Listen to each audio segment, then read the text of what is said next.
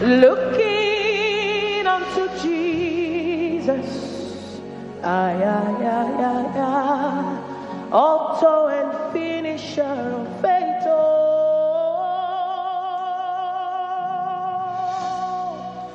I'm at rest because I heard you. Oh, I heard you. I have everything. Oh, looking unto Jesus, author and finisher of faith.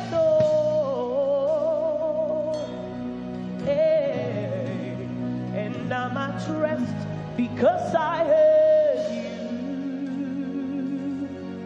Oh, I have you, I have everything. Oh, my confidence is in you, is in you, and I put my trust, in you, Jesus, Jesus and not alone. You're with me, one with you, one with you. Yeah, my confidence is in you, Jesus, is in you, Jesus, and I put my trust, I put my trust in you, Lord, and not alone. You're with me, you're with me. One with you is majority. Blessed assurance, Jesus is mine. And oh, what a foretaste of glory divine and of salvation, purchase of blood and born of the Spirit, washed in his blood. This is my story. This is my song. I'll be praising my Savior all the day long. This is my story. This is my song. Praising my Savior all that the Lord. Say, this is my story. This is my story. This is my song. This is my story. Praising my Savior. Praising my Savior all that day long. Say, this is my story. This is my song. This is my song. I'll be praising my Savior. Praising my Savior all that day long. And this is my story. This is my story. This is my song. This is my song. I'll be praising my Savior. Praising my Savior all that day long.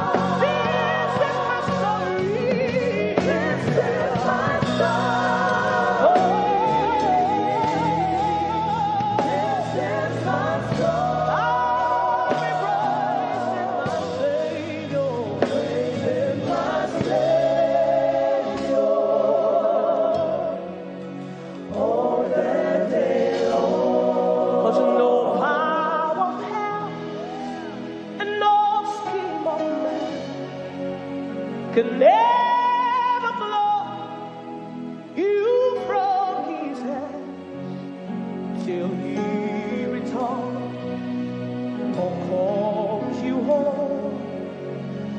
Here in the power of Christ we stand, and no power of hell, no scheme of man can ever blow you from his hand till he returns or calls you home. Here in the power of Christ we stand. Amazing God,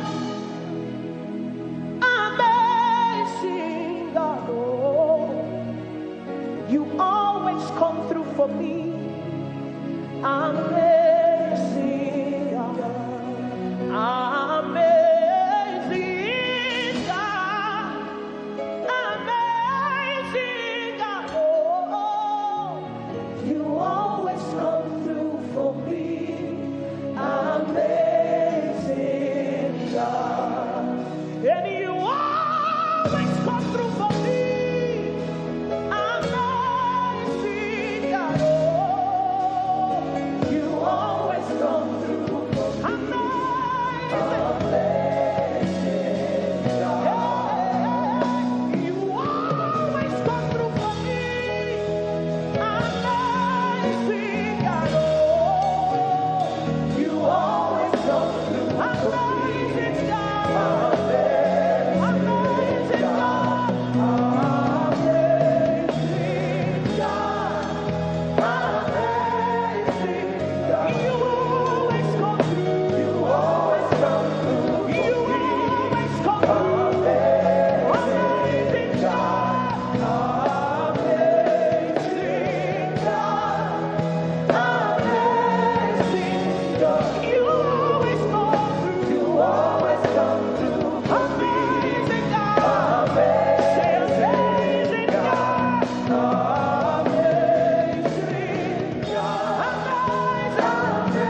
amazing God. You always come through. You always come through. You always come through.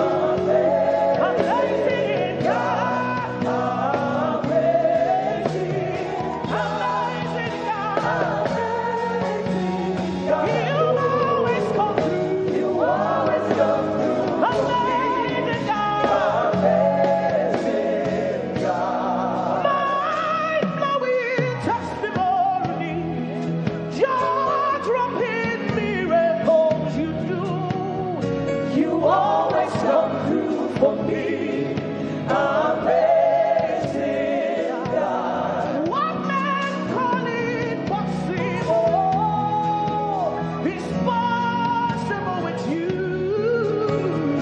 You always come through. You always come through. Amazing God. And you ask for a sacrifice, yet provided a sacrifice.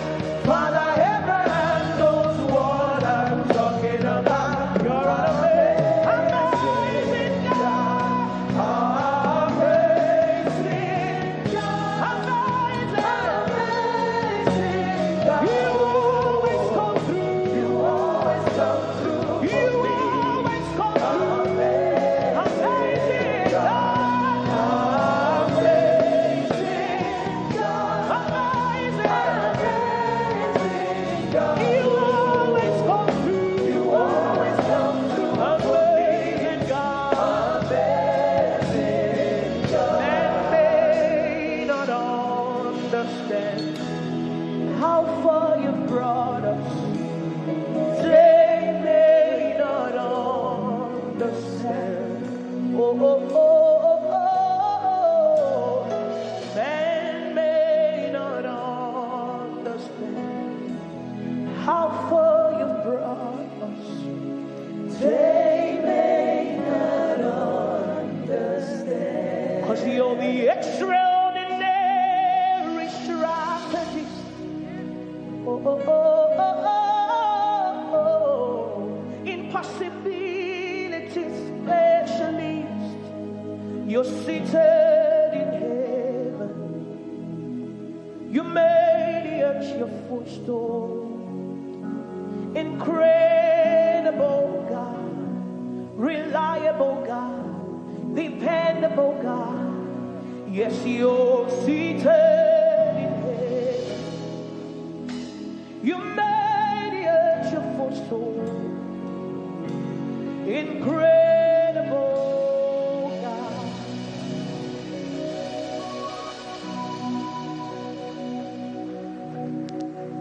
Let's celebrate and appreciate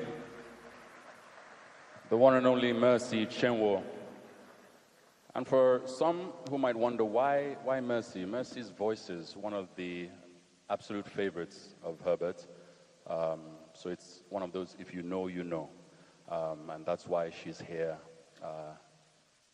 sending him forth in her own style, in her own way. Thank you very much, Mercy Chenwo. The choir has a special for us now. And after that, we're going to go right into our first set of tributes. So stand by, friends, especially you know yourselves. We'll go into the tributes very shortly. The Light Hill Choir.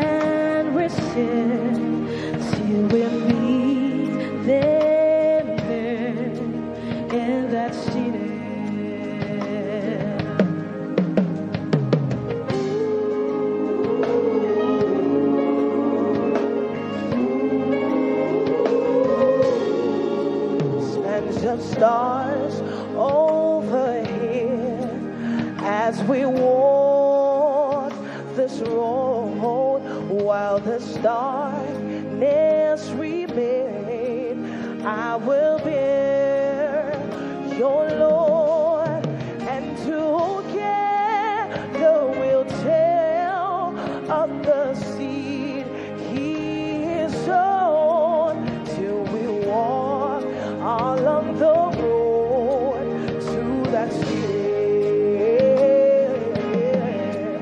On that day we will sing, holy, holy,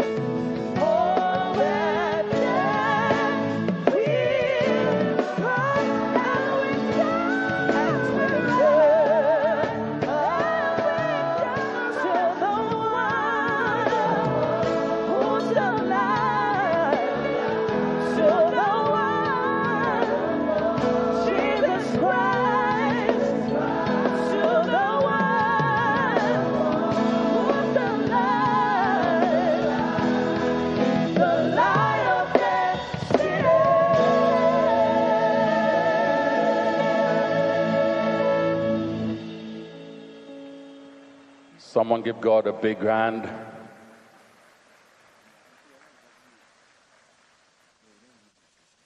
I think you can keep the applause going a little longer as they make their way out.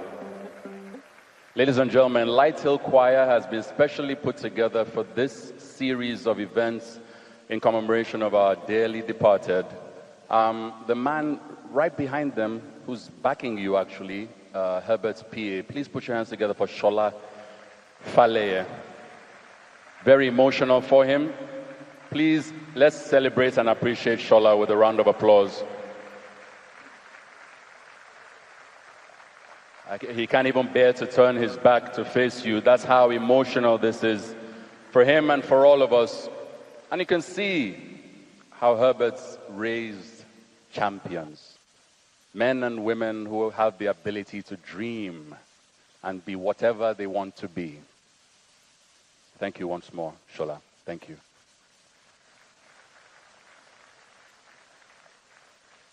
And we'll be moving very swiftly ahead. I'd just like to implore all of us and crave your indulgence. We have an emergency announcement that I must state right now at the very top.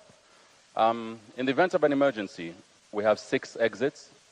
The conveniences, as earlier mentioned, for male and female, if you're looking for the toilets, are outside of this very space that we're seated. We have multiple medical teams and ambulances, should anything arise. If you need attention, please call on any of our chaperones and they will assist you. Look around you, make sure you're familiar with the person seated to your left and your right, and please do not be careless with any of your personal effects. Very important. Thank you very much. All right, let's go into our very first set of tributes. It's going to be a bit of a long evening and emotional. We'll go right into it. Let me call on, in our first segment of Friends, please, ladies and gentlemen, also encourage them because it might be tough. And I'd like to ask all our speakers to please stick to the time allotted. Please stick to the time allotted. It'll help us go very, very quickly. Please welcome to the microphone our first tribute, Mr. Henry Imaseka.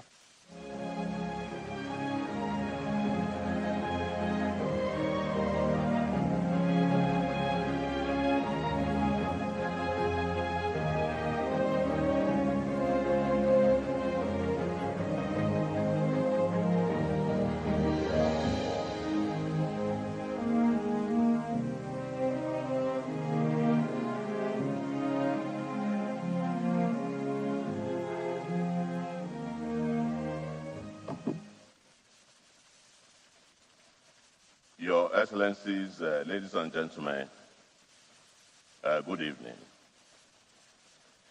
I'm usually a reasonably good speaker, but today I will not be. I can't be. My emotions are all over the place. So if at times I sound confused or incoherent, please forgive me, because Herbert was indeed very close to me. I've known Herbert for over 36 years. In fact, I was his lecturer. Let me explain. I'm a chartered accountant by training, but I spent most of my professional life in banking. When I was working at the International Merchant Bank, I used to go and give lectures to accountants or would-be accountants who wanted to take the exams of the Institute of Chartered Accountants. Herbert was one of them. They all came from firms like Coopers and Lybrand, KPMG, Arthur Andersen, and so on and so forth. The training school where we were teaching was in Yaba. I was living in Victoria Island. So was Herbert. So Herbert's parents were living in Victoria Island. So after the lectures, Herbert and his friend Kayode Ayeni would jump into my car. We would drive from Yaba to VI. I would drop him in his house, and I met his parents, his dad, and his mom. I also met all his siblings, Osita, Joyce, Emeka, Peggy, and Stella. Every other day, Herbert was in my house. I always go to his house frequently, maybe every week. And because of the frequency of these visits, we all became one family. I used to eat there, he used to eat at my place, and like I said, all of us became one family. I was Herbert's exeat. What I mean by that is that his father was very strict, so the only way Herbert could leave the house late was to say that he was coming to my house. In fairness, most of the time he was actually in my house. But even when he wasn't in my house, I have to walk him home at night, and make sure that I rang the bell and the father will come out or see us. And after the father has actually seen me with him, then I'll be free to leave and go home. I met Chizoba, his wife, within a week of him meeting her, because we were so much together that there was nothing happening in his life that I didn't know. So I met Chizoba just 1 week after Herbert himself met Chizoba.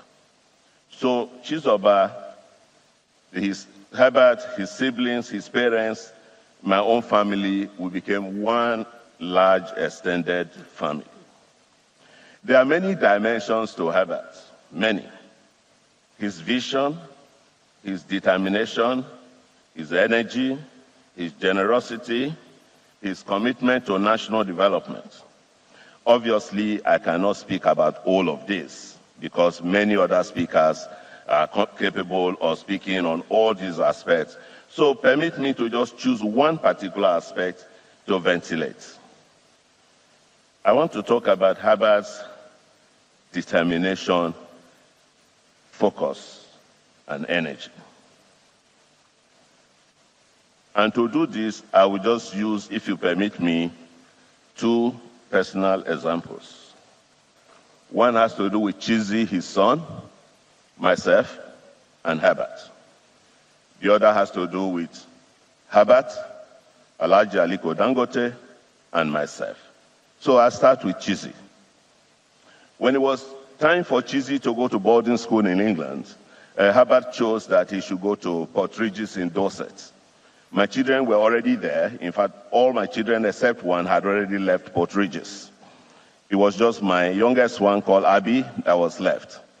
So Herbert took Chizzy there, and they went to the head teacher, headmaster, whatever it's called, and decided to do an inspection of the facilities of this boarding school.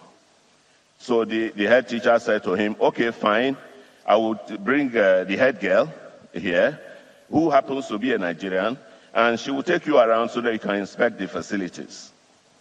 So they called the head girl. When the head girl walked in, it was my youngest daughter, who was also Herbert's favorite of my kids. So Herbert jumped out of his seat, grabbed my daughter, and said, baby. So my daughter said to him, Uncle Herbert, I'm the head girl here. They don't call me baby. Anyway, so my daughter took Herbert around the campus, trying to show him all the facilities. Herbert was no longer interested in those facilities. Herbert would turn to Abby, my daughter. So you are the head girl. Yeah. Chizzy. Abby is the head girl. So you have to be the head boy.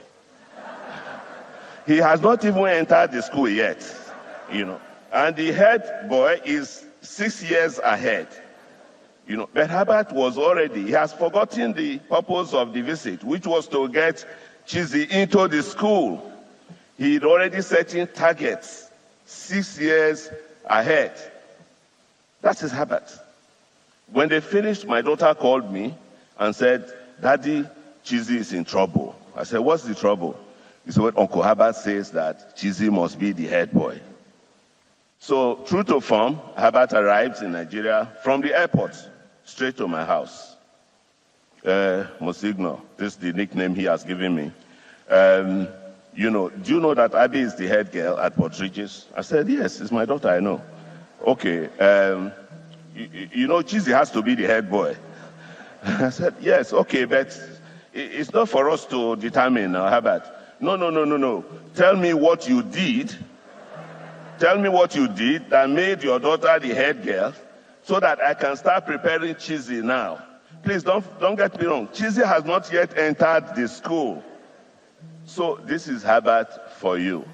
But luckily for Chizzy, somewhere along the line, Herbert changed his priority and said that no, Chizzy must go to a university in America, so he must go and pass those SAT exams.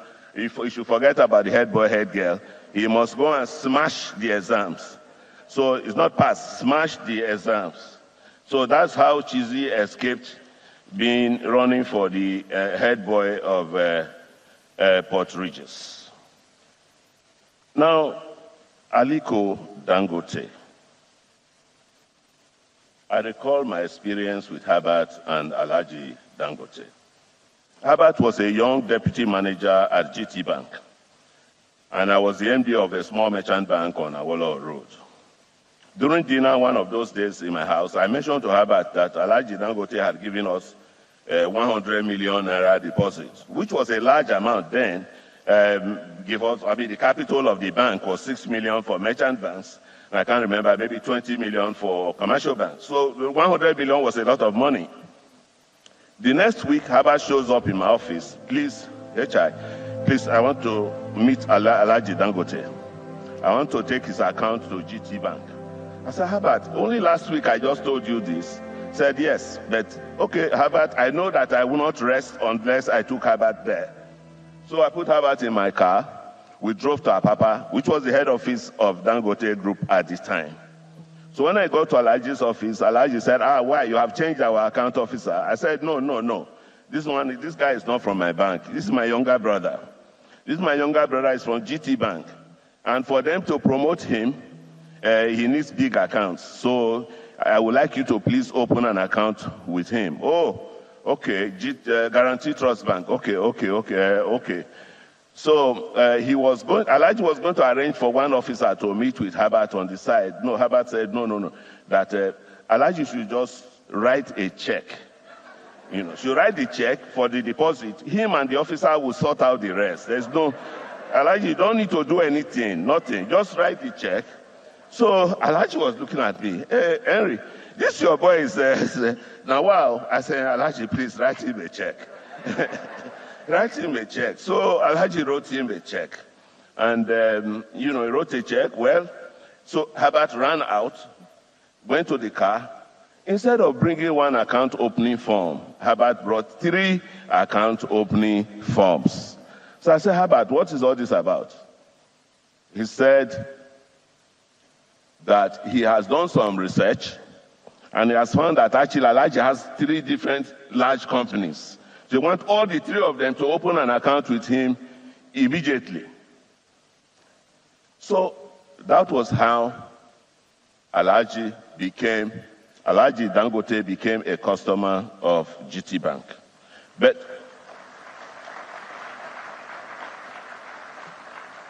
that's not all. That's not all. 2 or 3 months later, I went to Alhaji's house to break fast with him, Ramadan.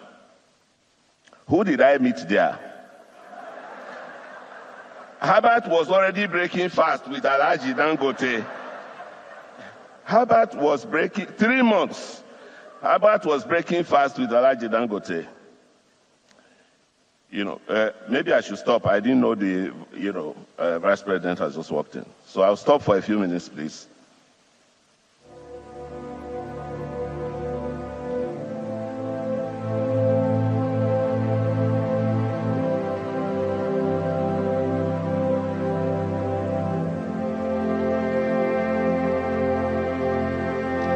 Okay, so if I may continue. Okay, so that is not all. So when I got to Alhaji's house to break fast with him, Herbert was already there. Not only was Herbert there, Herbert brought his MD, Fola Adola.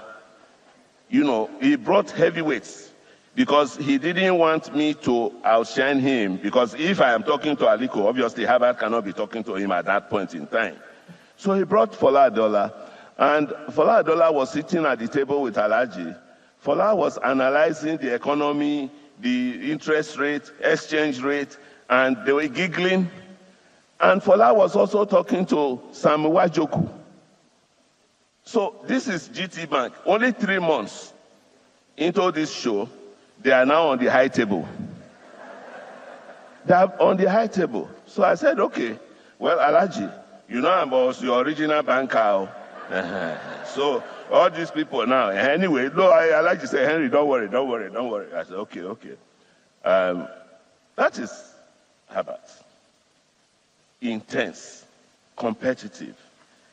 He cannot take no for an answer. No way. He's just going to, he's passionate. He must get the result. Even this icon that I was talking about at the beginning, Herbert was just doing youth service for this icon. And he was in class with very, very more experienced people. He was a youth corper. He said that he must do the exam that year. I said, no, Herbert, wait. Everybody here has finished youth service and they have some work experience. How are you going to pass auditing, tax, and all these things if you have no experience at all? Anyway, Herbert insisted he was going to take the exam. And behold, he passed. So what am I supposed to say? He passed. I can see that Your Excellency, the Vice President, is smiling because Your Excellency, the Vice President, was also a lecturer at that particular school at this time. And he remembers all these young people that used to hang around the lecture rooms. The former Vice President, Professor Shibajo. So Herbert had many teachers. I just want to acknowledge that I wasn't the only one, and that there were more senior teachers. Thank you, Your Excellency, sir. So, okay. That is it.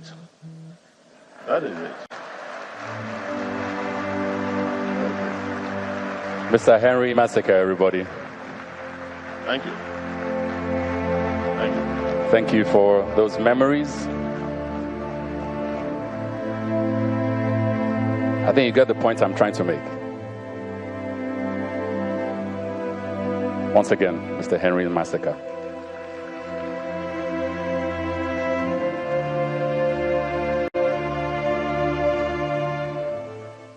Standing here, this job is extremely difficult, but I will try my best to keep us at a barest minimum. I understand each person has about 8 minutes, thereabouts. If you can do your tribute in less, we will be very appreciative. But please, we will play music for you when your time is up. Don't be angry, okay? When it happens, look to the side. Once you see me, just know you are supposed to stop.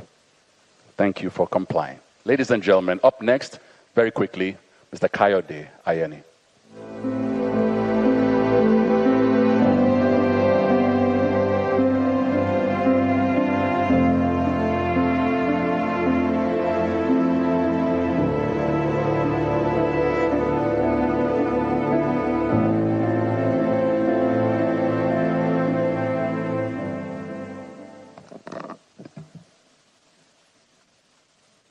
Your Excellencies, I stand on all protocol.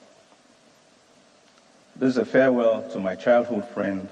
I call him Herbert.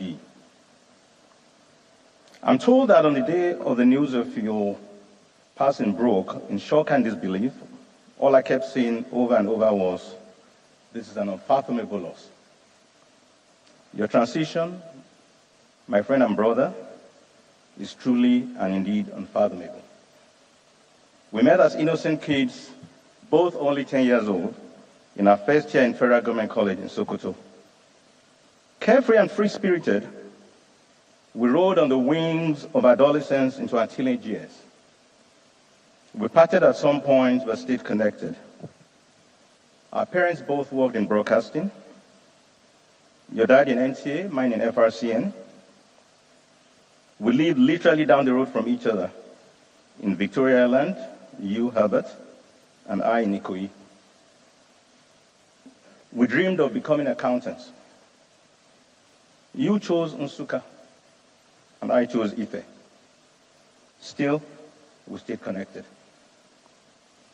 Post-graduation and National Youth Service, you started your working life in Coopers and Librand, and I started in Arthur Anderson. Two parallel but similar paths. We studied day after day, Henry Massacre, I'll leave it to that, and night after night, together at my parents' home in Ikoyi. We attended lectures in preparation for exams to become chartered accountants, weekend after weekend for a whole year. Oh, sweet success. By the age of 21, for both of us, we were chartered accountants.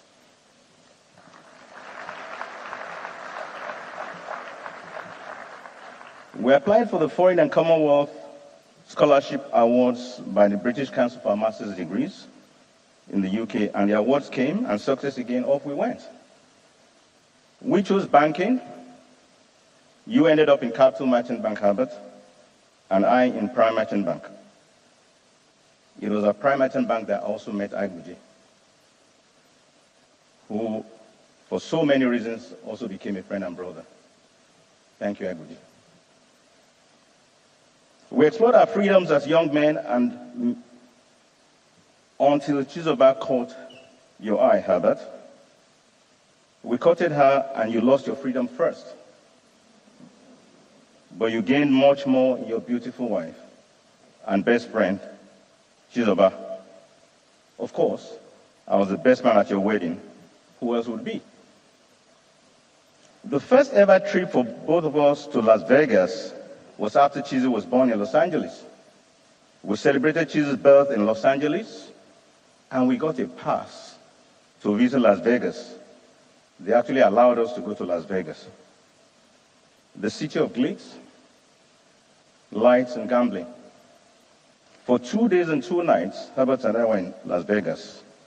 Now, who would imagine that in the most ironic twist of fate, many moons and rains later, that you board a helicopter with Chizoba and Chizi, headed for the same Las Vegas from Los Angeles and never return. I knew Herbert the boy. I knew Herbert the teenager. I knew Herbert the man. Long before the corporate banking titan that many of you know, Herbert was kind. Herbert was funny. Herbert was restless. He was a lover of children, and he was full of hope and ambition for the future. Herbert, you were a dreamer who had big visions and wanted the best for yourself and everyone else around you. It always had to be the best. It always had to be the biggest. It had to be the tallest. It had to be the first, always. And oh my, you are willing to work your butt off to make it happen. It was no surprise that Herbert, you became the corporate banking titan that the world knows. It was inevitable, actually. All you needed was the opportunity on the stage. And even though it was in the most tragic of circumstances, it was also no surprise to me that you left us with a bang. Yes, the world took notice, Herbert, of your passing. Your last big gesture, you are not one to go unnoticed. Oh, you lover of children. And this is no exaggeration. First came Chizi and Tochi. And then came David and Hannah. Then came Okachi. And in one of my last conversations, I told you, Herbert, that do you realize that you have 3 generations of kids in terms of roughly 1 decade apart between each generation? And your reply was, and this was vintage Herbert, he said, Otumba, it's true. I'll soon balance it up. I'll balance it up by having another girl to complete the 3rd generation. Herbert, you packed so much into your 57 years, much more than many can pack into 100 years. You came, you saw, and you conquered. Your legacy and the children you loved will live on. You squeezed every drop from your God-given talent, and you leave those of us who are still here challenged to do the same. Sooner or later, we all will pass on to the great beyond. In the words of William Shakespeare, the world is but a stage, and all the men and women merely players. I draw solace and courage to carry on from these words, and I celebrate the life that you lived, Herbert. Farewell to you, my childhood friend and brother. Herbert, Sunrio, Chizoba, Sunrio, Chizi, Sunrio. Till we meet on the other side of the rainbow. Thank you for listening.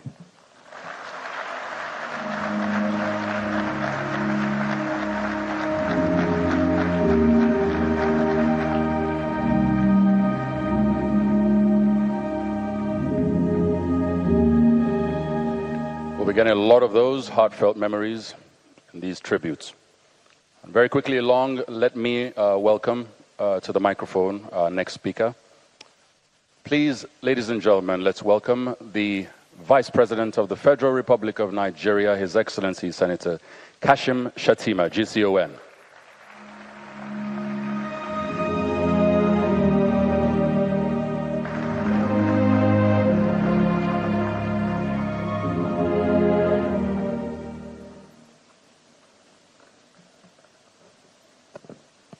Your Excellencies, Your Royal Highnesses, Titans of industry, distinguished ladies and gentlemen.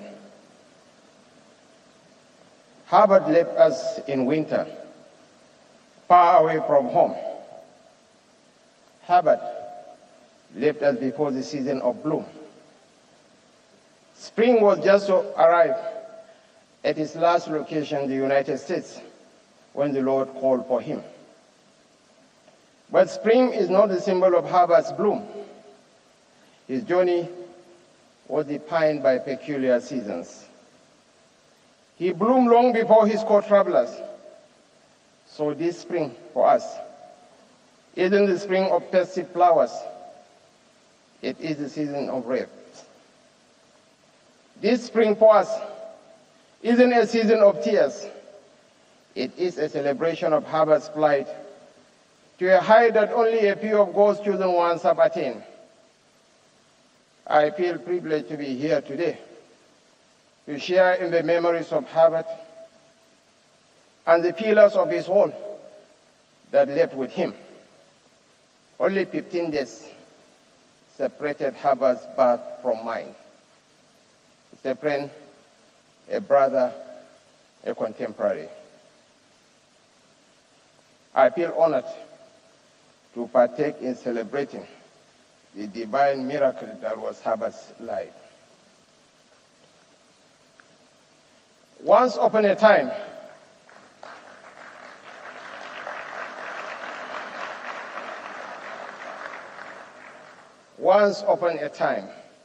Herbert Wigwe, alongside his co-traveler, Ike Imokwadi, embarked on a journey that changed the course of the banking industry in Nigeria. They took a leap of faith to build an empire that now stands at the pinnacle of our industry. I consider myself fortunate to have shared a life in the banking industry with them. Yet Herbert didn't pause to take a break. His pace was that of a relentless sprint against time. He became a flower when his peers were still seeds, blooming when others were still struggling to understand the maze of their ambitions. Today, as we reflect on his life, let us remember Herbert not just as a visionary leader, but as the early bloomer that inspired others to reach for the sun, even in the harshest of winters. The tragic impact of Herbert's departure, along with his wife Chizoba, son Chizi, and associates, resonates deeply because it unravels the extraordinary narrative of his rise against the tides of life. He wasn't just a wildflower. He evolved into a magnificent garden. He was a sanctuary of inspiration for his friends, a source of solace for his family, a nourishing hope for his community, a symbol of pride for Nigeria, and a beacon of hope for Africa.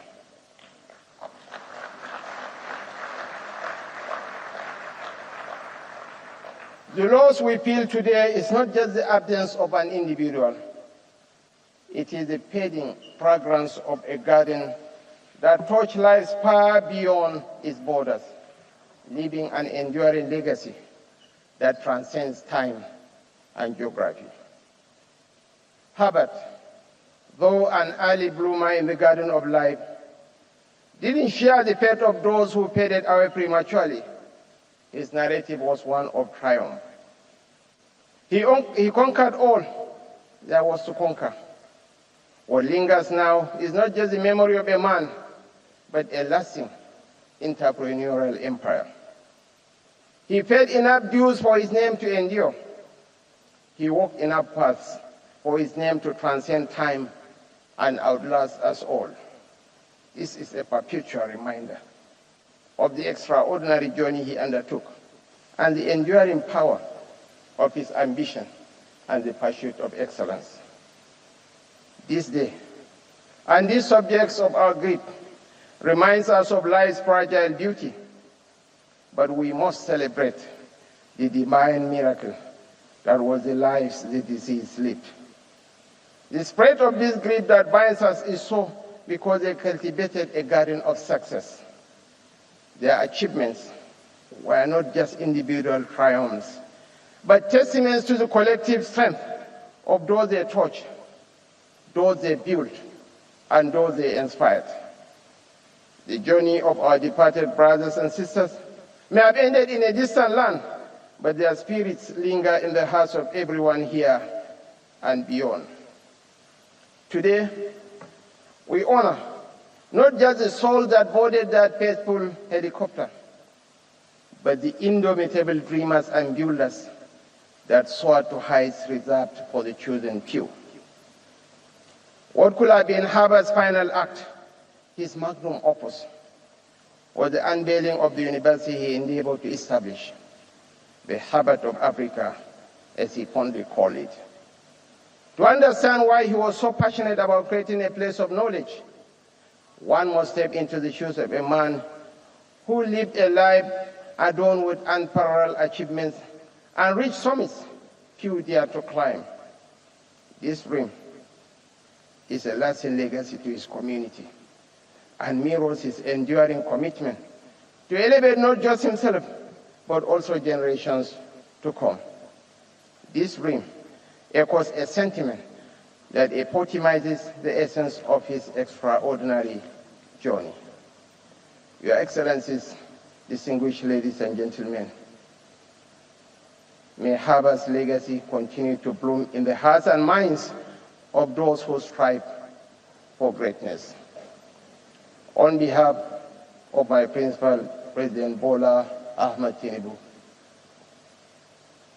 the Access family, the banking world, the Nigerian nation, please accept our most heartfelt condolences. May his soul rest in eternal peace. Amen. Thank you.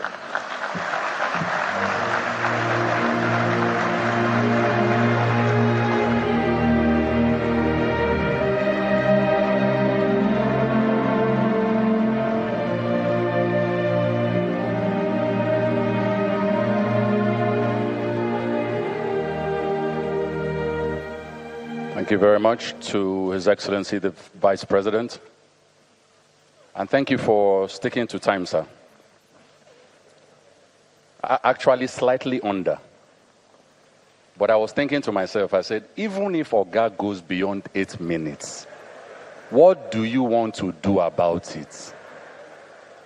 So my life flashed right in front of my eyes. I said, wait. Thank you, sir. The Vice President, one more time, everyone.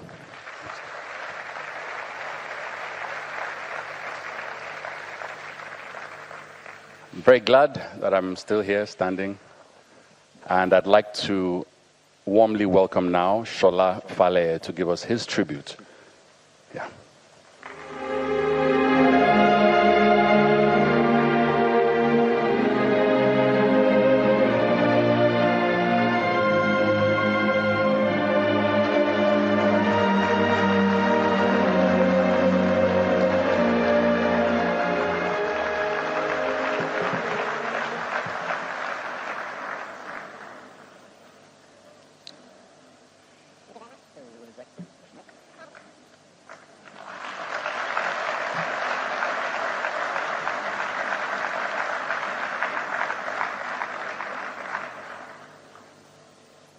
Good evening, everybody.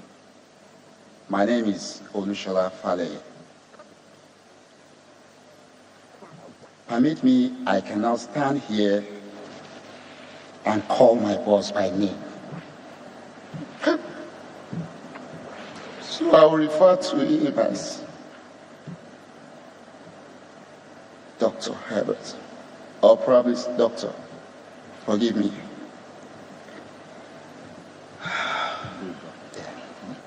Thank you. So, yes, that's it.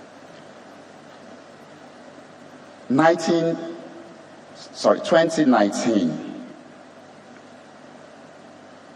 or at the late part of 2018, it was a time for Access Bank to acquire Diamond Bank. Everybody was thrown into turmoil with a mind of uncertainty of what next. You know what plays out when an institution acquires the other.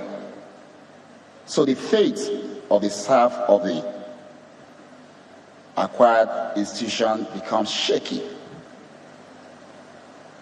What a December. Everybody was worried. I was more worried because I didn't know what next. January, it was a Wednesday, and in the midst of my worry, I had a prayer group that we pray every night, interestingly, binding and casting that this measure is not going to work. And on Wednesday, that fateful day, my phone rang. And I heard, Dr. Herbert wants to see you. I was like, how? From where? And I had to go to Uzama's office, and I met him. And he called me my name. How are you, Shola? I would like you to start working with me. So I stood, wondering, where is this coming from? I was looking at Uzama's face like, I hope I'm not betraying you if I say yes. And the next thing, he just signaled me that, don't worry, we'll talk about it. And he asked me, when do you want to start? I said, okay, he said, report in my office at 6 p.m. So I went that day, and we closed at 12 midnight. It was a baptism of what is to come for me. And that was the beginning of a new life. And I came to realize that one of his strengths, Dr. Herbert, is that he comes to you in a time of storm and he rescues you. I can remember vividly my first trip to London. How do you describe a trip that everything you imagine in a movie became a reality? I saw myself landed in Luton Airport, and immigration came in to stamp our passports, and a vehicle was waiting. I've never seen that in my life before. Only in a movie. And we came down. I was like, is that it? Guess where we're going? He had a dinner with Theresa May that day. How else do you describe a grand entry? It is only one person that can make that happen.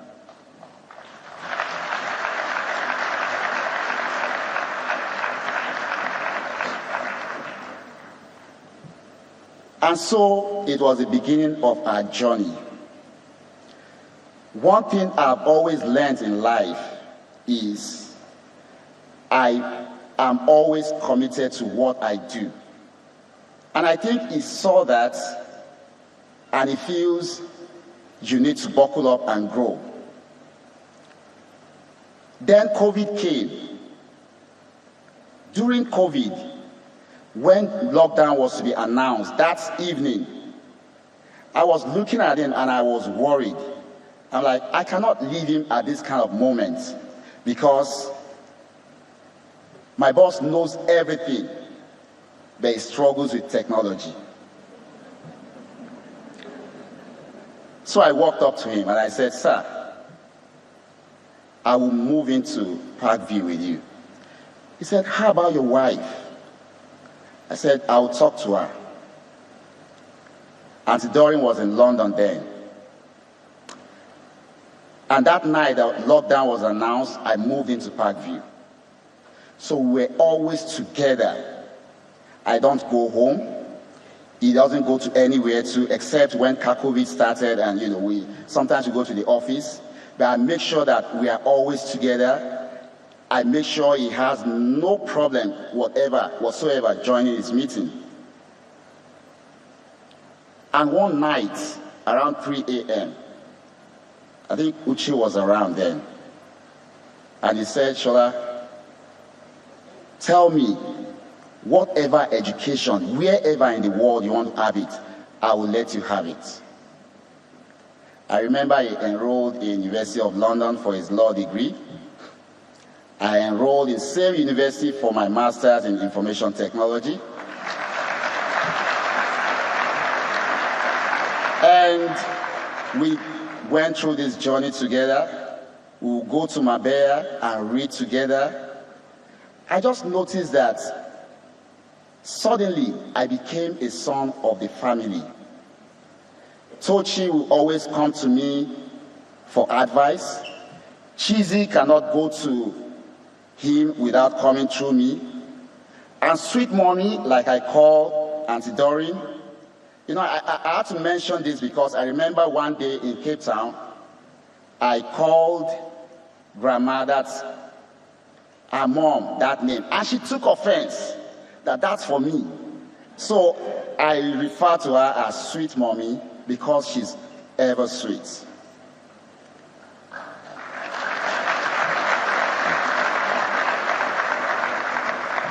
And that's the man, just one man, God threw into this generation.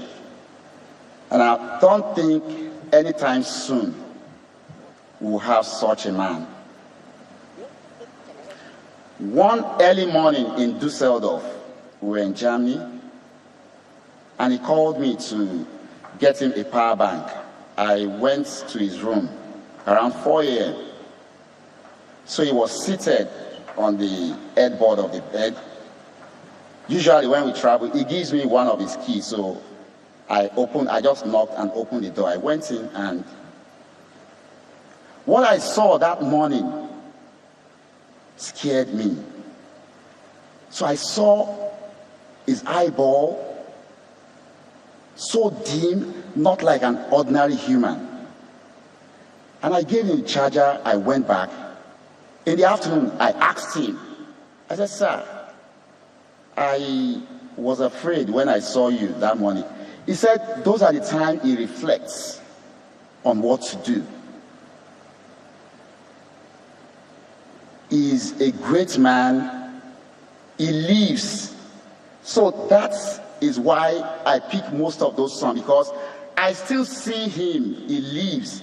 He's just everywhere living, because his dream is scattered everywhere, germinating and growing.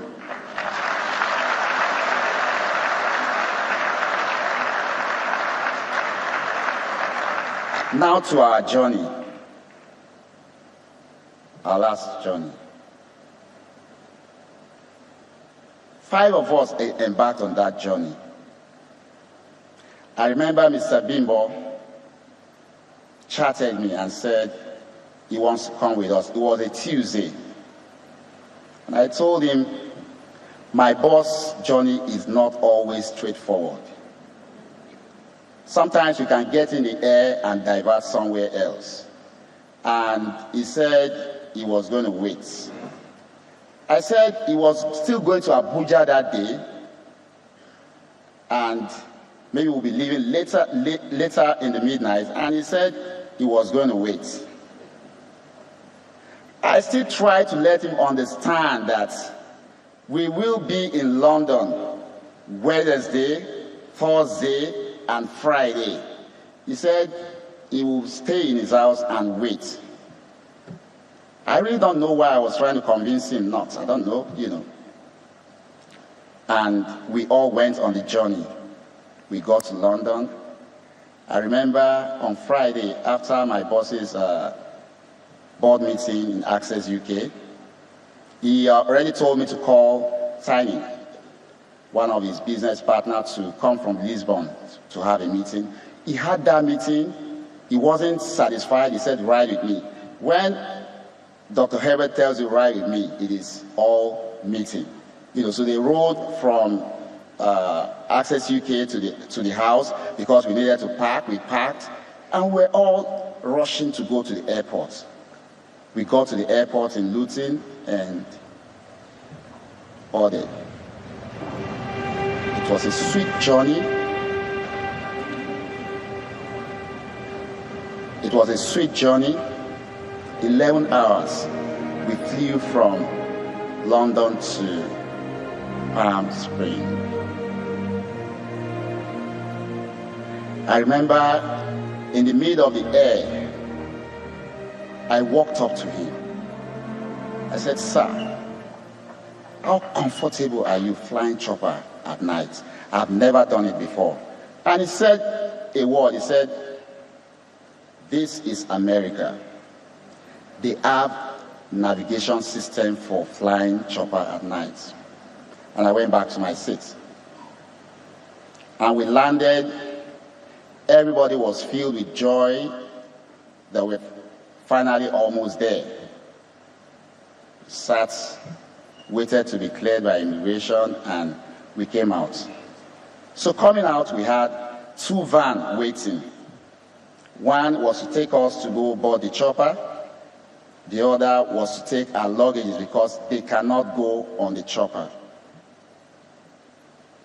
Throughout my year of working with him, I've always told myself that flying that way is not a luxury for me. I am on duty. And as they were loading the luggages, and this thought started playing in my mind that, okay, you will fly chopper, 1 hour you're there. The next 3.5 hours, the luggages are not going to come. Will I go to bed? No. I still have to sit down and wait for those luggages to come. And I'm like, so why not just go with the luggages and get there and deliver to him and others in the room? Like I said, I always reason in the line of duty. And I walked up to him. I said, sir, I think it's safer and will be secure for me to just ride and bring the luggage to you. He said, brilliant idea.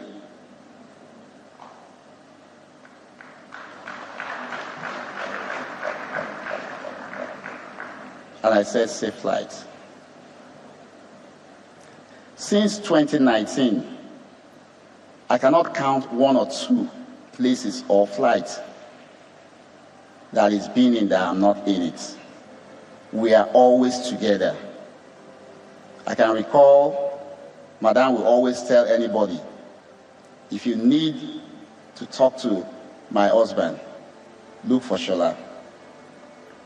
They build that trust, they build that confidence in me.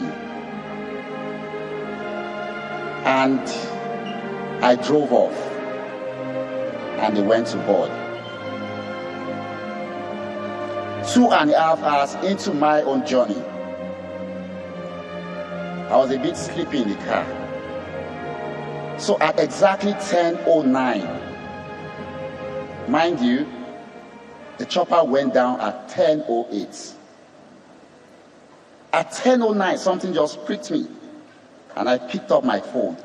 I'm like, they should have landed, in my own estimation, and I called him first. It wasn't ringing. I called Madam. It didn't ring. She asked 3 numbers. I called the 3 numbers. I called Cheesy. called Mr. Bimbo. So I started sweating in the car. I was afraid. I was still on the road going to Vegas, and I tried to reach Mr. Ike. I guess, he just arrived, he arrived earlier than us, and he was sleeping. I kept calling, I couldn't reach him. And suddenly, I called the driver that was to pick us up when we land with the chopper. If you notice, I still refer to us, because every time I still see myself flying with them. And he said 30 minutes ago, he cannot see them on the radar again.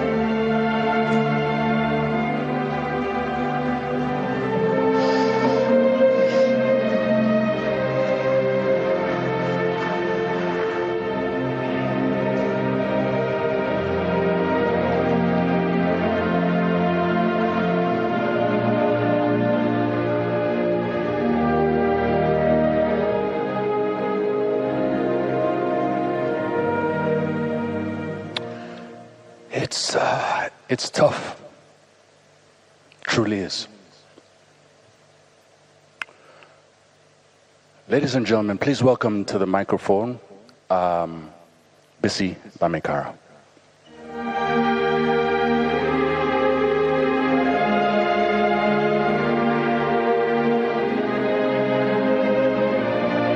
Thank you, Roosevelt. Thank you, Uncle Ike. Thank you.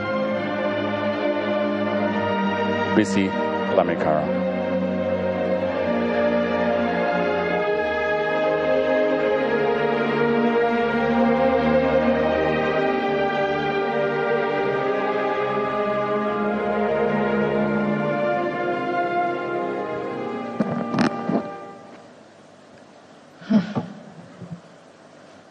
I don't even know where to start after I listened to all those. But Herbert,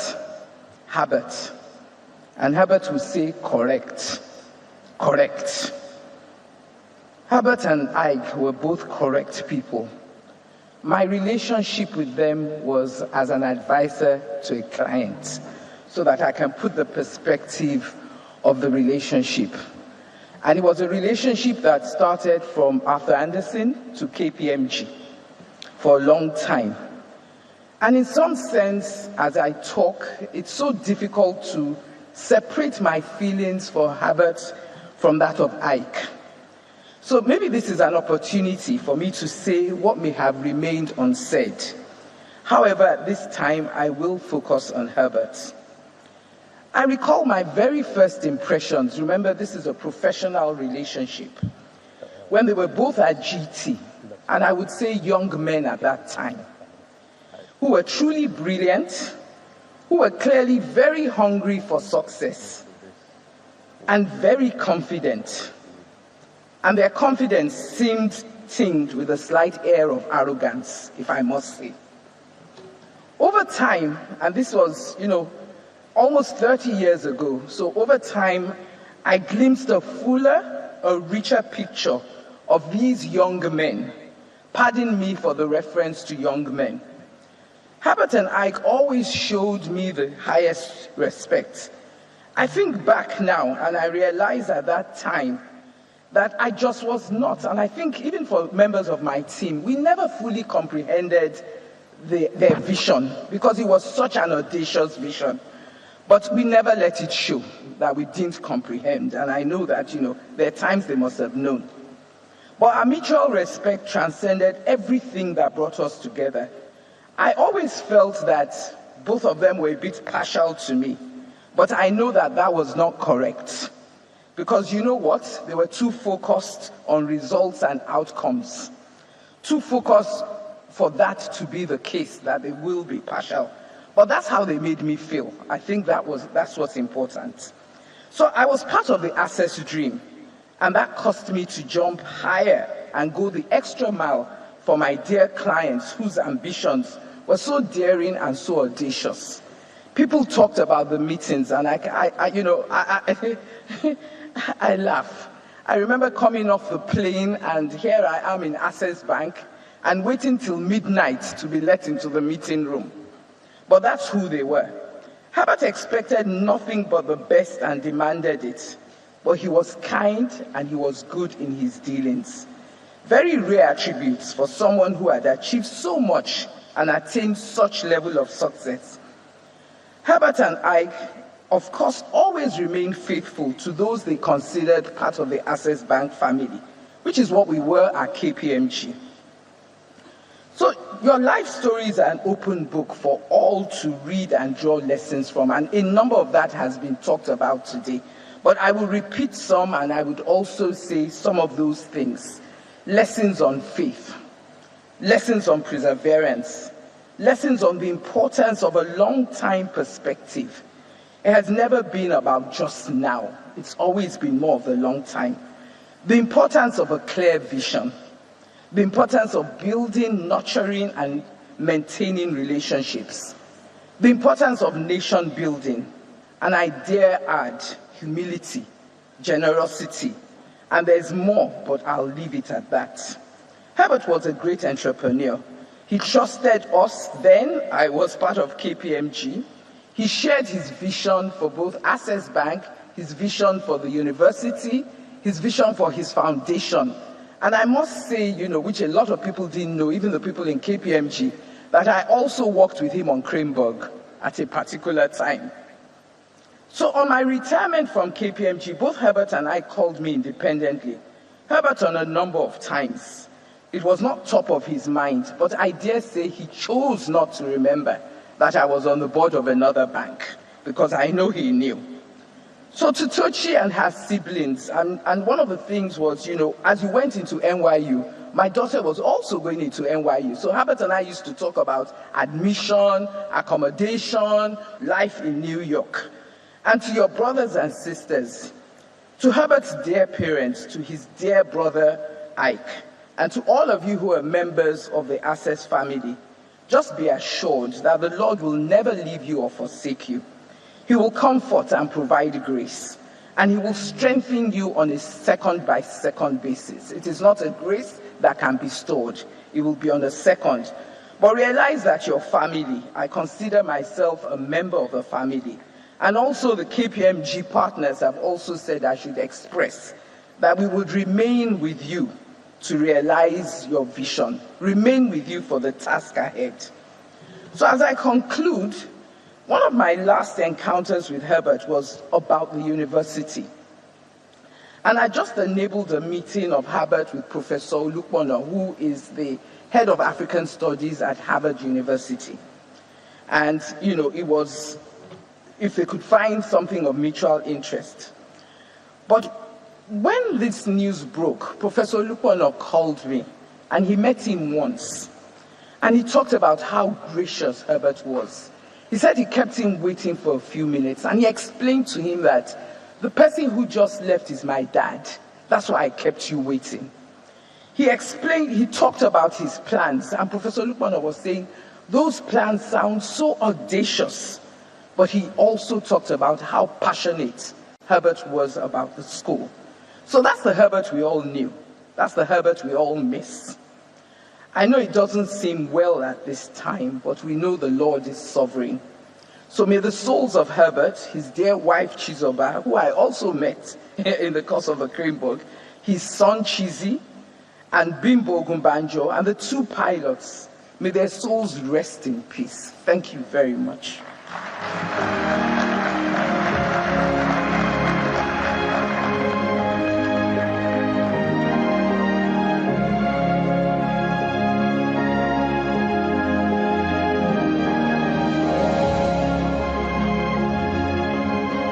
Thank you very much, Mr. Ilamikara. And now we'll move swiftly ahead. We have representatives from outside the shores of Nigeria who will share their condolences and tributes in honor of the late, great Dr. Herbert Wigwe's impactful contributions. Please welcome our first speaker from our international guest speakers. Let's welcome Michael Yongenil.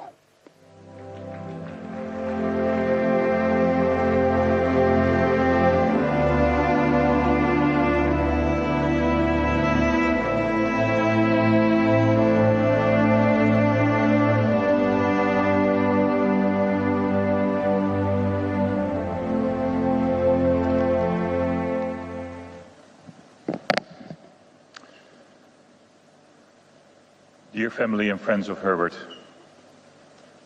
I have the privilege to say a few words here as the CEO of FMO, the Dutch Development Bank, and also the shareholder of Invest International. FMO that has been working so closely with Herbert for over 2 decades. Dear all, in these times of despair, I wonder a lot about the meaning of life. Why are we on earth? What is ours to do? Being an inspiration to others? Leaving a legacy? Herbert has been an immense source of inspiration, and his legacy, of course, clearly is huge. There is no doubt about that. And referencing the Bible, Matthew 25, verse 14, Herbert clearly is making the best out of it. In Dutch, we do not use the word gold there, we use the word talent, of what God gave the 3 different men in that story. And the story continues about one man hiding his talents, while the other one leveraged their talents. And God was proud of the ones who leveraged their talents. And it is clear that Herbert leveraged his talents greatly.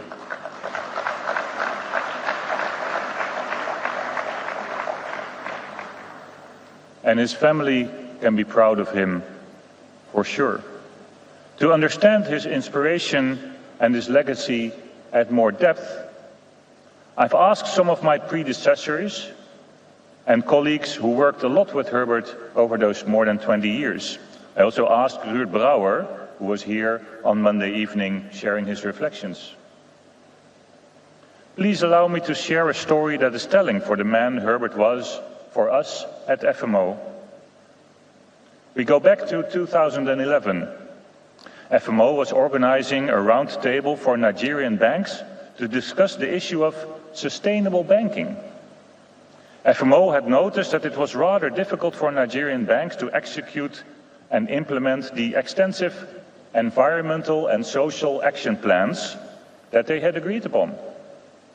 The story of the banks was that they would lose clients if they would apply these strict environmental and social rules. There would be no level playing field. Hence, there was little progress. Then FMO came up with the idea to invite all Nigerian banks to discuss the concept of sustainable banking. The day before that event happened, many banks still had not confirmed their attendance. Now, as the notion of sustainable banking fitted their vision, which was embraced by Herbert and Ike, they started calling the bank CEOs, and the next day, all of these bankers were present, including the most important one, the governor of the central bank at that time. This was a major achievement, and the event turned out as a big success. It helped the Nigerian banking sector progress on this important path of incorporating environmental and social elements in their daily practice, although slowly. And Access Bank has been a guiding light in Nigeria on environmental and social matters. And I know personally many banks beyond Nigeria, across the African continent, that see Herbert's legacy as an inspiring example. But there's more in this example that is also very telling. In the run-up to this event, Herbert and Ike had dinner with the FMO team. During the dinner conversations, we learned that Herbert was from the Niger Delta region, and consecutively, Herbert was asked for his view on Shell, the oil company. And then Herbert really took off. He vividly described the tremendous pollution he had seen in the Delta and how it affected the lives of the people living there, like the fishermen. It was clear that the issue upset him personally, and he shared his views with great passion. He was a passionate man and a compassionate man. It's just one of the many examples of the cooperation between Herbert and the teams at FMO during those more than 20 years. Colleagues mentioned to me that Herbert's loyalty to FMO was heartwarming and exceptional in the banking sector. He would never forget FMO stepping in and never let the opportunity pass to recite that. We're grateful for this trust and the long-term relationship we had. Dear all, FMO is grateful to met Herbert. I am grateful to have met Herbert.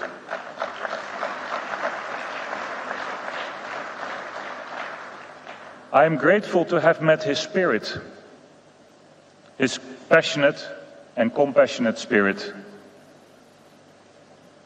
His spirit will remain with us. And it's for us to be open and to sense his spirit while we try to give meaning to our lives going forward. Thank you for listening to me.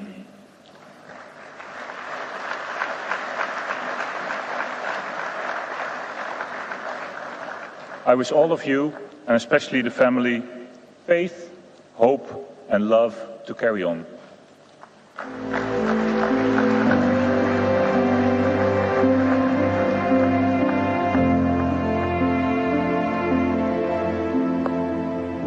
Thank you very much, Michael. As soon as Michael was walking up, I said, that's a very tall man. And thank you for keeping the speech short. Ladies and gentlemen, up next to the microphone is someone a little special. He's the representative from France. Please welcome, on behalf of the French Minister, President Macron's rep, please let's welcome French Minister, Mr. Franck Riester.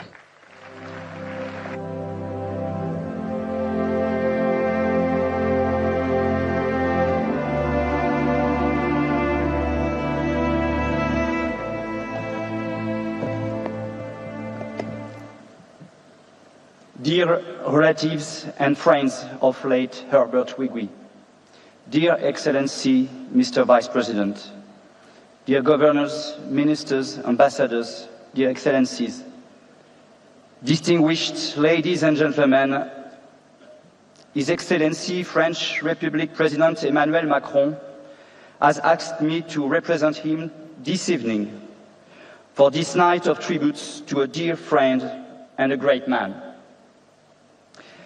Due to previous commitments, he was not able to attend personally, but he wanted to be here in Lagos with all of you to honor Herbert Wigwe's memory and to honor Herbert Wigwe because he was a true friend of him. One of the finest human beings I have had the privilege to meet. It was with the greatest sorrow and emotion that we learned the terrible news of his sudden demise in a tragic accident 3 weeks ago. And I would like to start by presenting my sincere condolences to his family, partners, teams, and friends. I share their pain and grief for the loss of this truly exceptional man. My thoughts are with his loved ones. His demise is a huge loss for all of us. Here in Nigeria, his beloved country, for which he had so many dreams, but also throughout the African continent that he loved so much and for which he had so much ambition. He was truly an inspiration to all of us. Late Herbert Wigwe was not only an outstanding entrepreneur whose career and successes were admired in Nigeria, Africa, and beyond. He was also a philanthropist, well known for his strong dedication towards the most vulnerable. He was a visionary, deeply committed to social change and sensitive to youth empowerment, women entrepreneurs, education, healthcare, and environmental issues.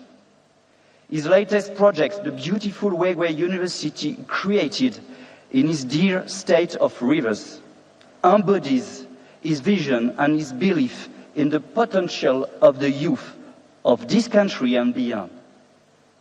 His dream was to nurture truly responsible and fearless leaders that will drive transformative change in Nigeria and Africa. His strong desire was to modify the current narrative of the continent and its people. Herbert Wigwe was also a great lover and collector of arts, passionate about supporting creative work in Nigeria and Africa. He stood for all creators and artists, here and elsewhere. And as a former French Minister for Culture, I am truly admirative of all he has done to promote the cultural and creative industries all over the world. Allow me to state this evening that France has lost a great friend in Herbert Wigwe.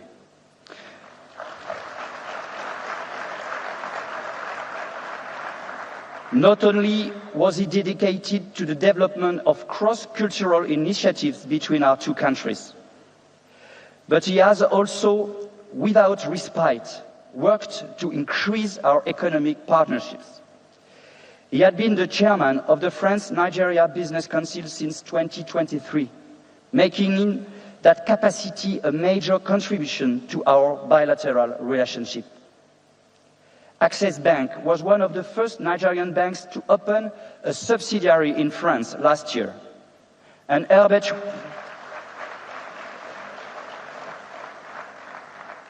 Wigwe hosted last November an historical and landmark meeting of the France-Nigeria Business Council.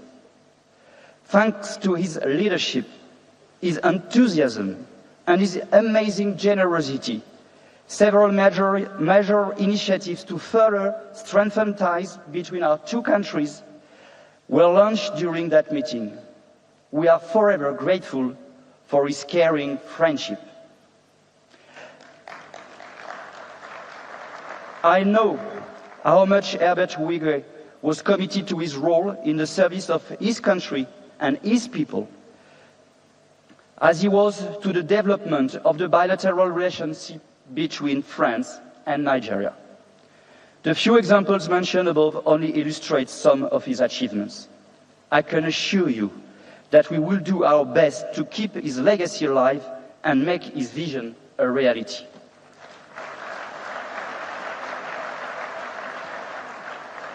To conclude, allow me to say that even though I would have preferred to return to Lagos under different circumstances, I am honored to pay tribute to this extraordinary man, his wife, his son, and the people who traveled on the plane, and to share precious memories with all of you. In the name of the French Republic President, Emmanuel Macron, France will never forget Herbert Wigwe.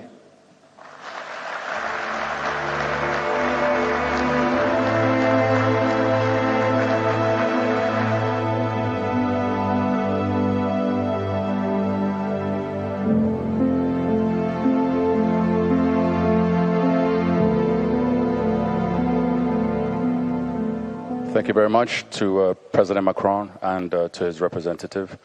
Thank you for those kind words, and thank you for standing with the family.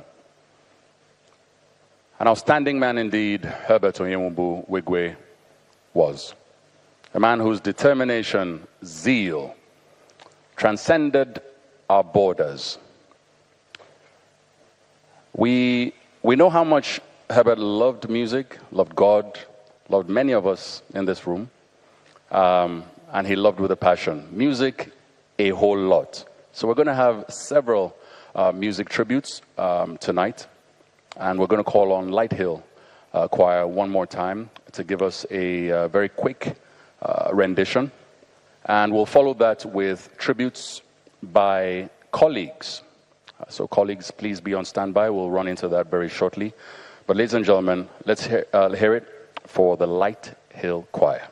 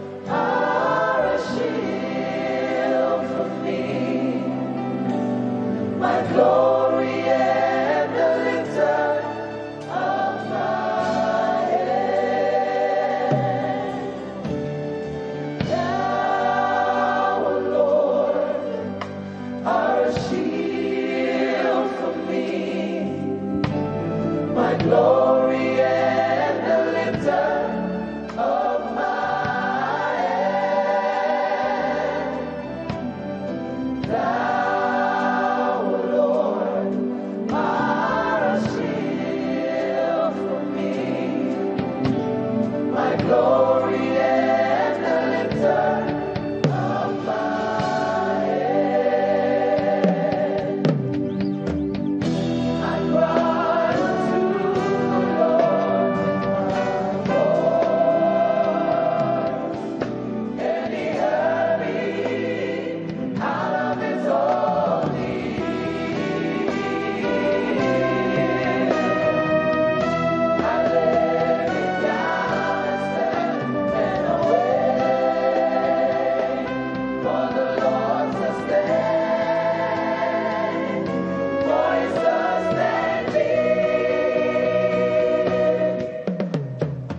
Thou, Lord, art a shield for me,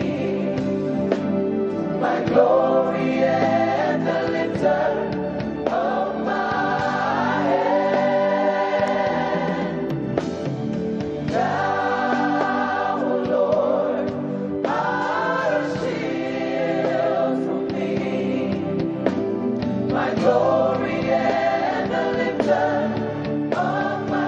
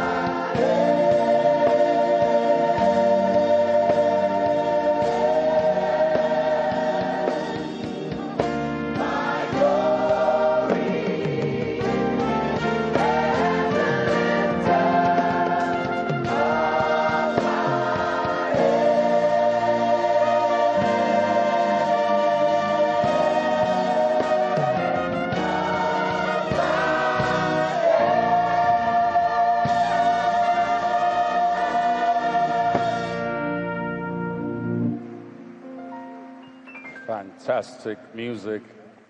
Thank you so much, Light Hill. Thank you, Shola. I wonder, did Herbert know this hidden talent? He did. Wow. One more time, Shola. And the Light Hill Choir. Thank you. So the next set of tributes that we're going to go into, the Access family, the professional, the colleagues. And to kick us off in that gear now, I'd like to call on first to the microphone. Please, ladies and gentlemen, let's welcome Oke Nwoke.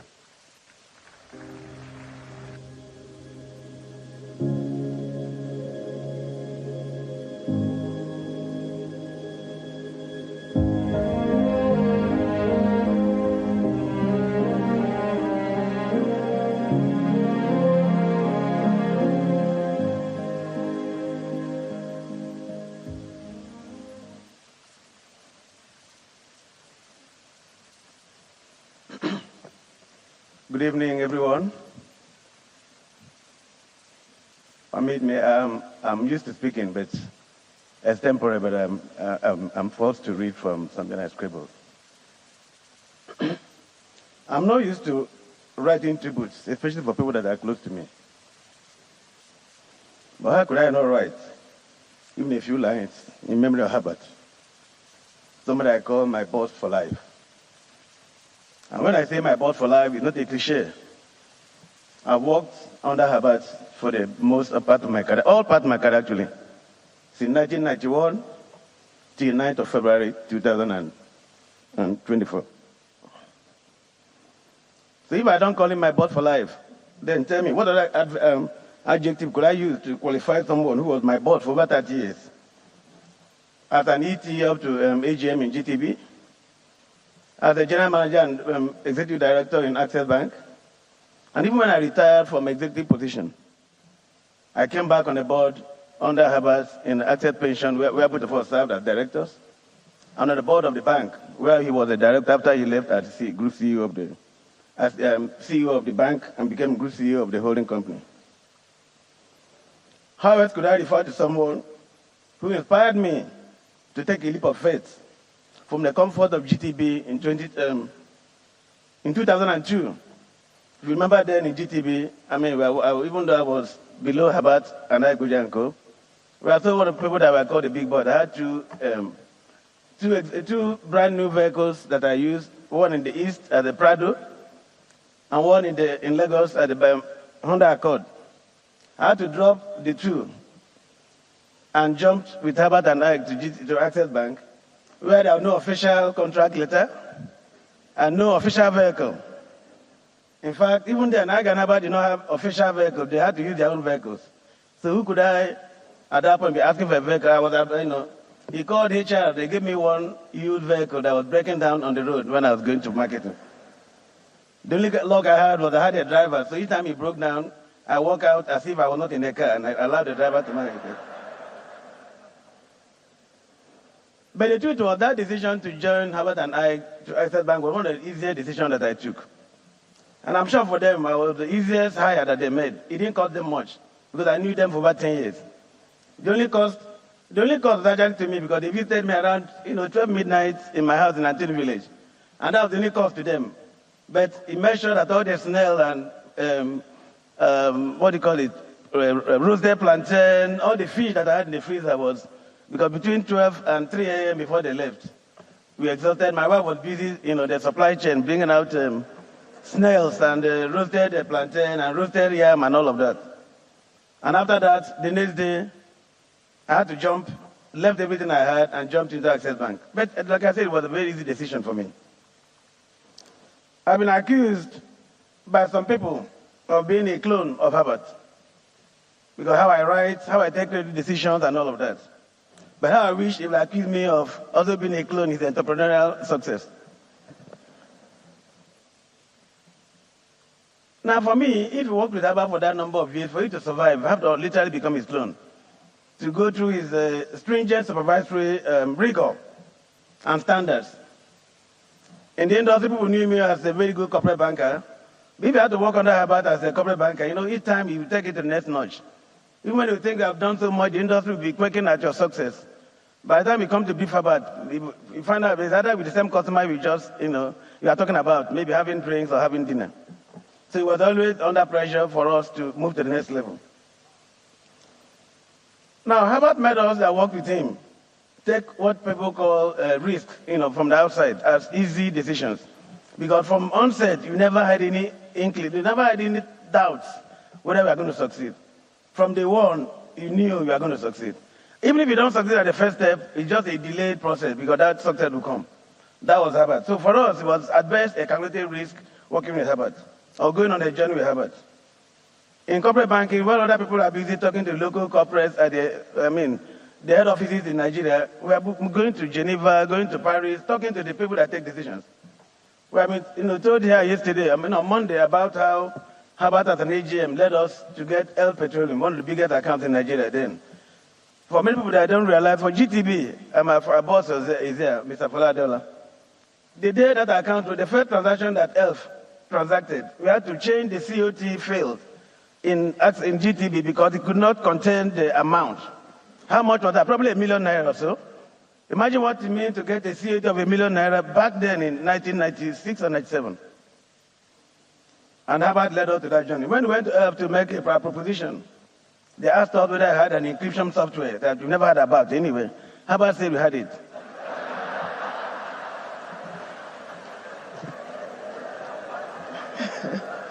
From there, he told the head of IT, Uduba. Uduba went on a flight that night to London to go and search for that software. And lo and behold, in 30 days when ELF came knocking, that software, we knew what the software was.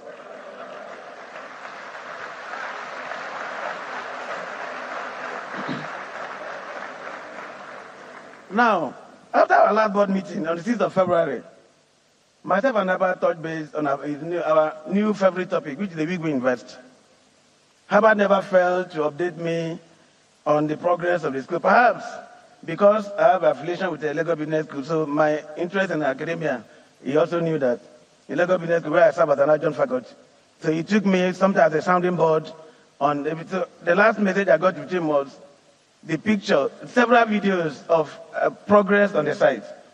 When he told me they had about 6,000 people working on that site at that time, I wondered about the, when they talk about managing a project, the risk, the challenges of managing a normal project, but that was not an issue for Herbert. The focus from him was they must take in 1,500 students by September this year. And that was and I'm sure they're on the track doing that. The Deputy Vice Chancellor and all of them are here. Herbert was not only pushing on the infrastructure, but pushing on the students. He had gotten commitment across the country on the number of people that each person was going to submit. And I had told him that my son, my last child, who is in a boarding school here in Nigeria, I've told him that particular one will have to attend Wigwe Invest.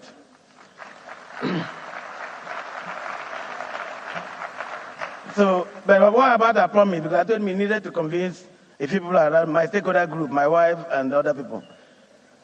So he now promised that when they come back, because my son was going to come back on the 19th of, midterm, from 16 to, I think, 24th or so, that we're going to take us, myself, my wife, and my son, to go and show them what is happening, so that any doubting Thomases will be convinced. That was about, but that journey we never made it. But the commitment is that my son, I've already sold that idea to him. He will be in Wigwe University whenever he comes out of secondary school. Now, I feel that I'm certainly privileged and lucky to have known and worked with Herbert. I'm talking to him now, that working with you closely for those number of years. And to say that I miss Herbert would be a massive understatement. I mostly struggle to understand why our party had to be this way. However, as people of faith, we must yield to the divine plan of the Almighty. My only prayer is that the Almighty God will grant Herbert, Chizoba, and Chizi solace, grant them eternal peace in his kingdom. And bring solace to the entire family, the Wigwe family, the Mwoba family, the entire State Bank group, and the ecosystem. Happy, as St. Paul wrote in 2 Timothy 4, chapter 4, verse 7 to 8, you have fought not a good fight, an excellent fight. You have finished your race and certainly kept the faith. We pray for the Almighty God who will grant you mercy and have his face shine upon you. Good night, Happy.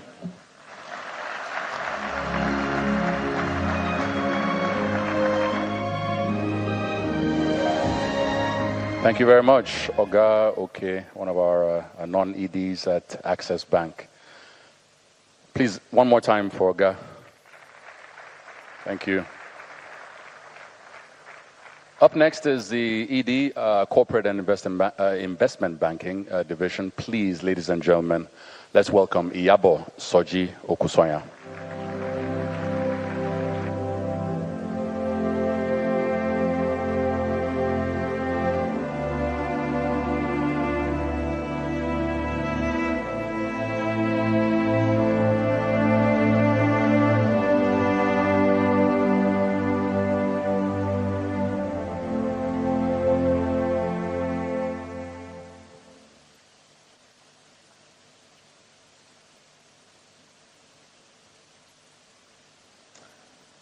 Good evening, everyone. Your Excellencies, Royal Fathers, distinguished ladies and gentlemen,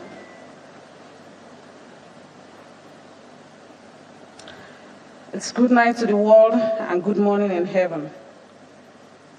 A shining star, now shining brighter in heaven. 1 Thessalonians 4:13-14 says, "But we do not want you to be uninformed, brothers and sisters, about those who have died, so that you may not grieve as others who do not have hope." My heart aches with so much pain as I pay this tribute to Herbert, a great boss, mentor, visionary, supporter, and wonderful Access Nation warrior. Like everyone close to you, I did not believe the news, and for days I hoped it would be untrue. I even tried calling your number, hoping somehow that you would answer. But as the days have turned into weeks, reality has set in. You are no longer physically here with us. Your parking lot at the Access Tower is empty. And I have not heard the normal, "Yabo, where are you? Please come upstairs." I have come to accept that it's farewell to you on earth, as the angels have welcomed you to the conference room in heaven. Herbert, you were a guiding light and an influential figure in my life for more than 2 decades. Your impact on my life and career from the first time our paths crossed at Uinjola in 2002 to the last video call on Friday, the 9th February 2024, has been extraordinary. You honed my entrepreneurial skills and taught me to be more cautious in risk assessment and creation. I learned from my mistakes, and I made some serious ones. But you were always available to try to help me work them out. And despite those that I couldn't, you didn't lose faith in my ability to excel. After my University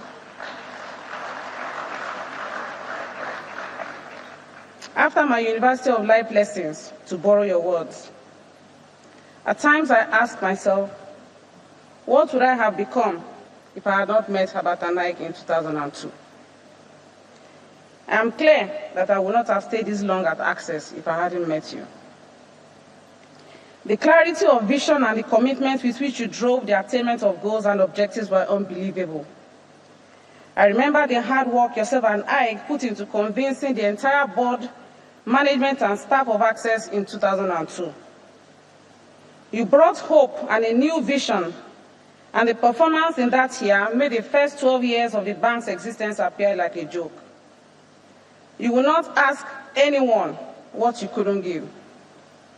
Time, love, money, yourself, you pour them out. You were on a mission and seemed unstoppable. Now I know why you were in a hurry. You needed to achieve your purpose on earth. I cannot say that your human body knew, but your spirit man probably did. Herbert, you were the only one who believed you had 72 hours in each day. You demonstrated it by holding 3 concurrent meetings, one in the boardroom, another in your office, and a third in the meeting room in between both. It is still a mystery how you managed to keep every participant engaged as you shuttled in between all 3 meetings. Only geniuses can do that. You were a genius.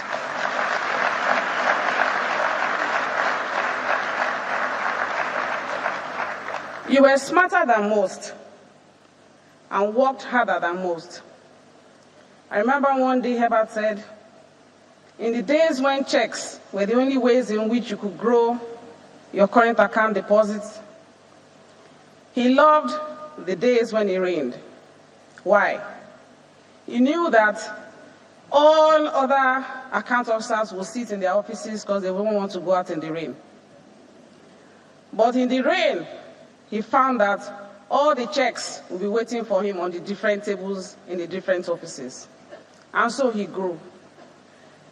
He was smart, but he was also a hard-working person. He toiled. So, I don't know how to explain the man that Herbert was. As the bank prospered, you ensured that we prospered too. Money was important to you, but only to the extent of what it can be deployed to. Family, the kingdom of God, and the society at large.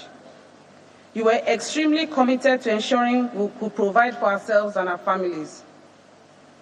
Talking of family, I remember your parenting lessons on one of our trips to Gambia. Yabo, you have 2 boys. You need to hold them with strong hands. Boys are not easy. And also the time when you became my married counselor, explaining men and asking me to look at things differently. I'm happy I listened to your advice. I will be forever grateful because my last weeks with Soji before he went to be with the Lord were different. I have shared with so many people your last wisdom nuggets that you shared with me on family. And I quote, "The ways of a responsible man in a family setting may sometimes appear idiotic. I've accepted it is okay to sometimes appear idiotic. The larger picture and purpose is more important, as you advised. My journey under your tutelage was the best I could have wished for in my life and in my professional career.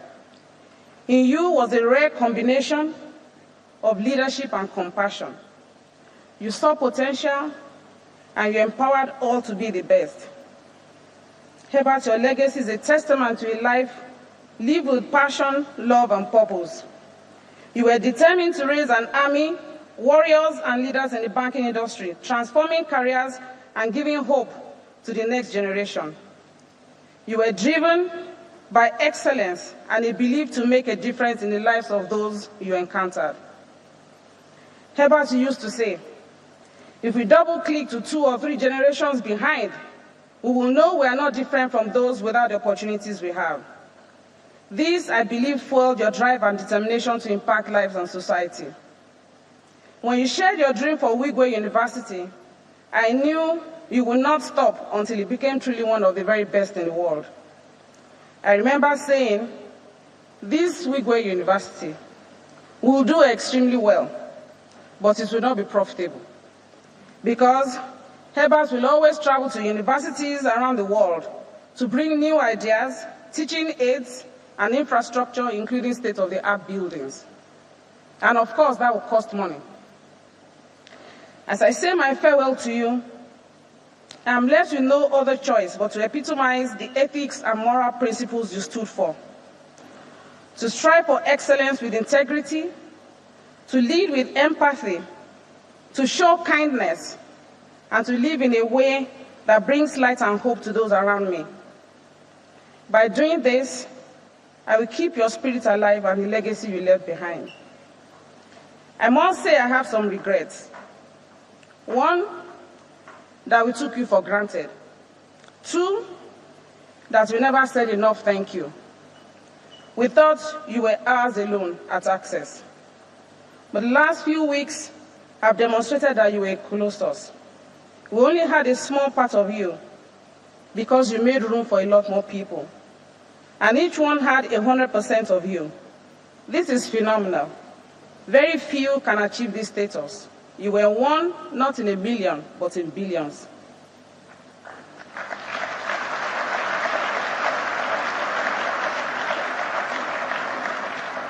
For all you did for Access Nation, for the banking industry, for Nigeria and Africa, the number of thank you got certainly pales in comparison to the work and achievements. My dear Herbert, Your journey in this world has ended, but you will continue to live on in our hearts. As we walk on the paths you have paid for us, continue to be our guiding star. Continue to shine the way forward for the team, and not just to achieve everything we planned, plus more. I forgot to tell you, Bolaji and I have a new name now, Glue. I'm sure you know who we have glued to ourselves. You trusted us with her, and we'll make you proud. We miss you, but we take solace in the word of God that says, if we live for the Lord. And if we die for the Lord. So whether we live or die, we belong to the Lord. I must say that in Herbert's death, I've tried to rationalize it and I haven't been able to. But now, I know that even in his death, he's done more than he did in life. A lot of lives will be transformed because people will know that it's good to do well in business, but also good to do good in business. This is the legacy that Herbert has left behind, and for which we stand resolute. I joked with my colleagues on Friday, and I said, if Herbert were to walk into this office, what will he say? And I said to them, he will say, guys, the whole nation is rooting for you. Africa is rooting for you. The world is rooting for you right now. Don't waste the momentum. Don't waste it. Do not let anything be in vain. And as I round up, I will tell you what I did. I picked up my phone and I called a client that had asked for something for our Cameroon office. And he had somehow said no to me. So I picked up the phone and called and I said, you know what? I need you to allow me collocate branches on all your stations in Cameroon. And he said, what can I not do for you right now? I give it up.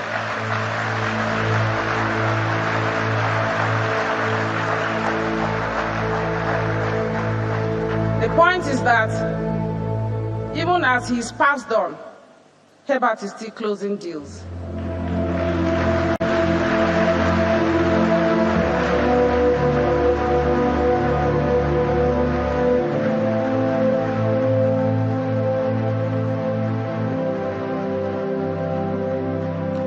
Thank you for everything, Herbert. Continue to rest with Chizoba and with Chizi at the feet of our Lord Jesus Christ.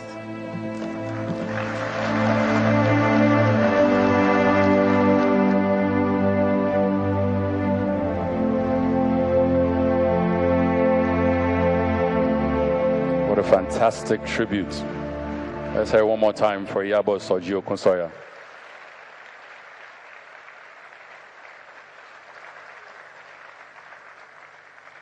And I love that ending, that touch. He is still closing deals. Yeah.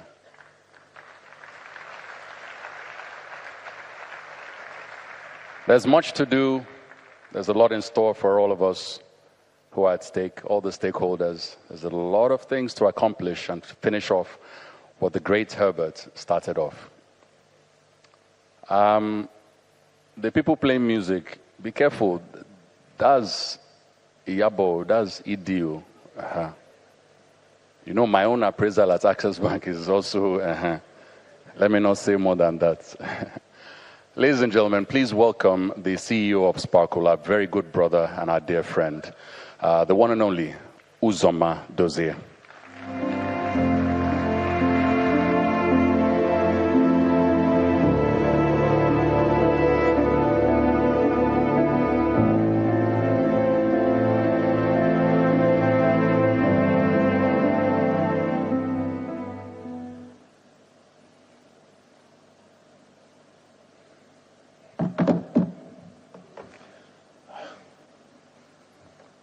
Good evening, Your Excellencies, distinguished ladies and gentlemen, families and friends of the Wigwe family. First, I would like to express my sincere condolences on behalf of the Pascal Do family, to Pastor Shingo Wigwe family, and the Access family on their loss of Herbert, Chizoba, and Chizi. It is a significant loss, and we pray that the good Lord will give you the grace and strength to carry this cross. I have been in financial services all my working life, and I don't think I would be here and still striving without the influences of PGD, of course, Fola Adiola, Agi Mokide, and Herbert, whom I met in that order. I started my journey in financial services as a youth corporate and guarantee trust. The first time I met Herbert was on the shop floor of the business development. At that time, there were no offices, just an open client office. Herbert was a deputy manager, a god at that time. And I could go and sit by his desk, and he would engage with me like we had always known each other. No airs, no sense of seniority, everyone was equal. In September 2001, we met at Harvard just 2 days before 9/11, and we spent 10 weeks on a development program. He was an ED at Guarantee Trust at that time, and he was still the same person I had met over 10 years ago. Connecting with people, learning from people, teaching through his actions and stories, and his respect for people was admirable. Speaking about respect, it was at the lunch break, and we were having a cigarette in the open space, and we saw one of our elderly, charming professors walking towards us, and instinctively, immediately, we flung the cigarette behind us. He came towards us and smiled and said, "You didn't have to do that." And Herbie's answer was, "That's not in our culture. You can never see, our elders can never see us smoke. It's not respectful." And that was how he was, respectful in all things.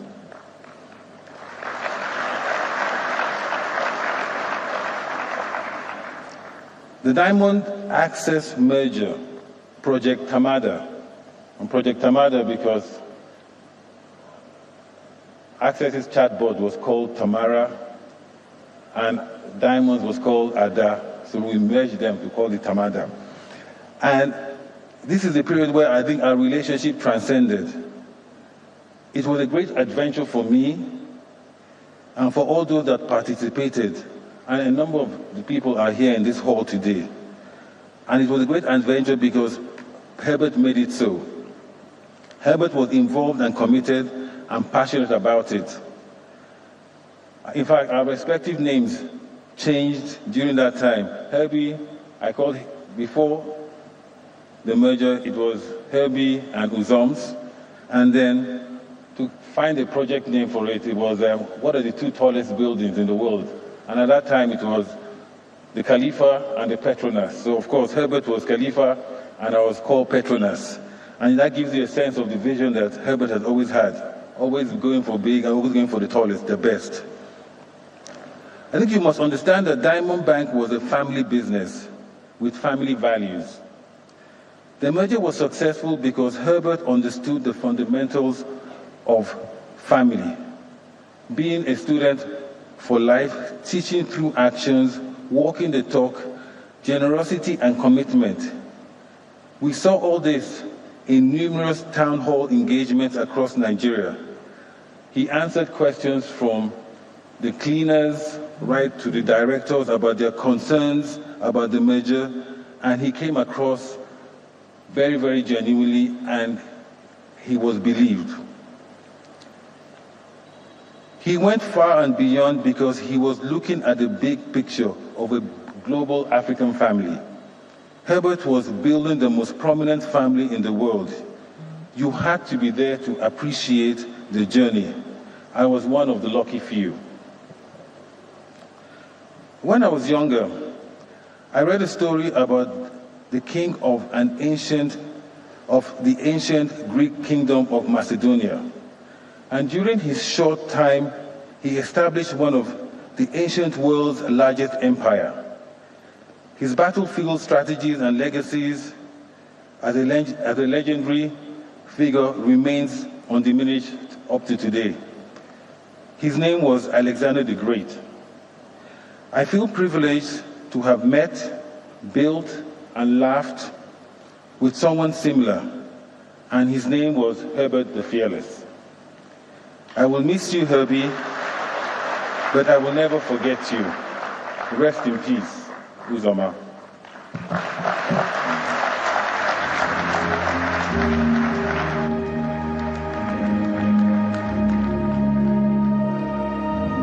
Thank you very much, Mr. Uzo Dozier. Thank you. Herbert the Fearless, Herbert the Great, Herbert the Builder, Herbert the Dreamer. We'll hear all sorts tonight from all kinds of perspectives. And to welcome our next perspective, please welcome, as we receive a tribute from a former board member of Access Bank in Zambia. She's currently also a non-executive director. Please, let's welcome Linda Mataka.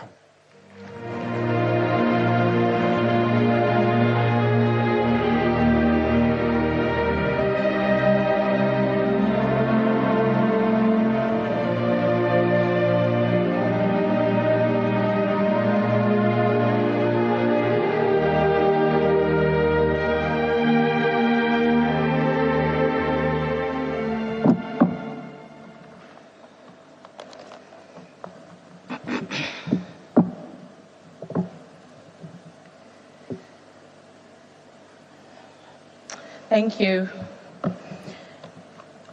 Your Excellency, the Vice President of the Federal Republic of Nigeria, your other Excellencies, distinguished guests, kindly allow me to say all protocols observed.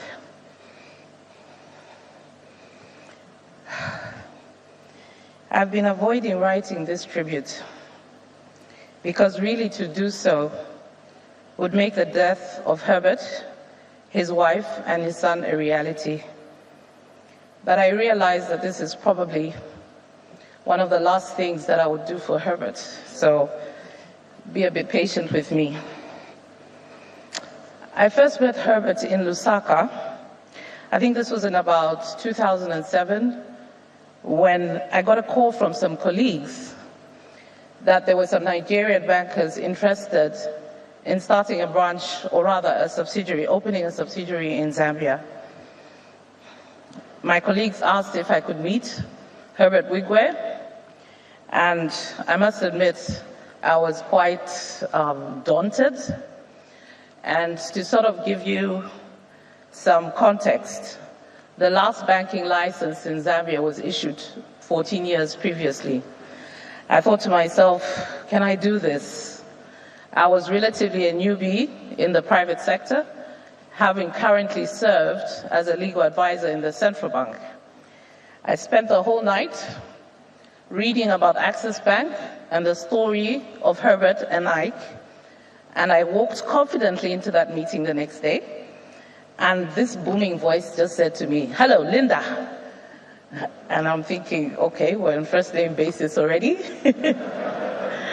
How are you, my sister? I said, I'm very well, thank you, and I'm honored to meet you, Mr. Wigwe. I have been reading about you. But what was so interesting to me was that this man knew more about my market than I did. He knew what Zambia was about, what our exports, what were the weaknesses in our banking sector. And to be honest with you, I was like, wow, this is so amazing. He said to me, I'm in this country for 36 hours, and I want two things from you. I want an approval in principle from the central bank, and I also want to be incorporated as a bank before I leave in 36 hours. I said to myself, okay. And he said, Linda, I'm not looking for the most expensive lawyer, the most experienced lawyer. No, I'm looking for a lawyer who's conversant with financial sector regulations. And I've read your profile, and I'm confident that you can do it. That was Herbert. He put this spirit in everybody that whatever task, you could do it. I am proud to say that within 36 hours, I had obtained approval in principle.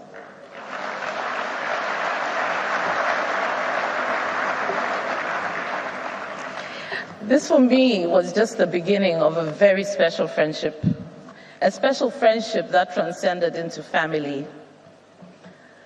Herbert was my brother from another mother, and that's the truth.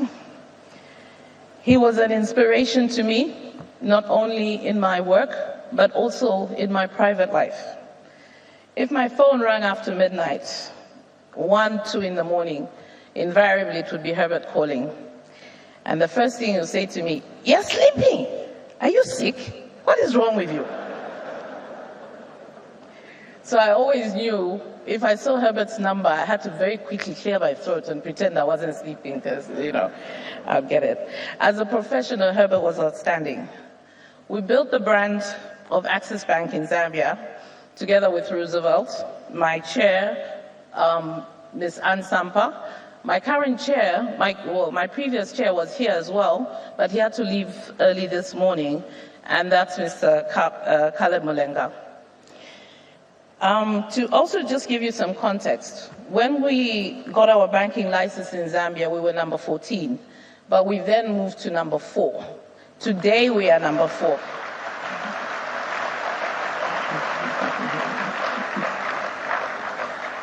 It's not been easy. We went through some moments that were, honestly speaking, hair-raising for me, but Herbert was always there, steadfast. Don't worry, my sister, we'll do it. Who do I have to speak to?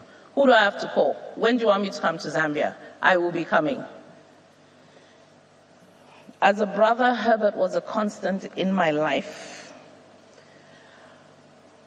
Whenever I came to Lagos, his would be the first number I called. And his response would always be, "Where are you? Are you at your hotel? Do you like it? If you don't like it, I'll move you. My people come and move you. What do you want to eat? Okay, come to the office, I will pick you up." I have so many memories of the time we spent together laughing. Herbert was always quick to give you advice, whether it was about your social life or otherwise, whether you wanted to hear it or not, he will tell it to you. I just wanted to say something about Herbert and how he transcended Nigeria. When news of Herbert's death reached me, I had, for the first time, I never put my phone on silence. It's just a custom with me because I always think one client will call or something. But that particular day, I put my phone on silence. And about, I think it was Saturday evening, I woke up and I checked my calls, and I had like almost 30 missed calls. My father had called me about 4 times, my mother, my sisters, everybody had called. And there were calls from people I hadn't heard from in many years. So I was very frightened, like, what has happened? And I didn't know whose call to return first.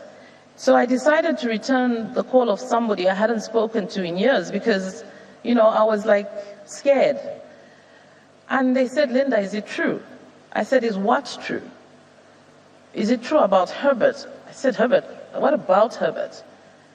And they said, "Is that Linda Mataka?"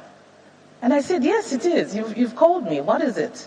What is it? Can you just tell me what has happened?" And she says, "There's a story going around. And Herbert and his beautiful wife, Doreen, and son have lost their lives." I immediately dropped my phone actually, and the first number I called was Herbert's number. It didn't ring actually, it didn't ring. I called Roosevelt, it was just ringing. Then the calls started coming in, but what I really wanted to point out to you was that the number of people who came to my house, the number of people who called me, just showed exactly what Herbert meant to us as Zambians.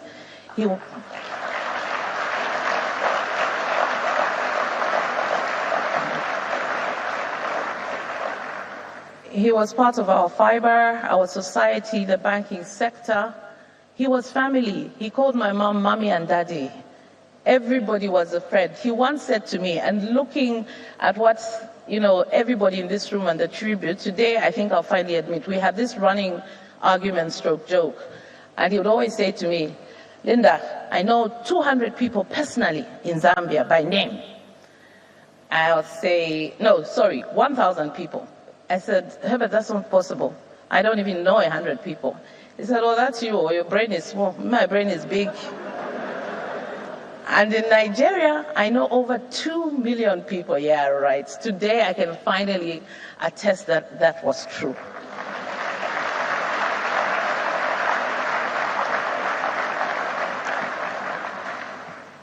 It would be amiss for me to speak about Herbert without mentioning two things: his generosity and his loyalty. Herbert was fiercely loyal. He was loyal to me. I always knew that I had Herbert by my side. He would never, if he didn't answer a call because he was in a meeting, he would return that call. Herbert was very loyal to the people he loved. Herbert was also extremely generous. He would do anything for those he cared about. My last conversation with Herbert was about 2 weeks before he died. And it was the first time we had spoken in the new year, which for me was like, Herbert hasn't called me, wish me Happy New Year. I'm not calling him. But something made me call him that day. And he was so excited to speak to me. And he said, my sister, I love you so much. And I have a surprise for you. You know, Linda, I appreciate you every day. My office will be in touch with you in a few days. And I guess that was the surprise that was in store for me. To his parents, to his children, whom he was so proud of, he spoke about constantly. His brothers, his sisters, his family, to Ike, to Roosevelt, and to my entire Access Bank family. I wish to pass my sincere condolences to you, not just from me as Linda. I've traveled with my friend, Monica Musonda, who was also a great friend of Herbert, from my parents, his mommy and daddy, and from the entire Access Bank family in Zambia. I wish to render my sincere condolences. Herbert's sudden departure has left a void, a silence that is deafening. With his beautiful wife, who had occasion to meet on more than 2 occasions, and all she showed me was a humble spirit, very beautiful woman. I never had the chance to meet his son, Chizzy, but he spoke about him constantly and all his children. In the midst of this grief, I choose to focus on the legacy that Herbert left behind. This was a legacy of success, of joy, and embracing each day as a gift and treasuring the bond we formed. In Herbert, I didn't just find a friend, I found a confidant, a beacon of light in my darkest moments. Goodbye, my dear friend and brother. Our paths will cross again. Until then, I will carry you in my heart, cherishing every moment we shared. I thank you.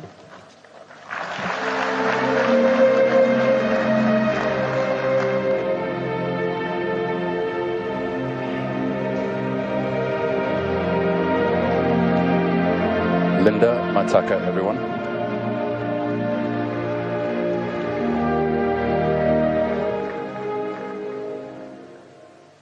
Memories.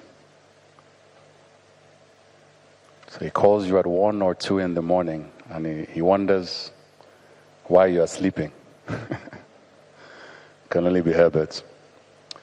Our next speaker is a member of the board of directors of Access Bank. Please, ladies and gentlemen, let's welcome Mr. Paul Usoro.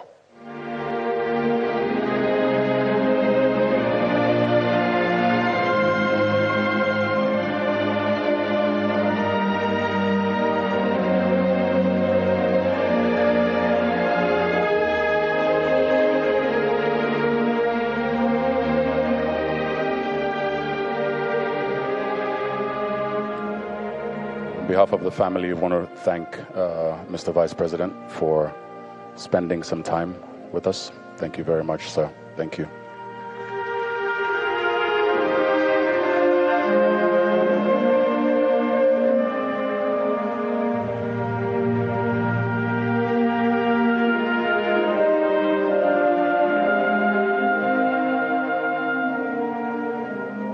Still several tributes to go through, and quite a few of them are musical in nature as well.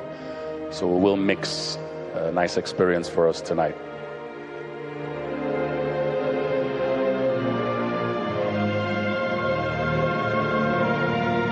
Ladies and gentlemen, if your hands are not too busy, please, one more time for Mr. Paul Usoro.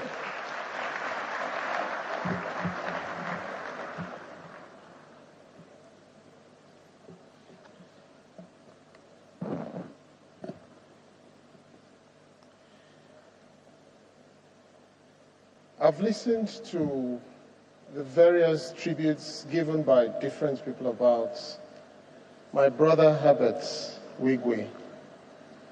And one of the constant things that goes through my mind is what my colleague on the board of Access Bank wrote to me a couple of days ago. I had reached out to Iboroma to hold his hands, given the tragedy that we are experiencing, that we have experienced. And Iboroma sent a note to me. He sent a very teary note to me. And the outstanding thing that Iboroma wrote in that note was that Herbert's death makes no sense. I listened to Shola speak today, and truly, Herbert's death made no sense to me. But it's not only Shola's testimony that makes Herbert's death not to make sense to me, and perhaps to you as well. I'll give you an aspect of Herbert's that makes his death not to make sense. The Bible says, honor thy father and mother. That's what the Bible says. Herbert honored his parents. That's not my testimony. That's the testimony of Herbert's parents. Pastor Shingo Wigwe and Herbert's mother, Mrs. Stella Wigwe. That's the testimony of Herbert's sibling. They're all sitting here. Emeka. I can see Dr. J. I call her Adiara.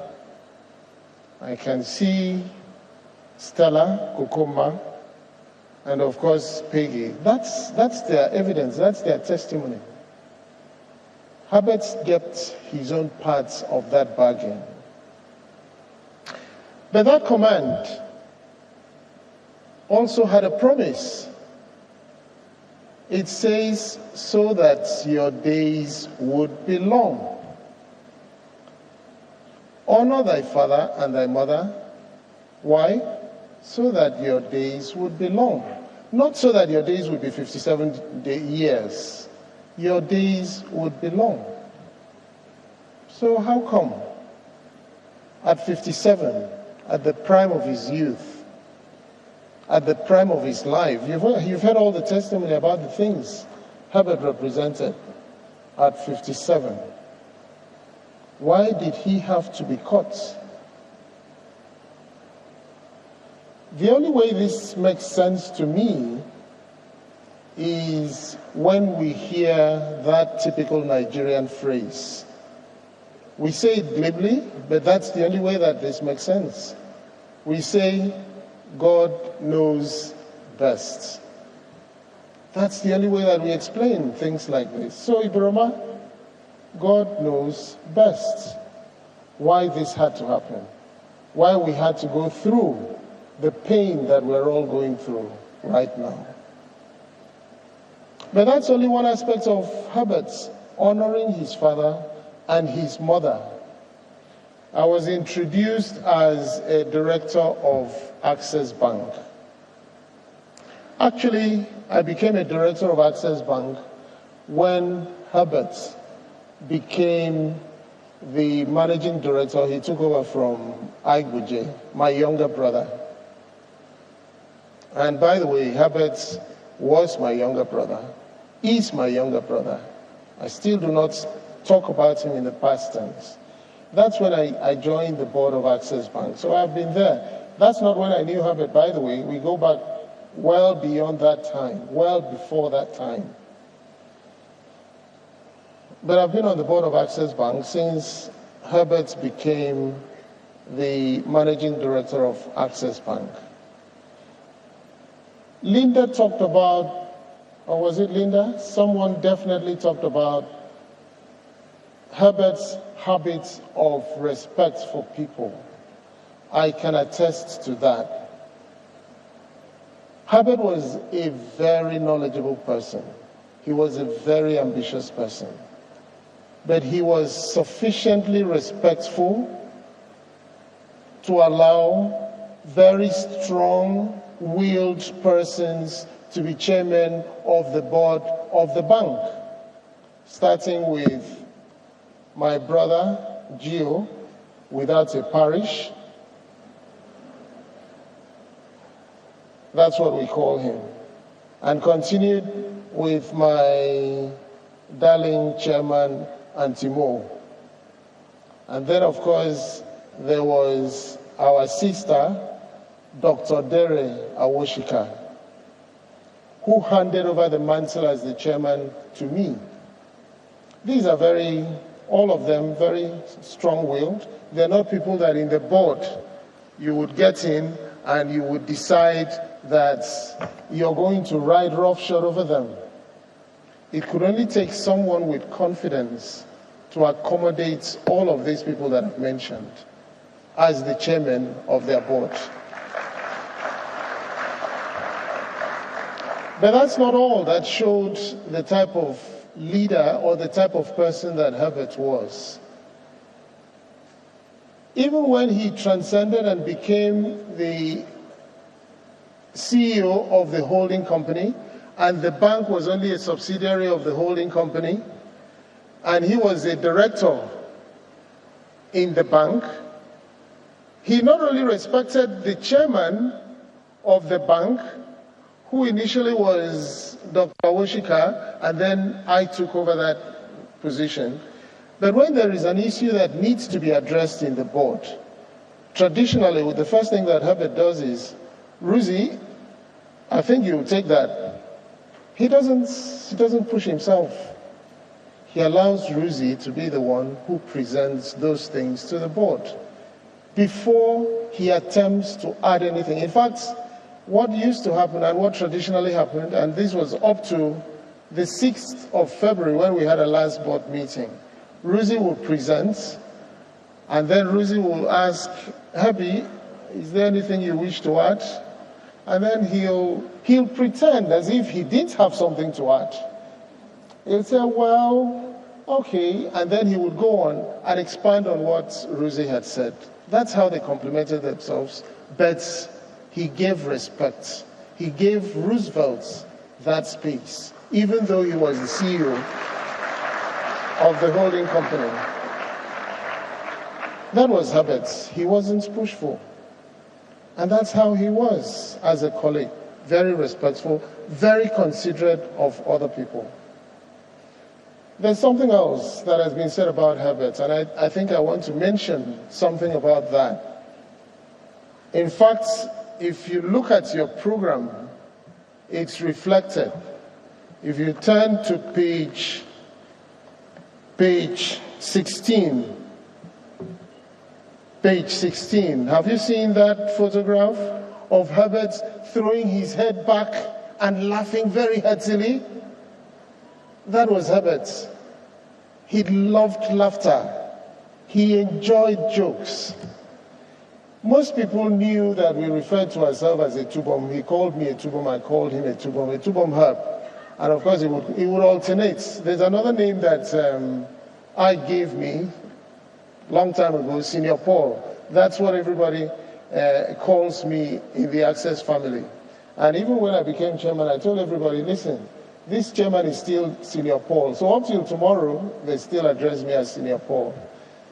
So we call ourselves a Tubon, but there's another name that we gave ourselves, and that was Ekurebe. For those who are Efik, you will know what Ekurebe means. It means young husband. How did young husband come about? I'll tell you the story. And that's the thing about the joke. So Herbert came to condole us and Mfon's mother when Mfon's father passed on. And Mfon's mother, in her bereavement, was bewailing the passage of her husband of 60 years and was saying, oh, that my Ekurebe, that my young husband. So the very reverend daughter, whom I have the good fortune to marry, was reminding the mother, that's your young husband. You've been with him for almost 60 years, if not more than 60 years old. And he has several grandchildren. He's 84. And of course, bereavement makes people to say all sorts of things. So of course, the woman said, is that man, is my husband, my young husband, older than that 90-year-old man that is still alive there? And of course, it was from there that in our own we chuckled that Mfon's mom was referring to her husband of about 60 years with several grandchildren, 84, as a young husband. That's how we started calling ourselves Ekurebe. Of course, Herbert could speak Efik very, very fluently. And it was, yes, we laughed at it, but it was also a hope that we'll actually leave the name that we will get to read. Don't worry, I'm going to round up. So just hold it. Yeah. It was really our hope that Herbert and I, we would leave the name, that we would leave 84 and beyond and continue to call ourselves, and that hopefully the daughter of the woman who invented Ekurebe would also be referring to me as Ekurebe, young husband, at 84. And of course that Chizoba would be referring to Herbert. Unfortunately, God knows best. Just to conclude, before you send that music again, there's only one way that I can think of right now of having to give Herbert this hearty laugh. We have to give him the Access chance. And I'm going to invite a couple of my Access people to come to the podium, and let's give Herbert that warrior's chance. And all the citizens of Access Nation, you're going to rise and let's give Herbert a deserving warrior's chance. Igboje, please, can you come? You're my younger brother. I can always command you to. Ruzi, you're also my younger brother. Please come. Abu, please come. Bolaji, I can see your leg is bandaged, but I'm sure you can manage to get here. Lareto, is she here to represent the African subsidiary? Lareto? Brilliant. Lareto is our chairman from Botswana. Is Jamie here, representing UK? He's not here. All right. Linda can come, please. Now, all the Access Nation, all the Access family, can you please be upstanding and let us give our warrior that resounding Access chant. For the uninitiated, and please feel free to join. Oh yeah, please, my former chairman, all of you, come on up, please. All right, okay. Chairman for Zambia, Ann Zampa, Ann Zampa, can you join? From Zambia. For the uninitiated, sorry? Cameroon is here. Oh, please, Cameroon, come along. What happens is when we say access warriors, the chorus is on. Can somebody give me the chorus? I know. Did you hear that? So let's give Herbert that resounding chance. All of us. And as you give it to Herbert, visualize that Herbert is grinning, he's listening. If you recall, Yabo said he's closing deals. Yabo said he's closing deals, and that's the truth. Access warriors! Unbound, unbent, unbroken.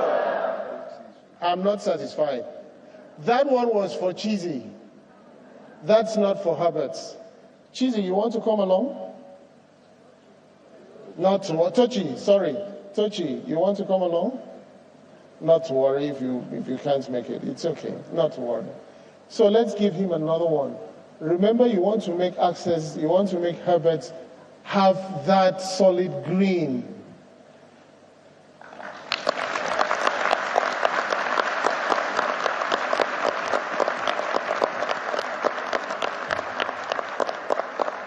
We want to give Herbert that solid green. We want to assure him. Did you listen to the video that started the session?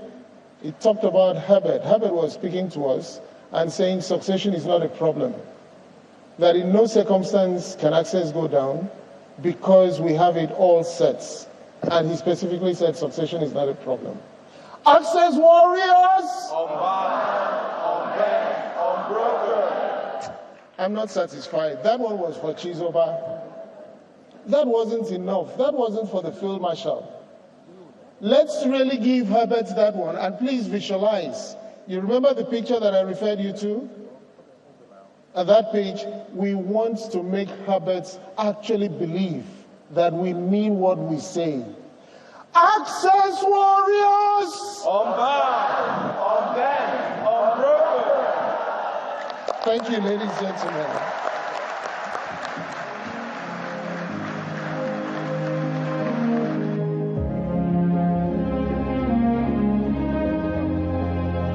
If by now you are not an access warrior, with these few chants of ours, as Mr. Chairman said, by now you ought to have been converted. Ladies and gentlemen, one more time, Chairman of the Board of Directors, Mr. Paul Usoro, SAN.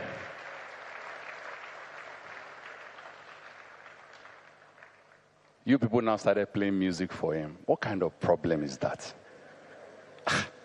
Please do. Access warriors!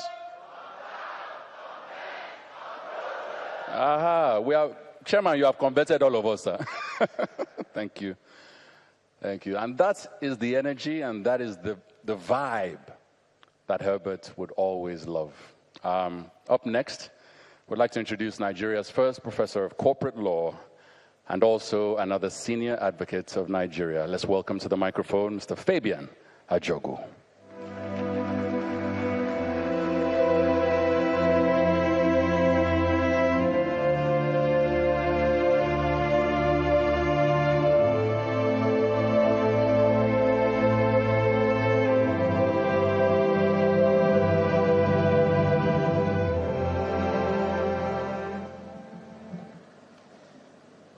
Your Excellency, ladies and gentlemen, and above all, the family of Herbert Wigwe, my first point of departure is to offer my sincere condolences to the family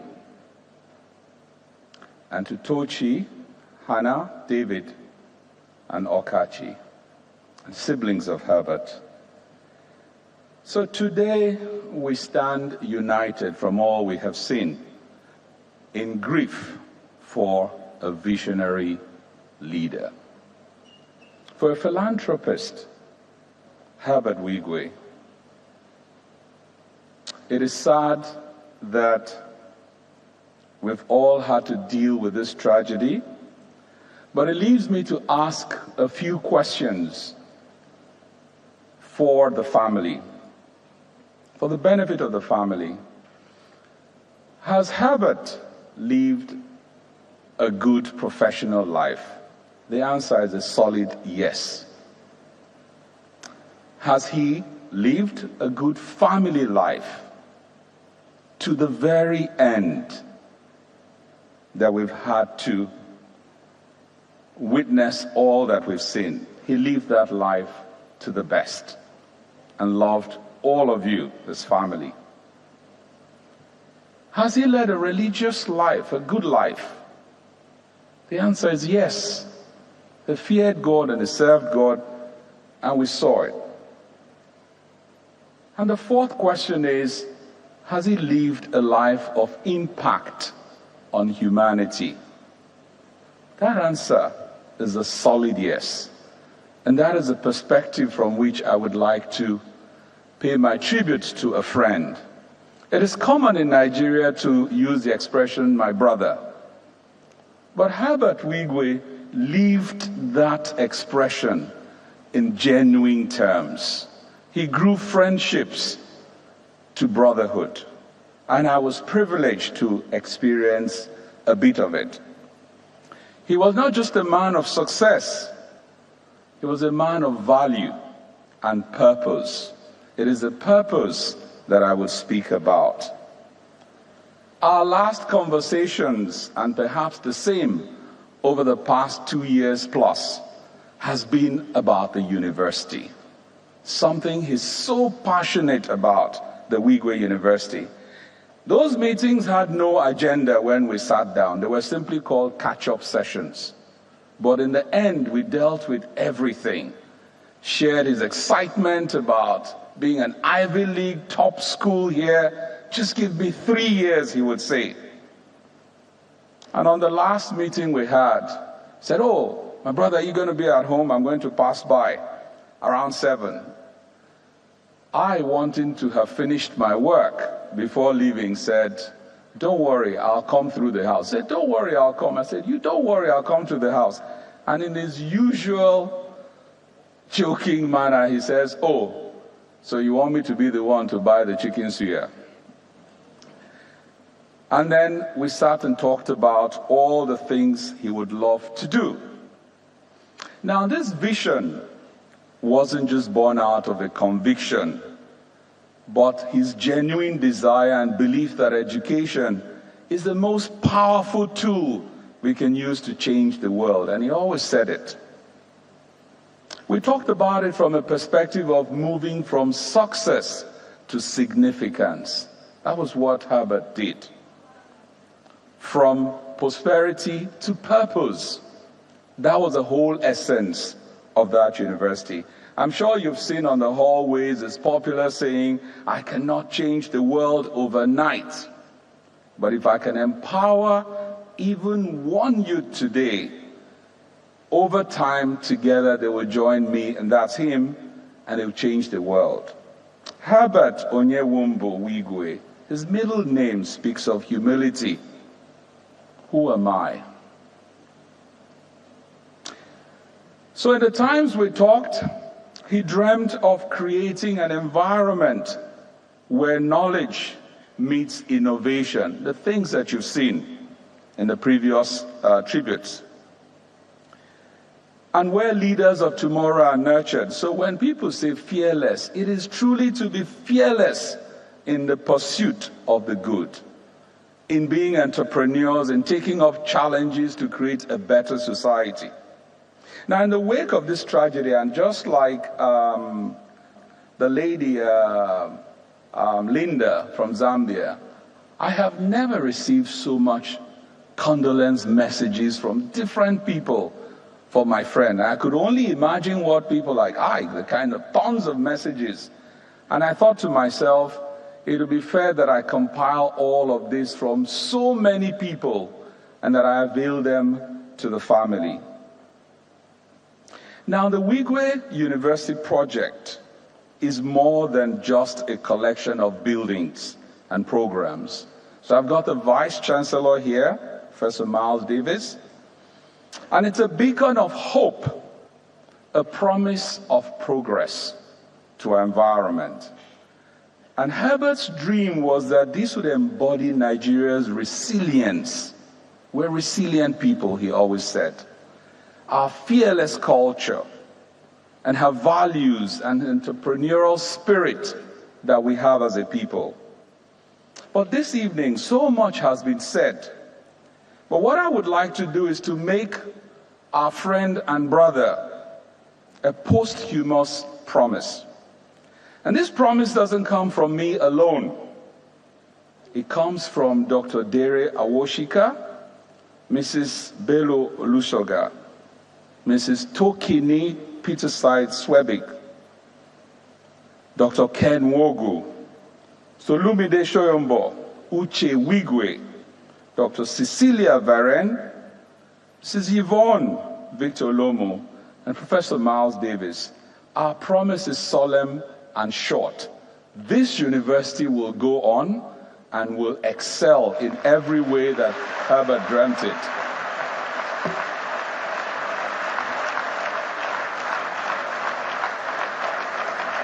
We owe it to him. We owe it to his wife. Our last visit on May 23rd, they were all there. His good wife, Chizoba, was there. Chizi was there. Tochi was there. I, and so many people saw the passion the moment that commissioning happened. So we owe it to him to see that it goes on. We will forge ahead with the construction of state-of-art facilities, the way he envisaged it, the best of the best.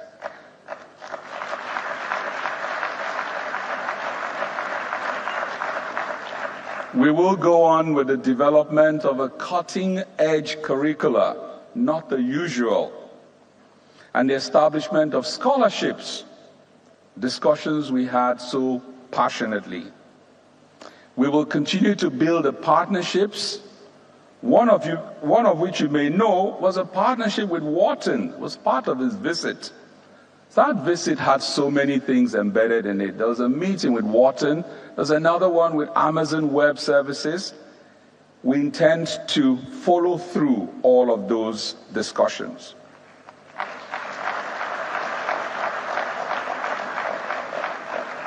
Now, let's be clear when we say we're moving forward. We're not leaving behind Herbert. That's not what we mean. Instead, we carry his spirit with us in every brick that we lay in that university, in every lecture that we deliver, in every student we inspire. That legacy will live on the corridors of the Wigwe University.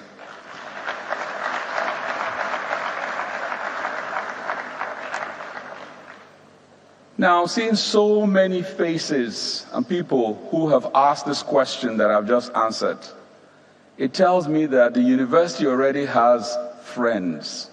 I'll call you all the friends of Wigwe University. You will be hearing from us to the memory of our founder and our friend and brother. So I assure you that we will work together to make it the place that he dreamt of. Now, Herbert Wigwe's life may have reached its sunset, but the dawn of his dream is only just beginning.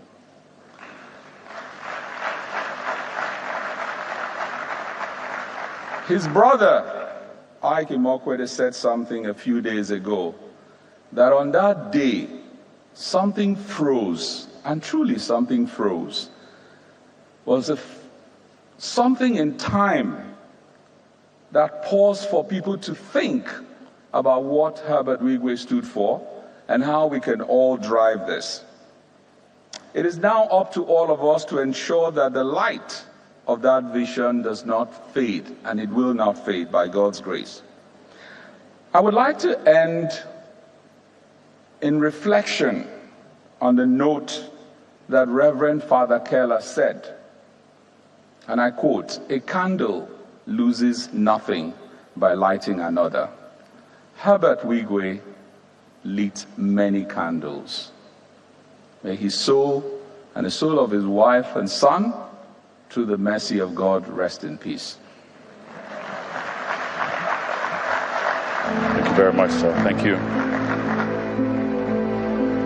I don't know where Mr. Miles Davis is, the VC of Wigwe University. Where are you, Mr.? Please, can everyone just put your hands together for our Vice Chancellor? And can the cameras make sure you catch his face, please? A round of applause for him.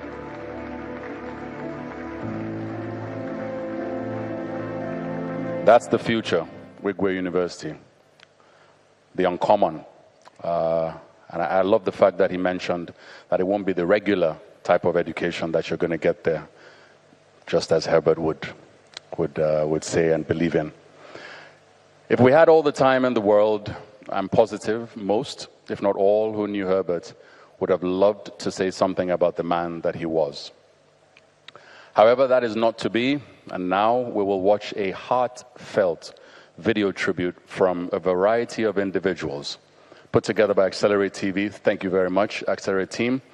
It's a video of all who could not be present with us physically today.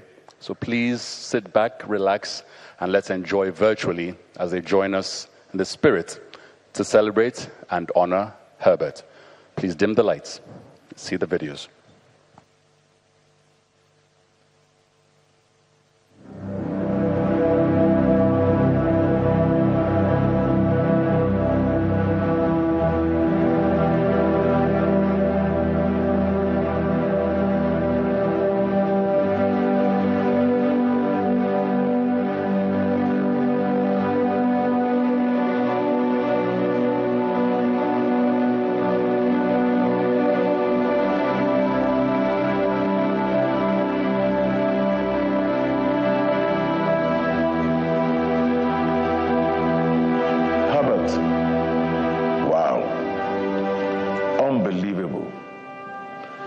Just like that?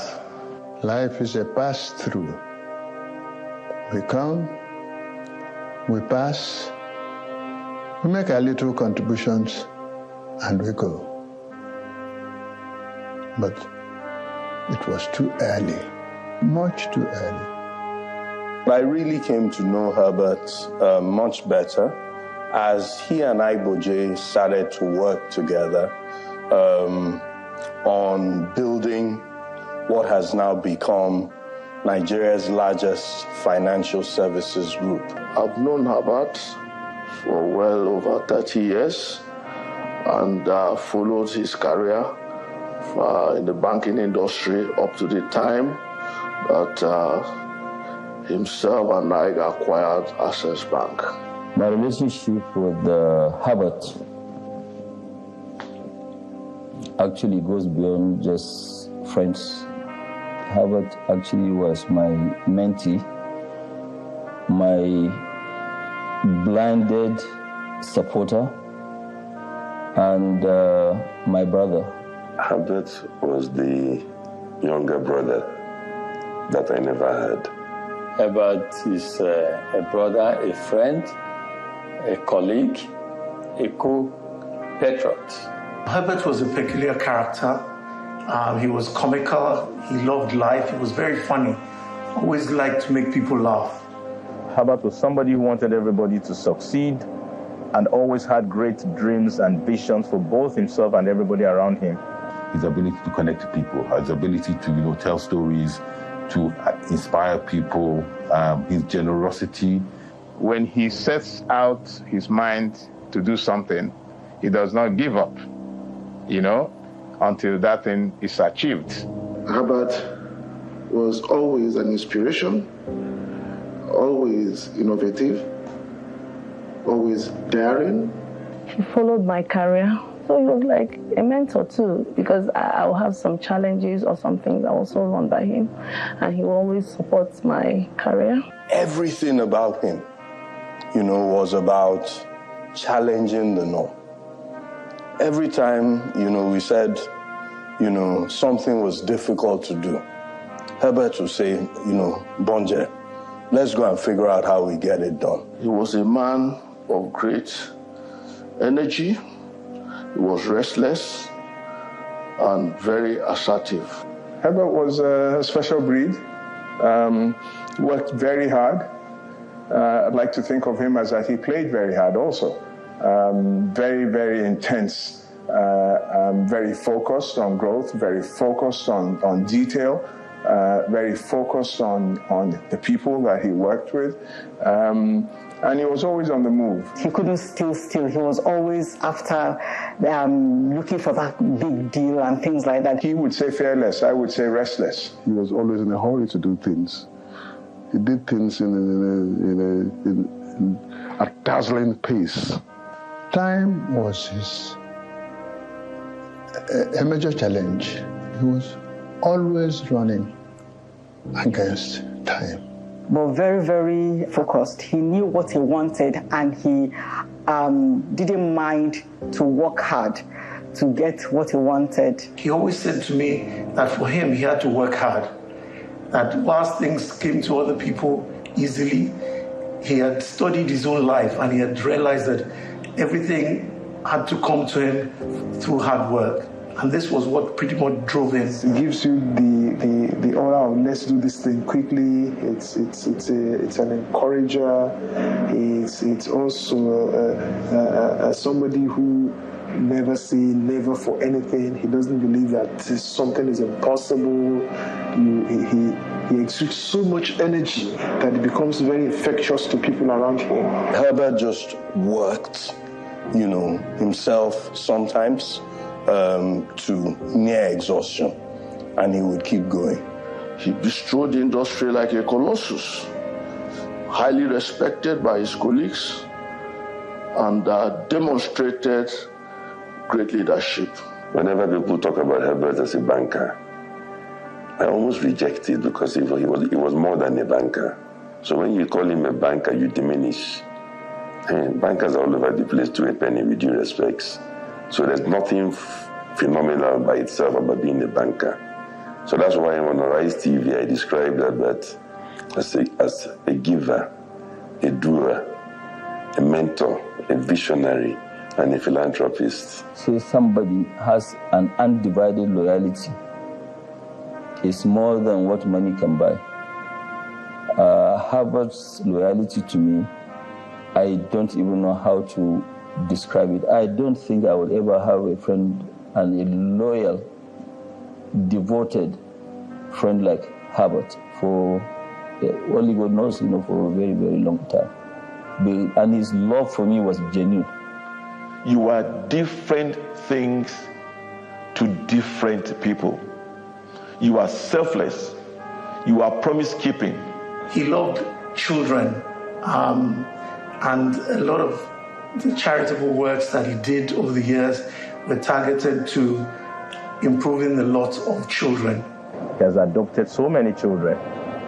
He was always good with kids. I was particularly impressed by the Art X and that platform that he gave young African artists to showcase their talents to the world.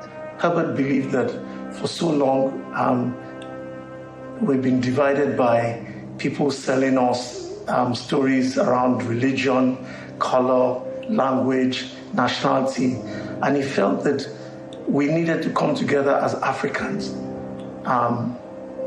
blind to religion, blind to language, blind to cultural divides, and to come together because he felt our story could be a lot stronger and certainly much better than it is today. He's a great supporter of good causes, always anxious to help. He was a brother that did not fail to show how special and how loving he can be to those that he considers his very close friends. He was also a great family man. And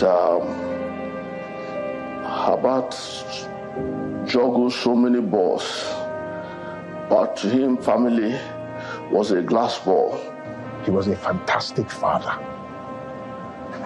I remember meetings where he would stop to talk to his daughter about homework, talk about her tests, talk about what she needed to do.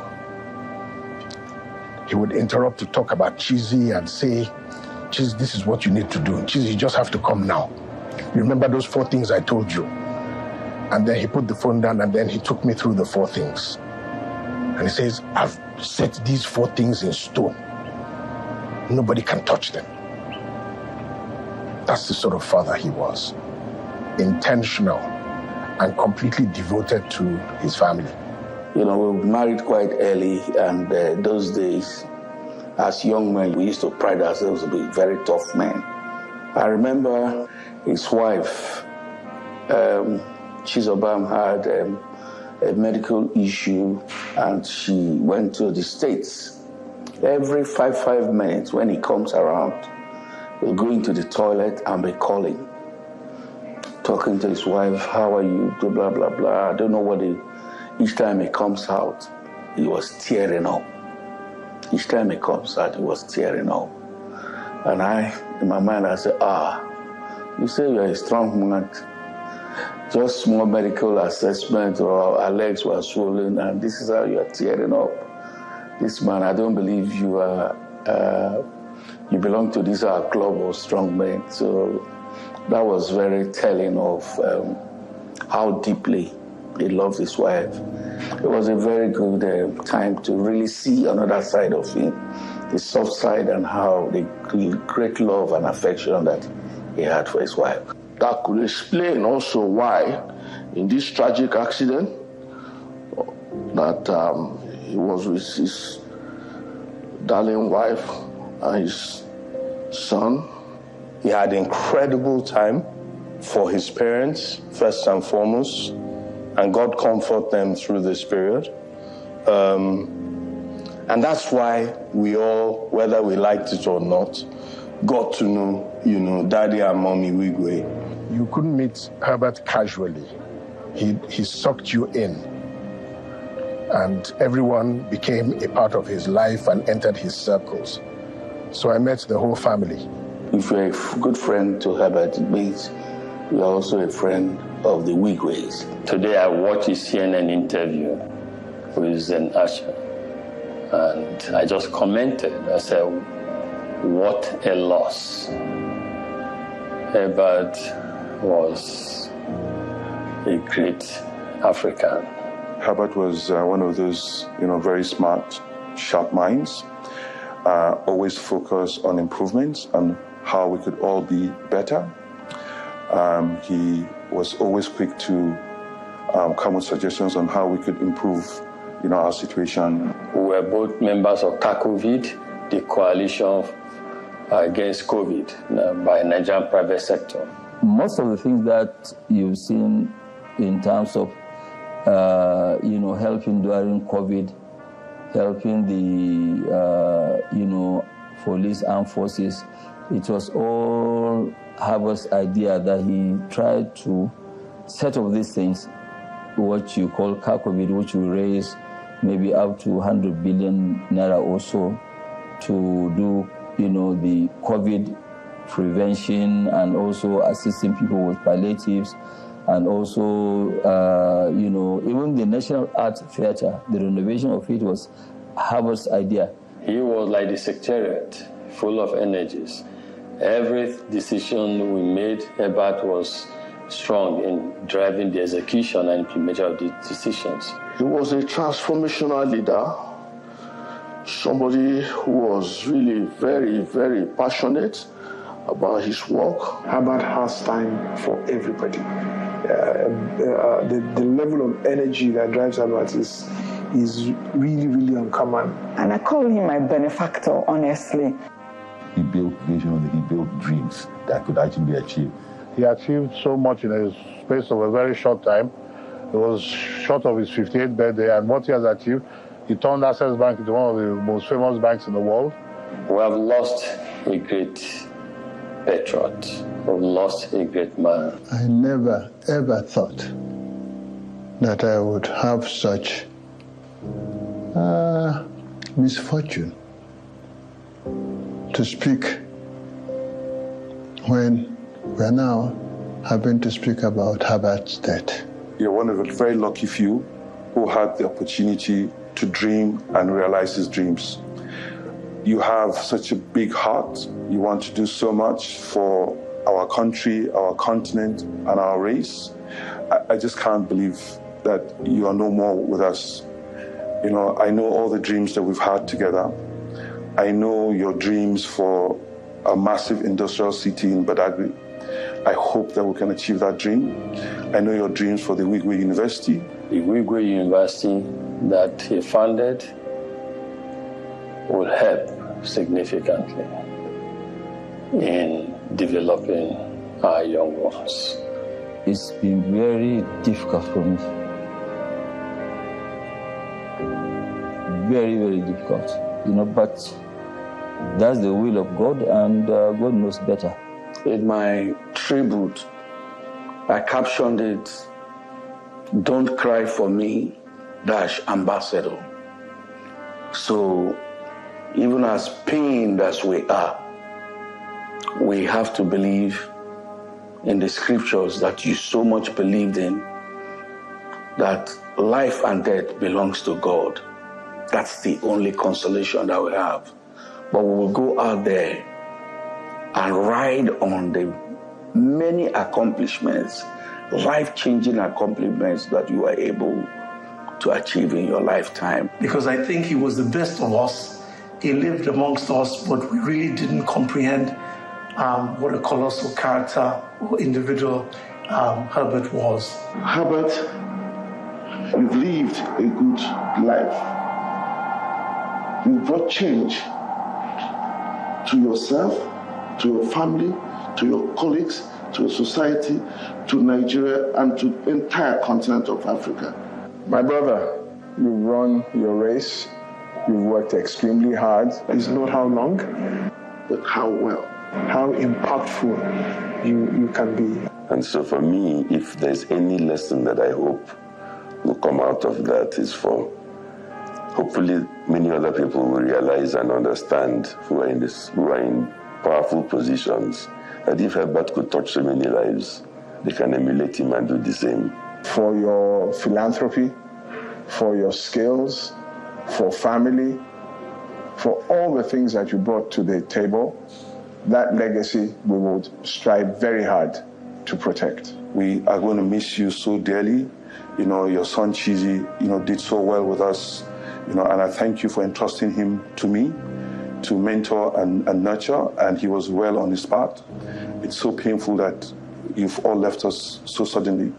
You came, you saw, you conquered. I know that he's in a good place, and we will meet to part no more very soon, all of us, because our time on this earth is just transient, from young, middle-aged, and old. Herbert, I miss you so much. It's so surreal. At times I look at your picture and I'm wondering why I won't see you again. Thank you very much for being my friend. Thank you for being available to all the people you have supported.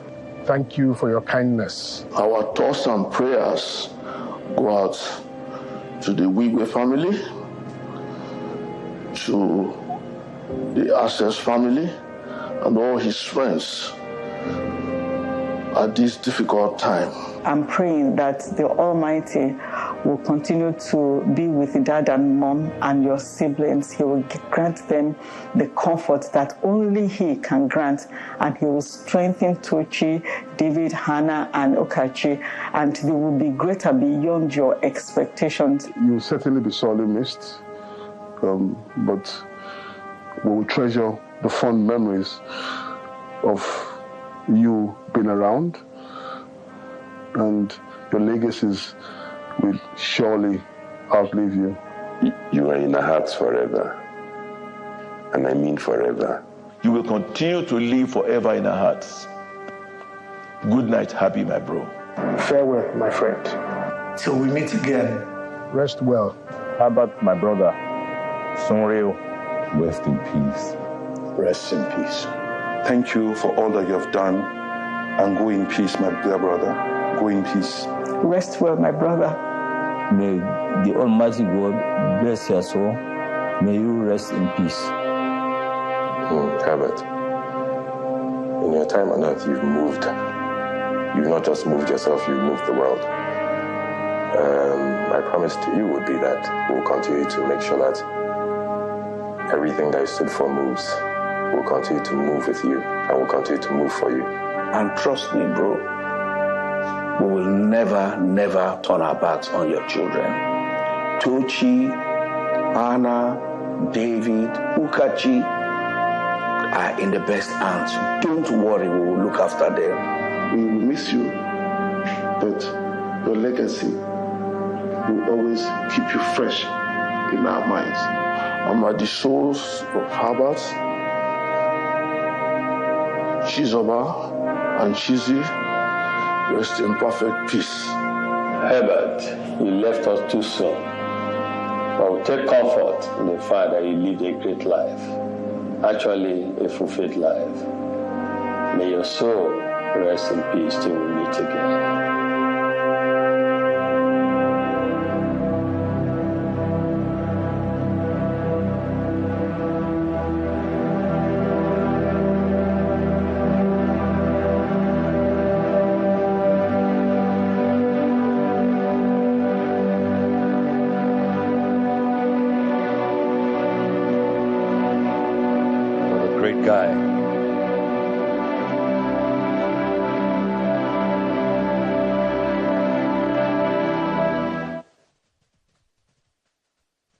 I think another round of applause won't be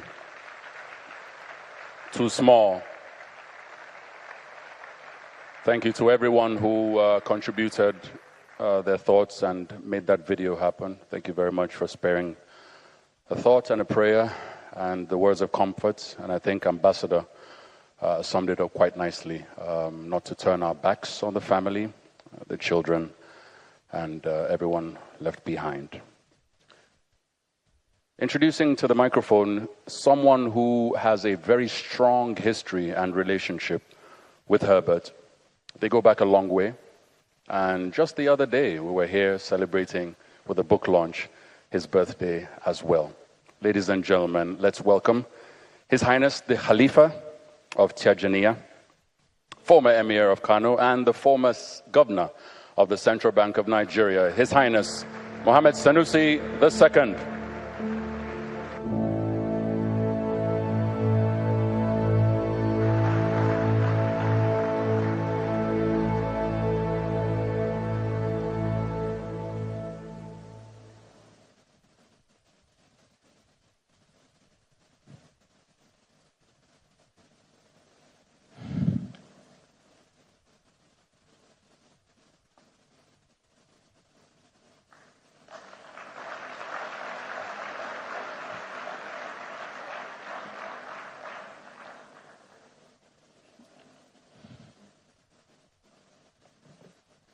Your Excellencies,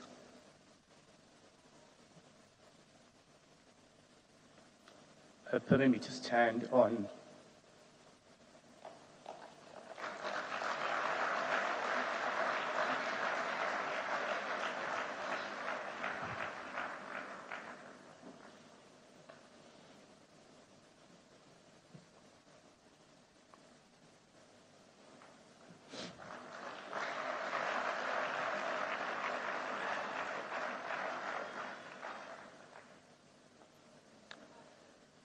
many of you will probably remember, as Derry said, 2021 August, in the same hall, a big ceremony celebrating my 60th birthday and launching my book. It was organized and paid for by Herbert.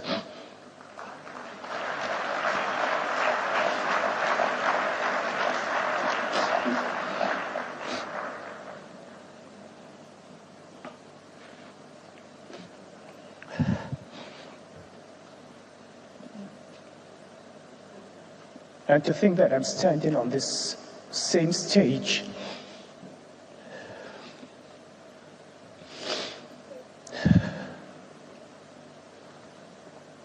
thanks, Alex.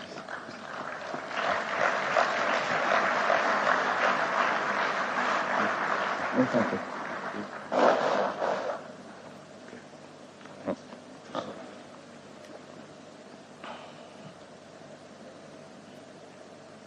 And I was saying some time ago that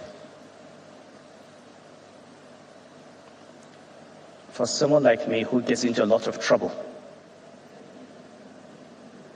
I need my friends. I get into trouble without knowing how I'm going to come out of it.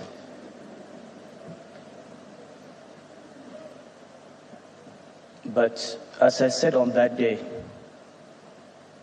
I go into trouble with my eyes closed because I know that at the end, there will always be some people, a few people in my life who will always be there for me.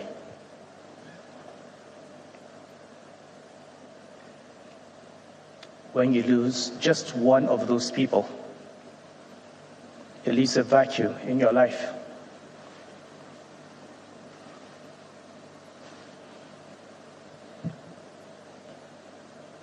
There are many stories I can tell about Herbert. Funny, my first friend in the family was not Herbert, it was his sister Peggy. She introduced me to the family. I used to go to the house in Anthony Village. And what I remember in those days was Peggy was more relaxed, talking and joking with me in front of her parents than in front of Herbert. She was afraid of Herbert. And I was also afraid of him. I was a middle management banker, and there were senior people in Access. Even though he was younger than me, there were senior people in GT, setting up Access Bank. Professionally, Ike and Herbert came to my attention in a very serious manner in 2005 as an executive director in First Bank. I am glad my friend Alex Oti is here. He was on the board of First Bank with me. And he'll remember that as ED risk, I had the task of doing the competitor analysis of banks. And it was always First Bank against all the big banks. And one day I came to Exco and I had Access Bank.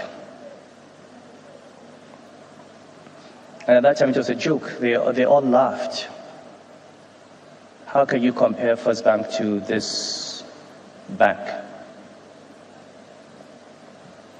And I said, look at what these two young men are doing.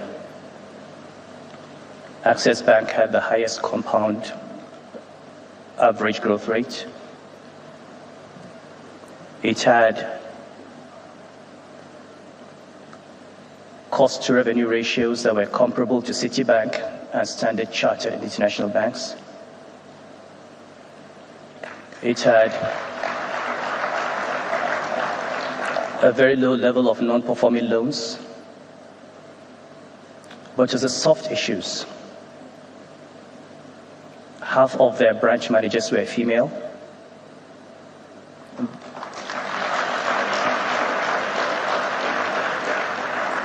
They were talking about the Equator principles and sustainable banking, forming partnerships with FMO. And I said, this bank is doing everything we're trying to do. This is the bank that you need to watch out for. This was 20 years ago. And I watched, and true to form, Ike and Herbert built this bank to a point where, to the shock of everybody, Access Bank became bigger than First Bank and all the other banks in this country.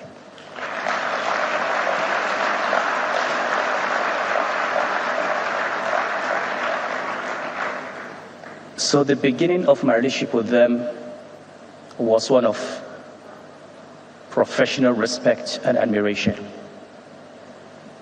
which was mutual because at that time I was also building my reputation as a chief risk officer in the industry. Then I moved to the central bank. And I started something which was the Bankers Committee retreat, where this was in 2009, in the middle of the banking crisis, when everything, just like today, it looked like everything was going to, the sky was going to fall on the country. And we met in Enugu. And I said, look, guys, I know we feel the world is coming to an end, but the sun will rise tomorrow. What I want us to do is, in the middle of this crisis, lay the foundation for the banking system we want to see after the crisis. And the objective then was to link the banking sector assets to the real economy. And Ike and Herbert in Access Bank were chosen as the chairpersons of the subcommittee on economic development. Most of what I achieved in Central Bank would not have been possible without them.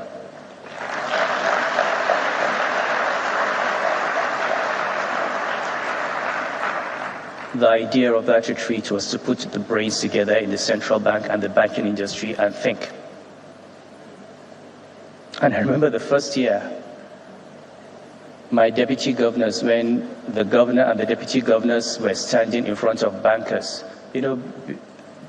before then, for the central bank, the governor and deputy governors were gods. The idea that bank MDs, that the governor would have to account to bank MDs, would have targets, and sit down in that meeting and answer questions was new. But we soon discovered, including the deputy governors who resisted, that by opening ourselves up to debate, by letting all these brilliant bank CEOs come into the conversation, we enriched the work of the central bank. And we achieved more in 5 years than we could have achieved in 20 years without these people. And Ike and Herbert were key to that.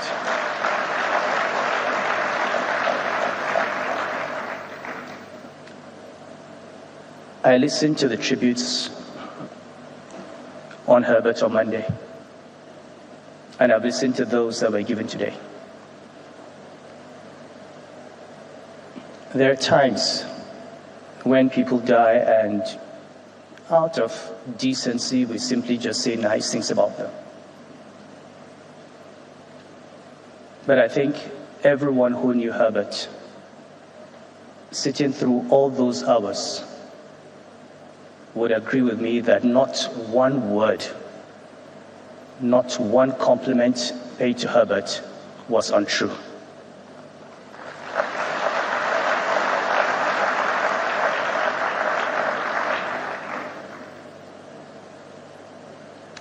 He had many sides, and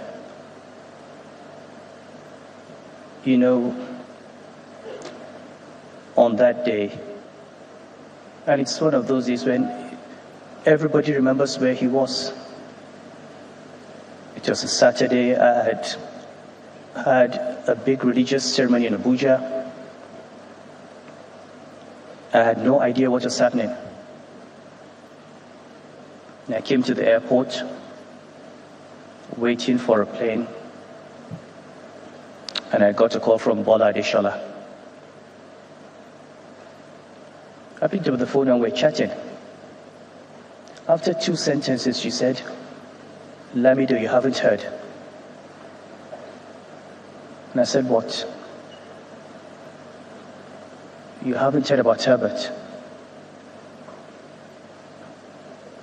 And I said, what?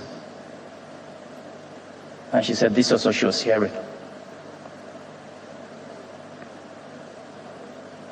I immediately called Paul Usoro. And you see, Paul will understand how I feel.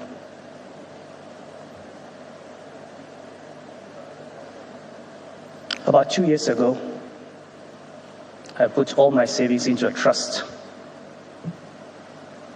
for the education of my children. I have many. And my priority as a father is to make sure that when I pass away, they will have a good education. Paul was a solicitor who put together that trust. Herbert was the lead protector.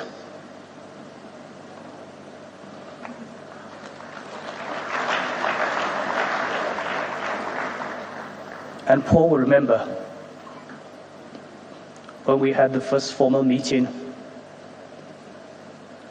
I said, Herbert, I'm placing you in charge of this trust for the education of my children, because I know that even if I died, I did not leave any money, you would educate my children.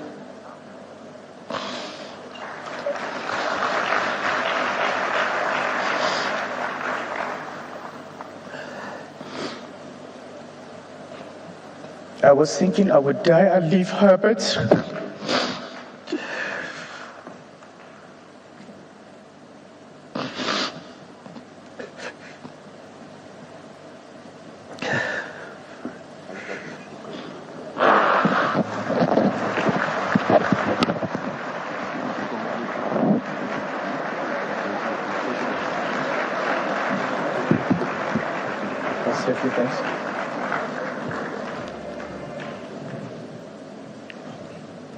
We have all heard about him,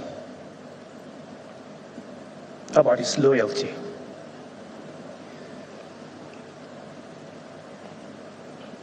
You know, when I had problems in Kano, I called him about 6 months before I was told to leave Kano. And I said to him, Herbert, I know you did all your best to solve all this problem, but I'm convinced that this is what is going to happen. And he said to me, Your Highness, don't worry. Whatever happens, don't worry, we're here for you.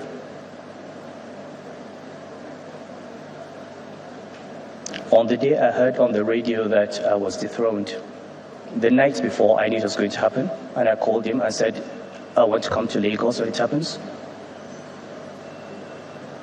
The announcement was made at about 9 a.m. By noon, Herbert had a plane on the tarmac in Kano.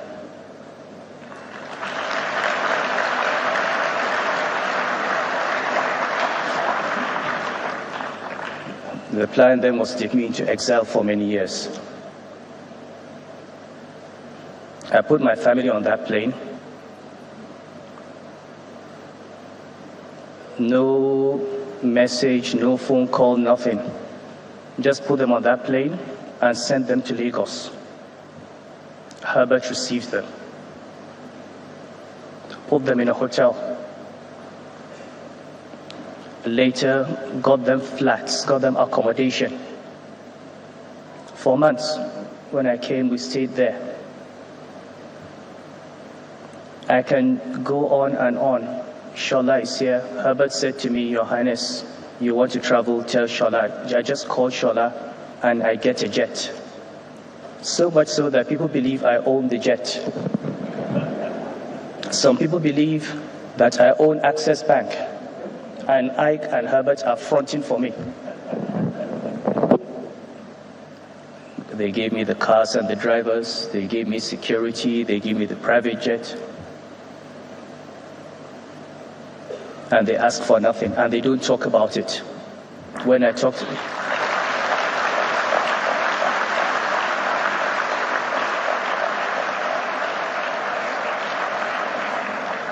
when I meet my friends, our mutual friends, I say, this is what Ike and Herbert have done. They're shocked because they never tell anyone. And then we talk about respect. Even, I have lived in Lagos for 4 years. The house my family lives in was provided by Herbert.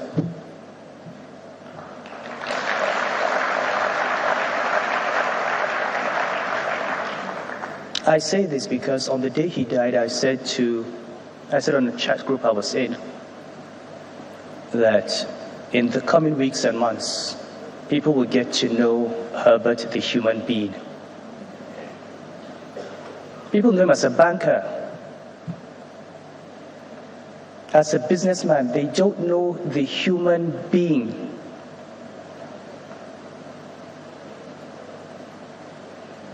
I listened to governors yesterday talk about how he supported their political ambition.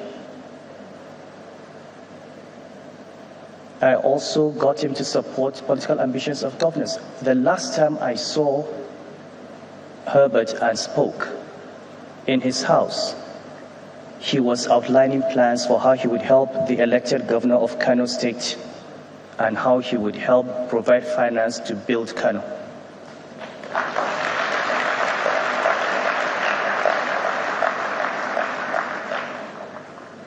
He was always about others, never about himself. As I said, he said to me, don't worry. And he has made my transition from one position to another as smooth as anything. And if you've been listening from Monday to Wednesday, you'll see the number of people. And you can't imagine how one human being could have been so many things to so many people.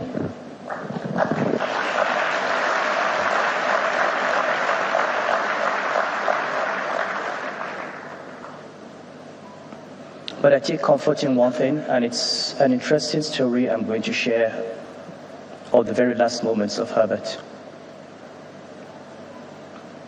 On the night before this happened,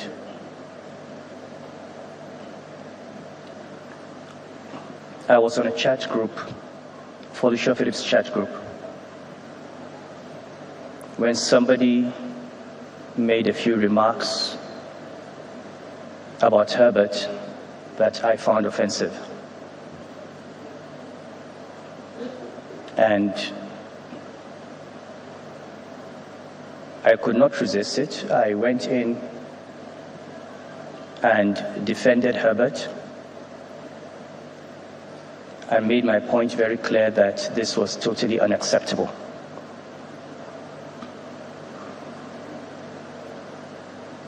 A few days after Herbert died, I was in Hong Kong.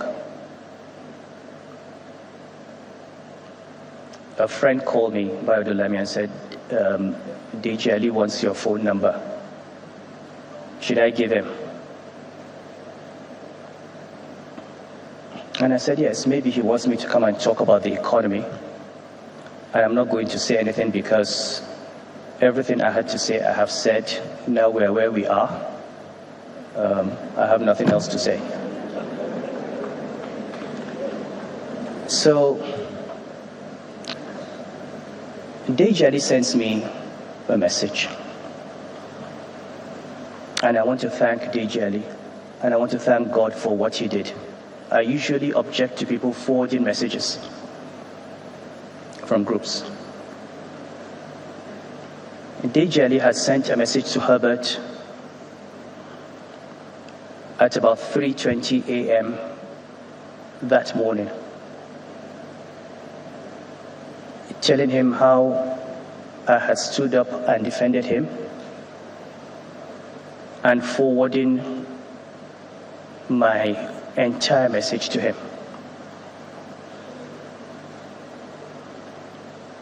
Herbert replied at 3:28 a.m. with one word: unbelievable.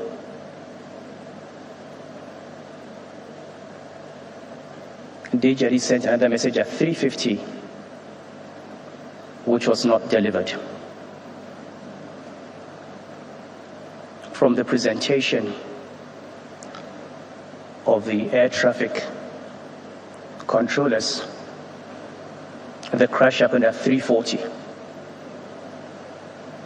So possibly the last thing Herbert read was my message talking about him.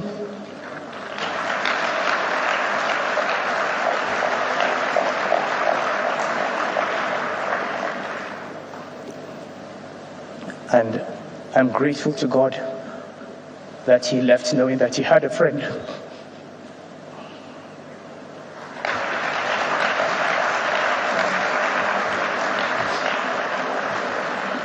My condolences to the family.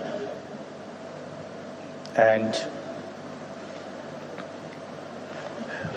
I apologize for this. I always thought I would not be able to do it, but we have to tell Herbert's story, and may his soul rest in peace. Amen.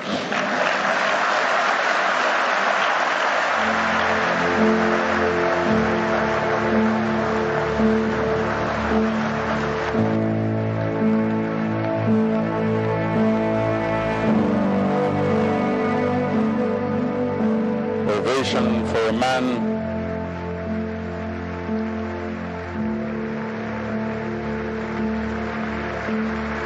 who never played around when it comes to anything that concerned Herbert. Likewise, Herbert never joked with the relationship that he has with the 14th Emir of Kano, His Highness Khalifa Mohammed Sanusi II. Another round of applause for him, please, ladies and gentlemen.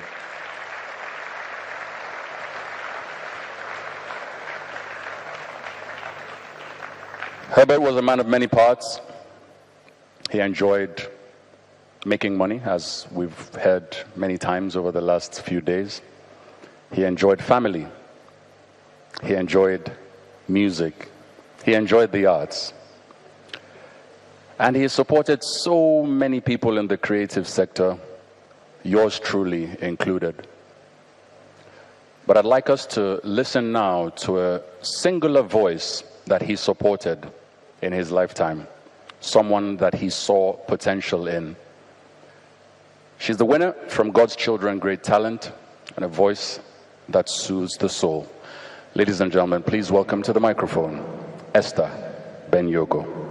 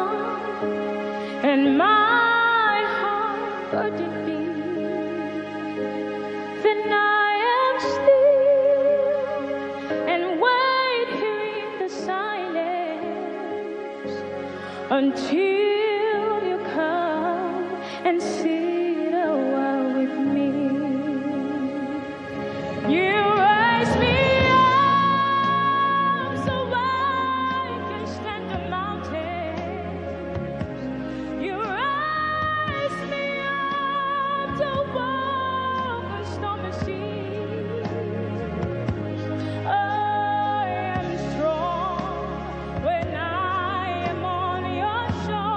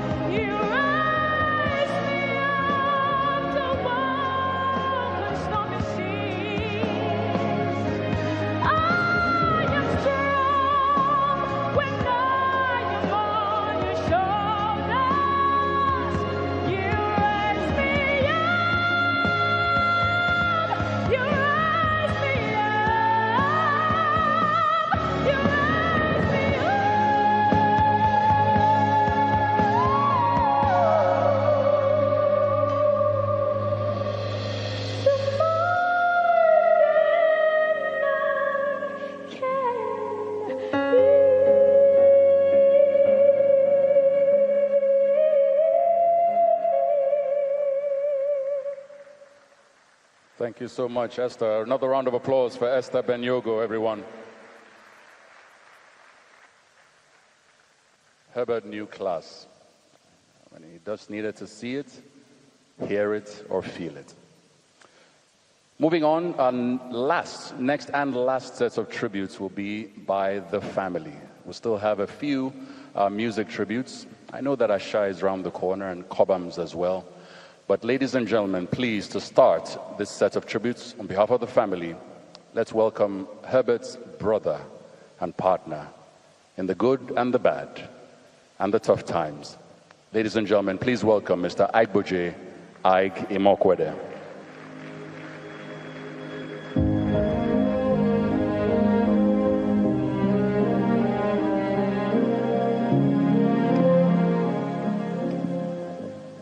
Good evening, Your Excellencies, Royal Highnesses, Tochi, David, the Wigwe families represented by Herbert's siblings, and the Wuba family, distinguished ladies and gentlemen. I am emotionally drained, so I'm not going to try to do anything that requires my emotional reservoir, because I'm not too sure there's much for me to draw on. But then, at times like this, when Herbert comes to the microphone without a speech, he makes you laugh, right? Tochi, he makes you smile, right? And I'm going to start like this. When I came back, the day after the accident, I flew straight back. And I saw Tochi, I saw David, I saw Hannah, Okachi.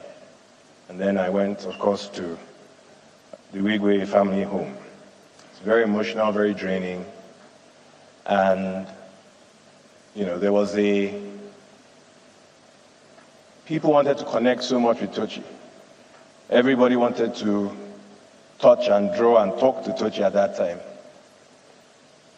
And in the heat of the moment, I sent Tochi a message. I said, Tochi, where are you? And she could tell from my message that there was urgency and there was a demand in it. And my Tochi didn't respond. So then I stepped back and I said, I know what I'll do. Then I sent her another message. And in it, I called her something her father calls her. And then I said, Tochi, please call me. 5 minutes later, brap, Tochi calls. I'm not going to mention it because Tochi is the most eligible woman in the world right now. And I know you all want to hear what to say when you send her the text message. And you know, one of Herbert's proudest days, and he told me, was when with all his planning about education, where the children should go, and all of that. One day, not in his script, not planned at all, not part of the coaching, the teaching, the extra lessons, and Herbert doing all the work. One young girl came to him and said, Daddy, I've gotten admission for an MSc at Imperial College in London, Tochi. And that day he realized that true, the apple doesn't fall far from the tree.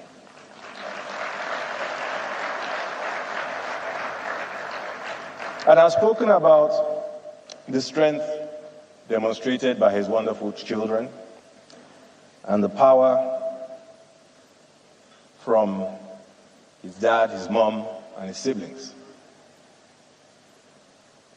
And if I talk about Chizoba for a minute, my wife came on stage and she spoke about the unity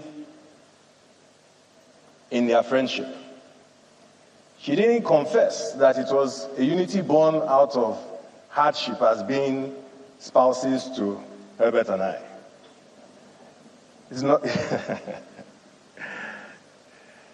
Chizoba would speak to the misfortune that they had this habit of finding very lovely apartments that happened to be on the same street as the hottest club in town.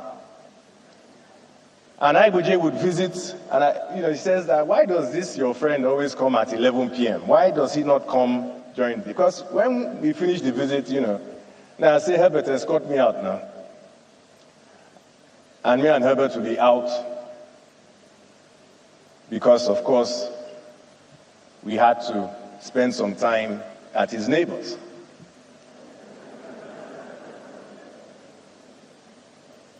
I remember also that there was another nightclub Herbert and I used to go to, whose misfortune was that Ofowe's mother was the landlord.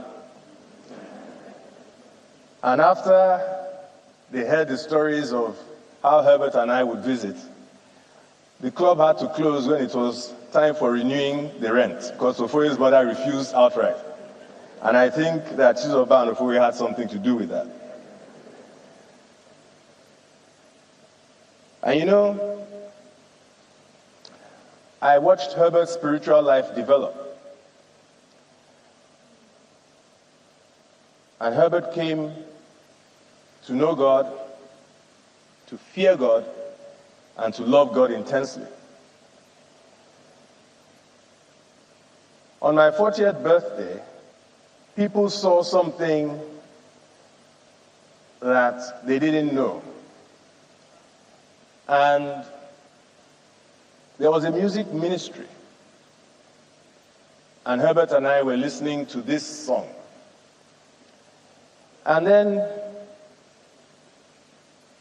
our friends at the party saw me lie down and roll. I don't know if you know what that means, but saw Herbert lie down and roll. And then Ambassador dove to the floor and was rolling.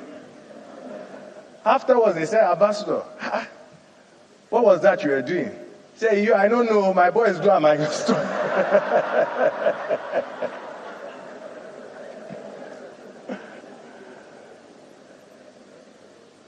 And then Herbert began to minister. And I remember the first time that he was going to deliver a message. And he chose to deliver a message on Job. And given the seriousness with which Herbert takes his tasks, he commenced his scriptural research. And he called me and I said, look, don't attempt to do any quadratic equations to determine Job's losses. Just give it your all spiritually. And I got feedback of what happened that day when Herbert delivered this message. Lives were won. His father, Pastor Shingu Wigwe, was so proud. And somehow, I think that was part of the unfinished business.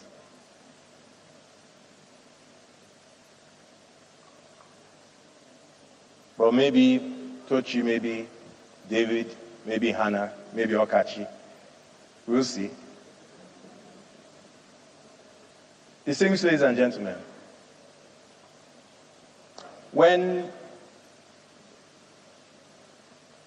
generals, they may also be presidents, but generals who have excelled in service to their country fall, they find a special place to bury them, whether in the US, in Europe, and even, I believe, here in Nigeria. At least they used to. And pomp, ceremony characterizes the expression of loss that a nation and perhaps an entire continent could feel with the loss of a great general. Nigeria, Africa, has lost one of its finest generals. Some have described him and compared him to even Alexander today. When generals are buried, their children sit down, whilst those who are there show their appreciation for the fallen general. Let us rise up in unison and begin to send a clear message of appreciation to this general. Whenever you're tired, you can stop clapping. But let's start.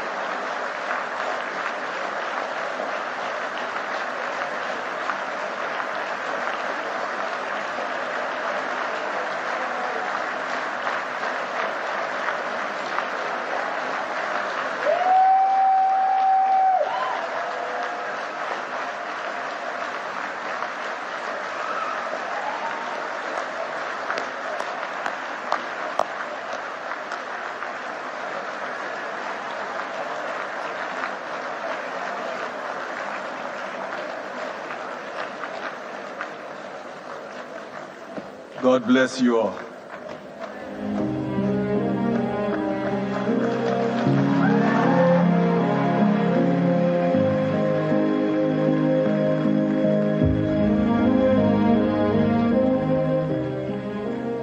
What a moment.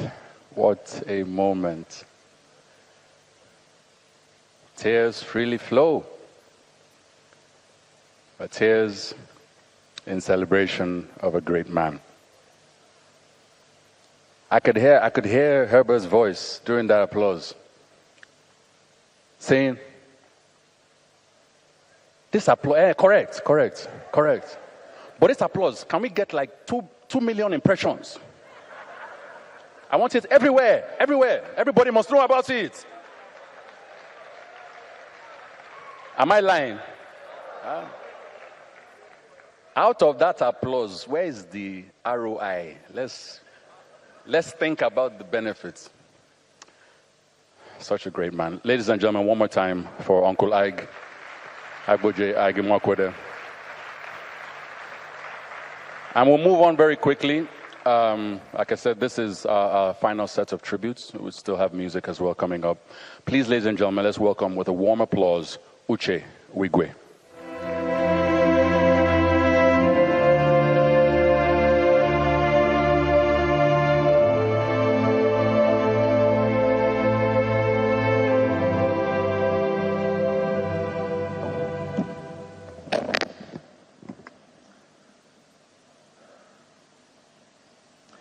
Good evening, ladies and gentlemen, Your Excellencies, and Your Highness.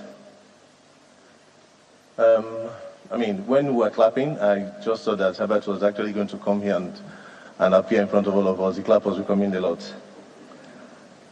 But my name is Uche, as you all know, and my relationship with Herbert started as far back as when I was 15 years old.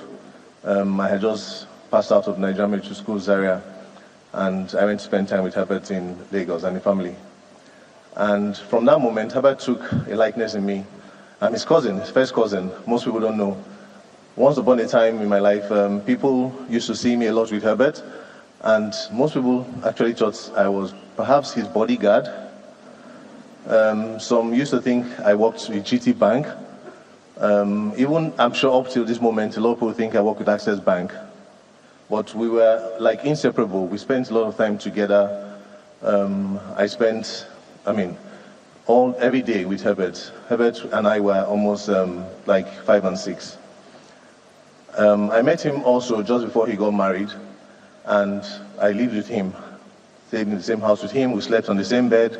We went out together. He used to drive to the University of Port Harcourt, where I was studying banking and finance, to come and visit me all the time. And we were like buddies. We were like, he was the friend I had in the family, and the only friend I really had. Up until the time when he married his wife, Chizoba. She moved into the house, and it was almost a competition between myself and Chizoba. Because Herbert would come into his room, and I'll lie on their matrimonial bed, and we're chatting the whole night. And she comes in very angry, and in fact, at one point, she told me that I might have to leave her house for her. But that was the relationship. But Herbert took me into his life and into his family. I saw him through the birth of his kids, everyone.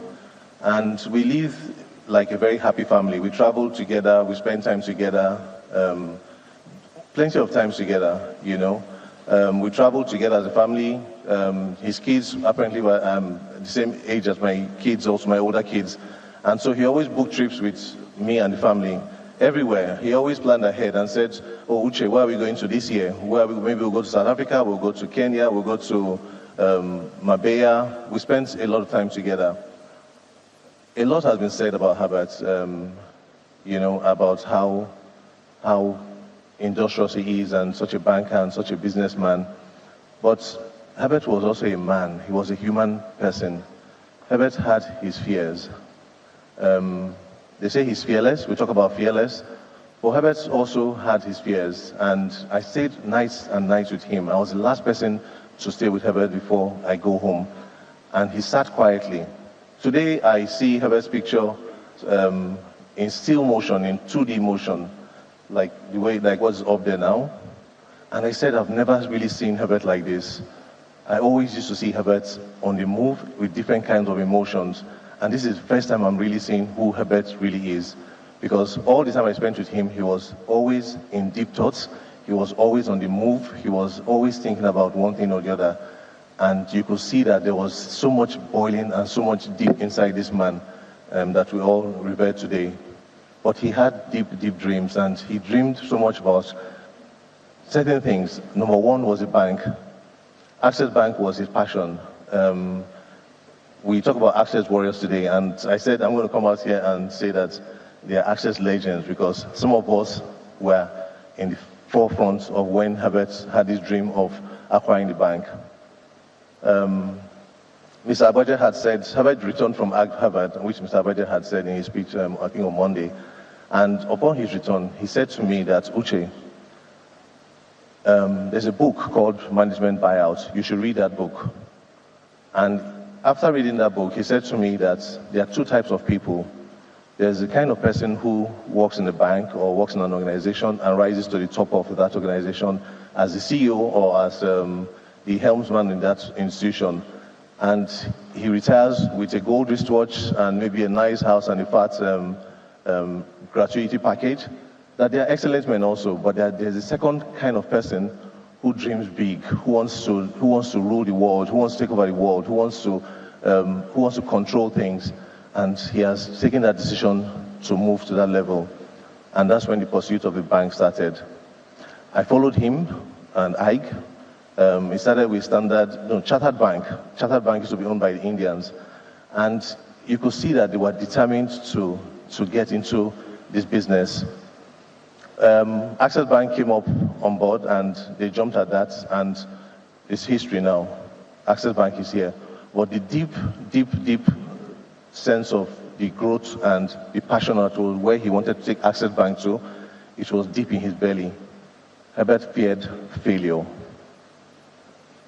Failure was one thing he feared, and he said this several times to me that, Uche, my greatest fear is for the bank to fail, and I will do anything to ensure that the bank does not fail. He angered a lot of people in his ways, not deliberately, but because he was determined to ensure the bank doesn't fail.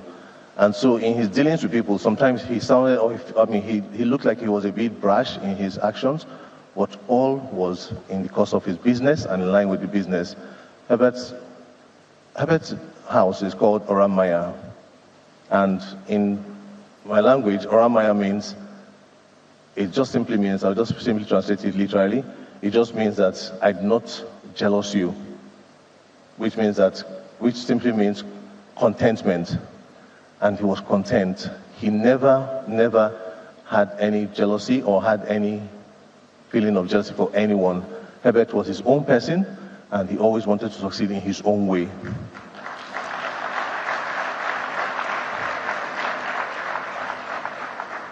So much about Herbert as a businessman, and we forget to remember that Herbert was also a very, very devoted family man. Herbert loved his kids. He always, people talked about how he took them on school trips to visit them in school, assignments, through their homeworks.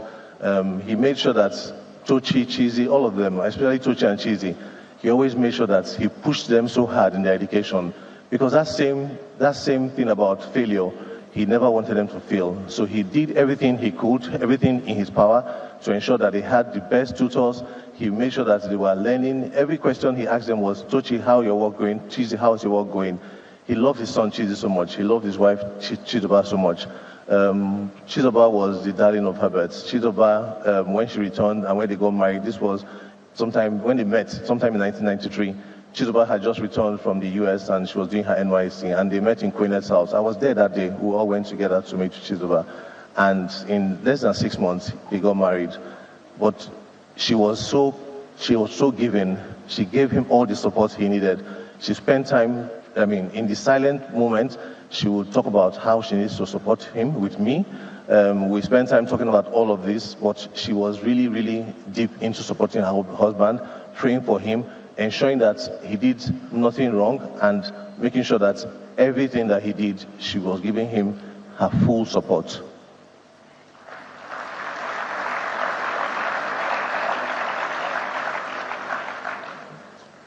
I know time is fast spent, and I just had three items which on my list of things which I want to discuss, which included Access Bank, and I've spoken about Access Bank, and we all know how much he had passion for Access Bank.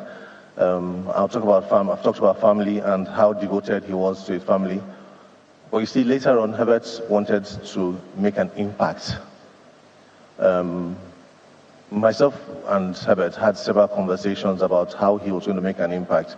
And Herbert told me in his quiet time that Uche, he loved kids, he loved family, he revered everybody. Herbert made commitments to all his friends, made commitments to family, and he always made sure he kept to those commitments absolutely to the end. But he loved people that he called family. He called everyone family, and he called you my brother, he called you my sister, but he loved everyone the same way, you know. So when Herbert had the vision or the mindset to give back to society, Herbert called me one day and said to me that, Uche, let's set up the How Foundation. And the whole essence of setting up the How Foundation was that he wanted to adopt 1,000 children, set up a home for 1,000, in fact, literally adopt 1,000 children. And I asked him, Herbert, how do we adopt 1,000 children? Where are we going to keep them? He said, no, you know what, let's rent a place in Lekki and we'll keep them there. I said, well, that's becoming a motherless baby's home or a home. And I said, there are certain regulations. You're going to have to look for nannies. You're going to have to medical care. There's so much about doing that. And he thought again and said, okay, let's think of it. Let's think of how we'll do that. But gradually, it's birthed into Wigwe University. And Herbert found that passion, and he realized that he can give through empowering children, empowering young people. And he believed that young people...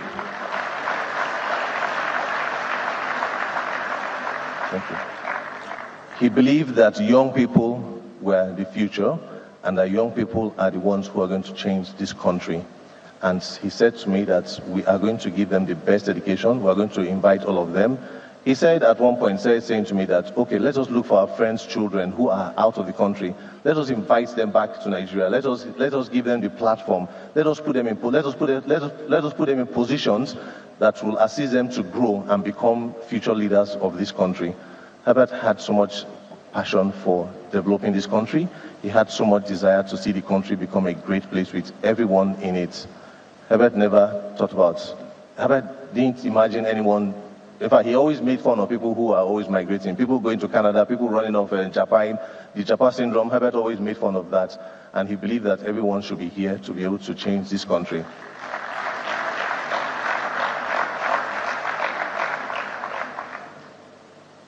Today, I'm standing here strong, and Herbert used to always tease me that I'm an emotional person.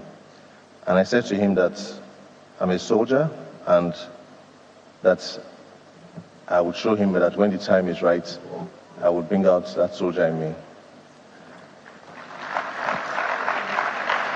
The time I believe is now, and I'm going to be strong. I'm going to be strong for Tochi, David, Hannah, and Okachi.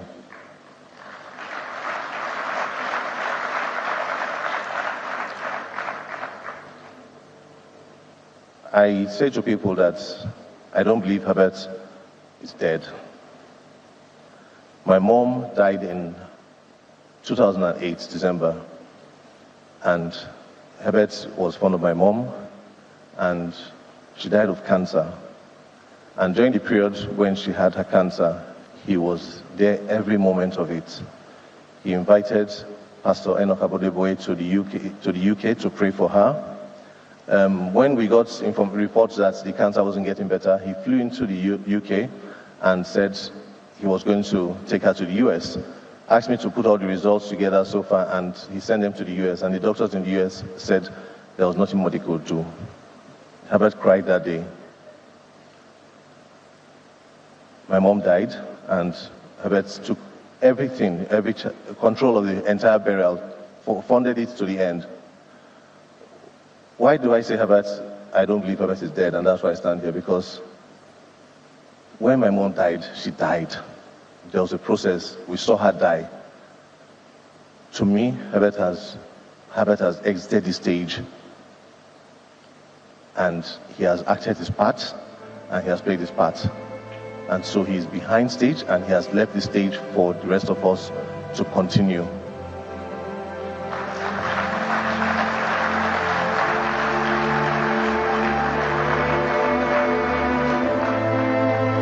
And so, in concluding, I'll say my tributes to Herbert, my dear brother, that you came, you conquered, and you exited too quickly while we're all enjoying your performance.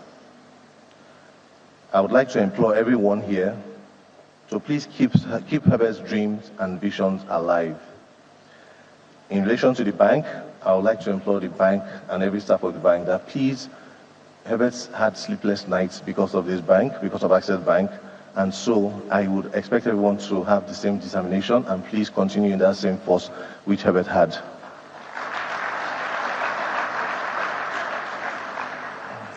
Wigwe University was Herbert's new dream, to empower the youth. We've introduced Professor Miles, the Vice Chancellor. We have gone far. I started this journey with him, and we spent several times talking about Wigwe University. Herbert made certain remarks as to how he was ready to give up everything he had, including his life, for the university. So today, I would ask today that, if anything else, please let us keep Herbert's dream alive. I have vowed to give up everything I have to be able to keep Herbert's dream alive. And the position which he has put me in his life and how much he has done for me in his life, I would pick up everything and I'll take it till I see it done.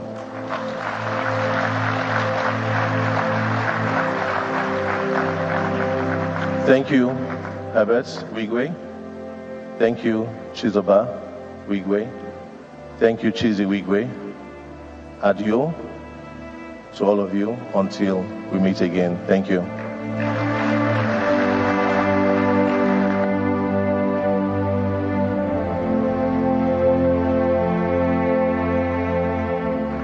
Thank you very much, Uche. Thank you for those words. Up next, still from the family side, please let's welcome our big brother, Emeka Wigwe.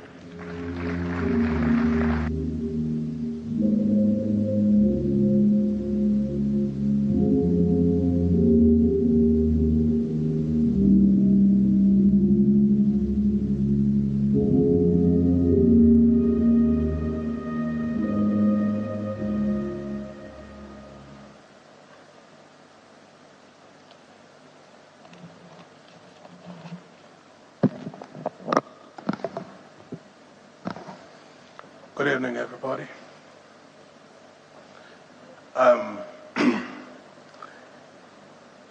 I would start by appealing to you to please understand with me. I'm a bit of an emotional person. And for tonight, also, I really can't speak like other people because I have a peculiar relationship with Herbert, very unique one. Herbert and I grew up. Herbert is the closest person I've ever known. We grew up, we have a year in between us. We started our lives together in Port Harcourt.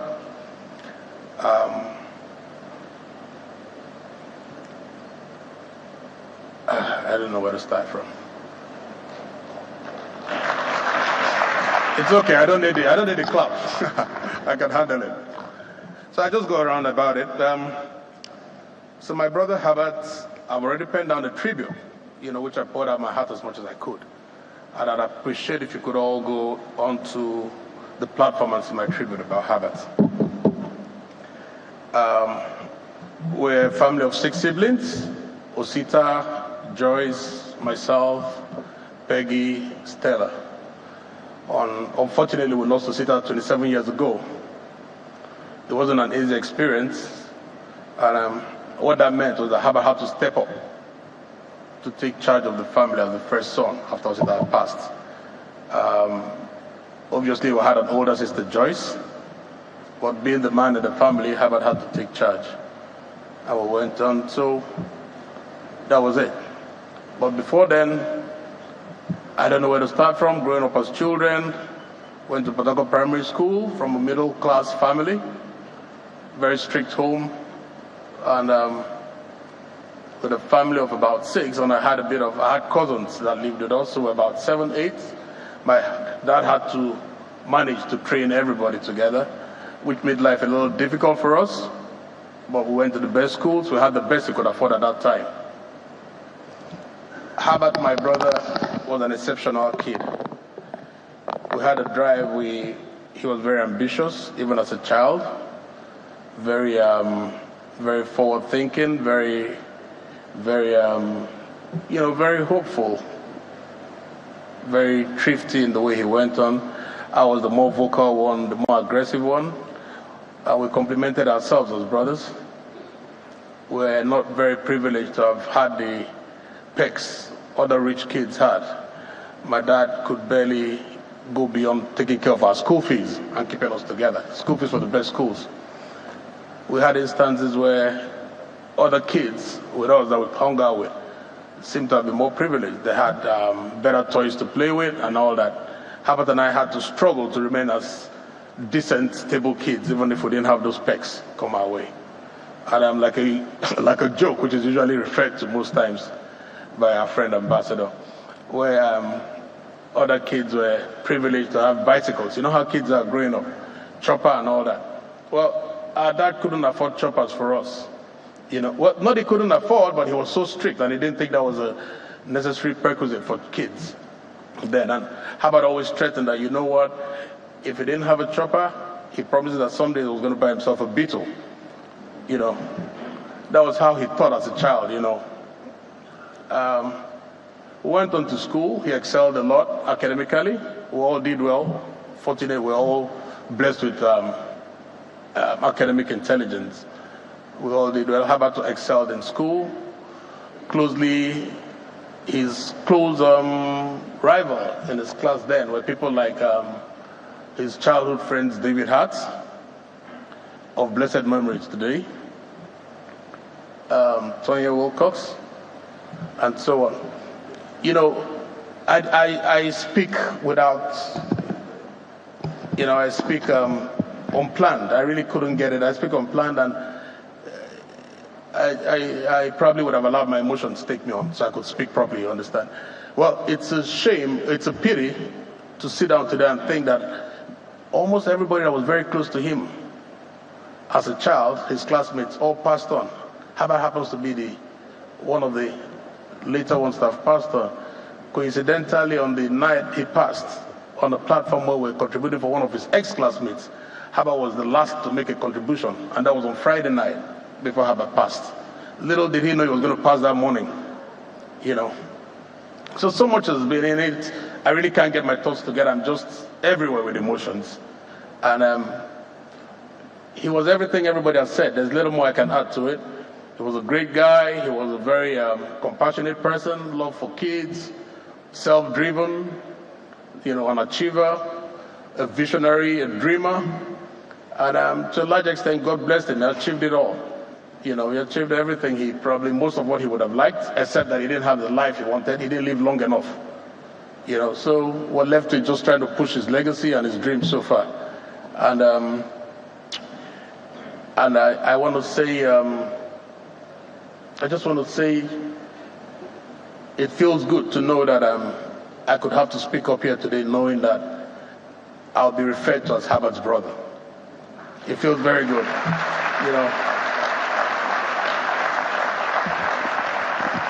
I must say it's an honor. It's an honor, and it's quite a steep feat to accomplish, to stand up there with knowing that I'm Herbert's brother, knowing what expectations the world has about me. But I'm glad. I'm encouraged by the crowd I see, by the accolades I see for Herbert. I feel very inspired. I feel happy, and I begin to say to myself, did I need Herbert's death to understand how large Herbert was? As his blood brother, I never knew Herbert had all this clout. I knew Herbert being a great guy. I knew him for everything, but you know how it is. You take it for granted because you say he's your brother. You know him all. But I'm glad. I'm encouraged. I'm very encouraged to hear all this about Herbert, and so much said about what he's done and what his dreams are. We all know what it is. I guess the greatest legacy he would have liked, would have been to build up his foundation, which had a lot to do with which speaks to his heart towards children. Most importantly, his family, his kids. And, it's funny, I kept marriage till very late. Till very, very late, I promise you. Maybe God has a humor man we can't understand. I gave birth, I had my first child barely a year ago. I got into fatherhood barely a year ago. And in less than a year after, I see myself inheriting 4 more kids. Tochi, David, Hannah, and Okachi. It's pleasant. I'm happy about it. I'm excited. If there's something I look forward to beyond anything else in my life, is to show love to Herbert's kids. I'd like to prove to them, I know I might not do it as well as he would have done it, but I'd love to show them what their father meant to me. I don't have a choice. I don't know anywhere else to deal. And for whatever Herbert stood for, I'll be glad to do what we can. Myself, my wife, Chinaya, my siblings, and my entire family would be very glad to serve, to do it, to the glory of God. And we've had a lot of support from Igboje, Herbert's brother, Herbert's twin, our family, Alhaji Aliko. I must say a lot of appreciation to him. Alhaji has been receiving guests at my father's house like it was his son that died. Same for the governor of Lagos State. Everybody has been so helpful and supportive. And I don't know. For a day that has been the toughest day in my life, standing up here to talk to you guys is the toughest challenge I've ever had in my entire existence. In my entire existence.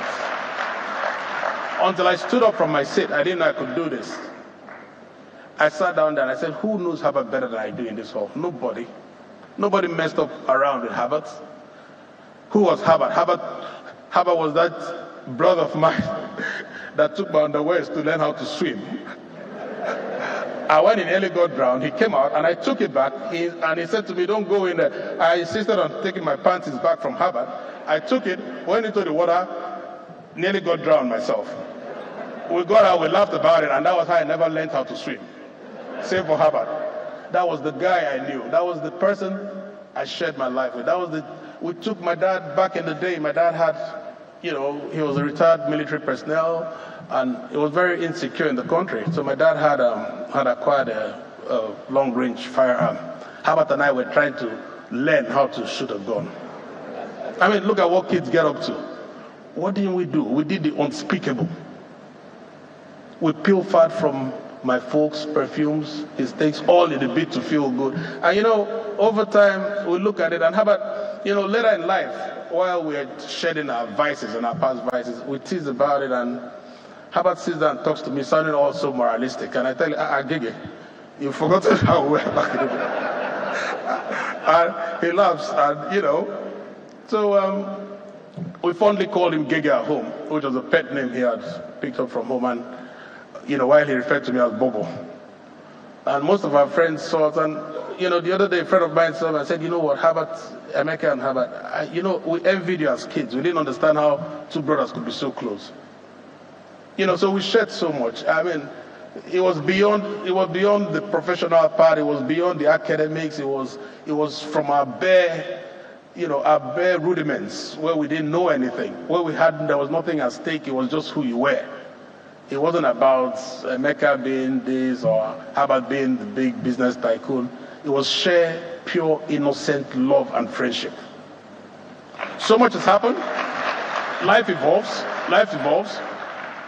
I mean, whatever we go through in life, whatever we see, we always remember, we can't forget where we come from. We've had fights. Who was that person I could fight with? And God, and the next second, he's trying to make up because there's something I have he wants. And it's, you know, it's not a problem because we know ourselves. Who was that? That was Herbert. Today I spoke to Aibuje, who I look up to as my older brother, for every reason. Aibuje is Herbert's contemporary, he's Herbert's friend, he's Herbert's partner, so I can only say Aibuje as my older brother. And I said to Aibuje that day, you know, I can't quarrel with you, but I would have quarreled and fought with Herbert. Because I know Aibuje as Herbert's friend, and Herbert was that person I could do what I could take the extra chance with, you know. So if I met his friends, I probably wouldn't have the same feel with them, no matter how much I love them. You know, so Herbert was my brother. He was my brother from the roots. I couldn't, like it or not, I couldn't do a thing without him. So we shared too much. I mean, we shared so much. I'll feel out of place to come here to start telling you how good Herbert was. I'll sound like I'm patronizing him. But Herbert is who he is, and I know him for what he is. And unfortunately, like it or not, I really can't. This is Channels Television. You may continue to watch the night of tributes for former Group CEO, Access Bank Holdings, Herbert Wigwe, on our YouTube channel, youtube.com/Channels TV. We're now returning to our other programming for the day. Up next is the news at 10.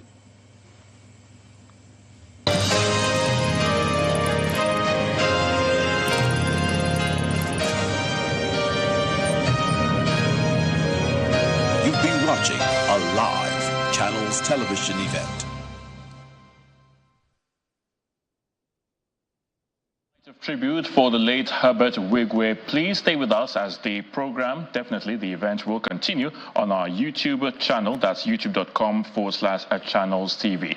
We will now be taking you to our main studio in Lagos for our flagship, the News at 10. This is Channels Television.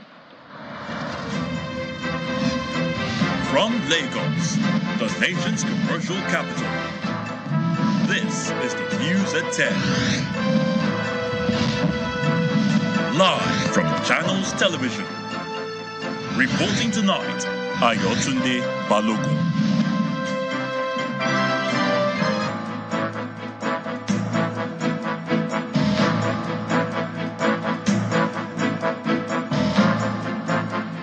Hello and welcome. Tonight, National Assembly leadership resolves to meet President Bola Tinubu over security challenges in different parts of the country.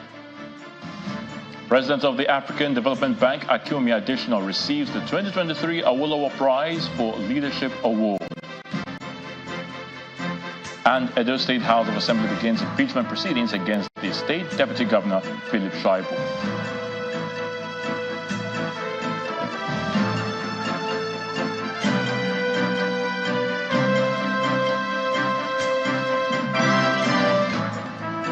On Business News tonight, President Bola Tinubu signs executive orders on oil and gas reforms to improve investment climate in the country.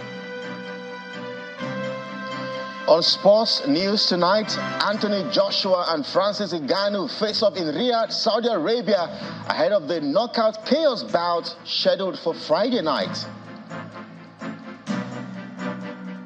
From Abuja, the nation's capital, Court of Appeal affirms Julius Abure as the national chairman of Labour Party, setting aside the High Court judgment restraining Mr. Abure and two others from parading themselves as national officers of the party. And in international news from London, President Joe Biden and Donald Trump have swept the state primaries that were held on Super Tuesday, making a White House rematch between them even more likely.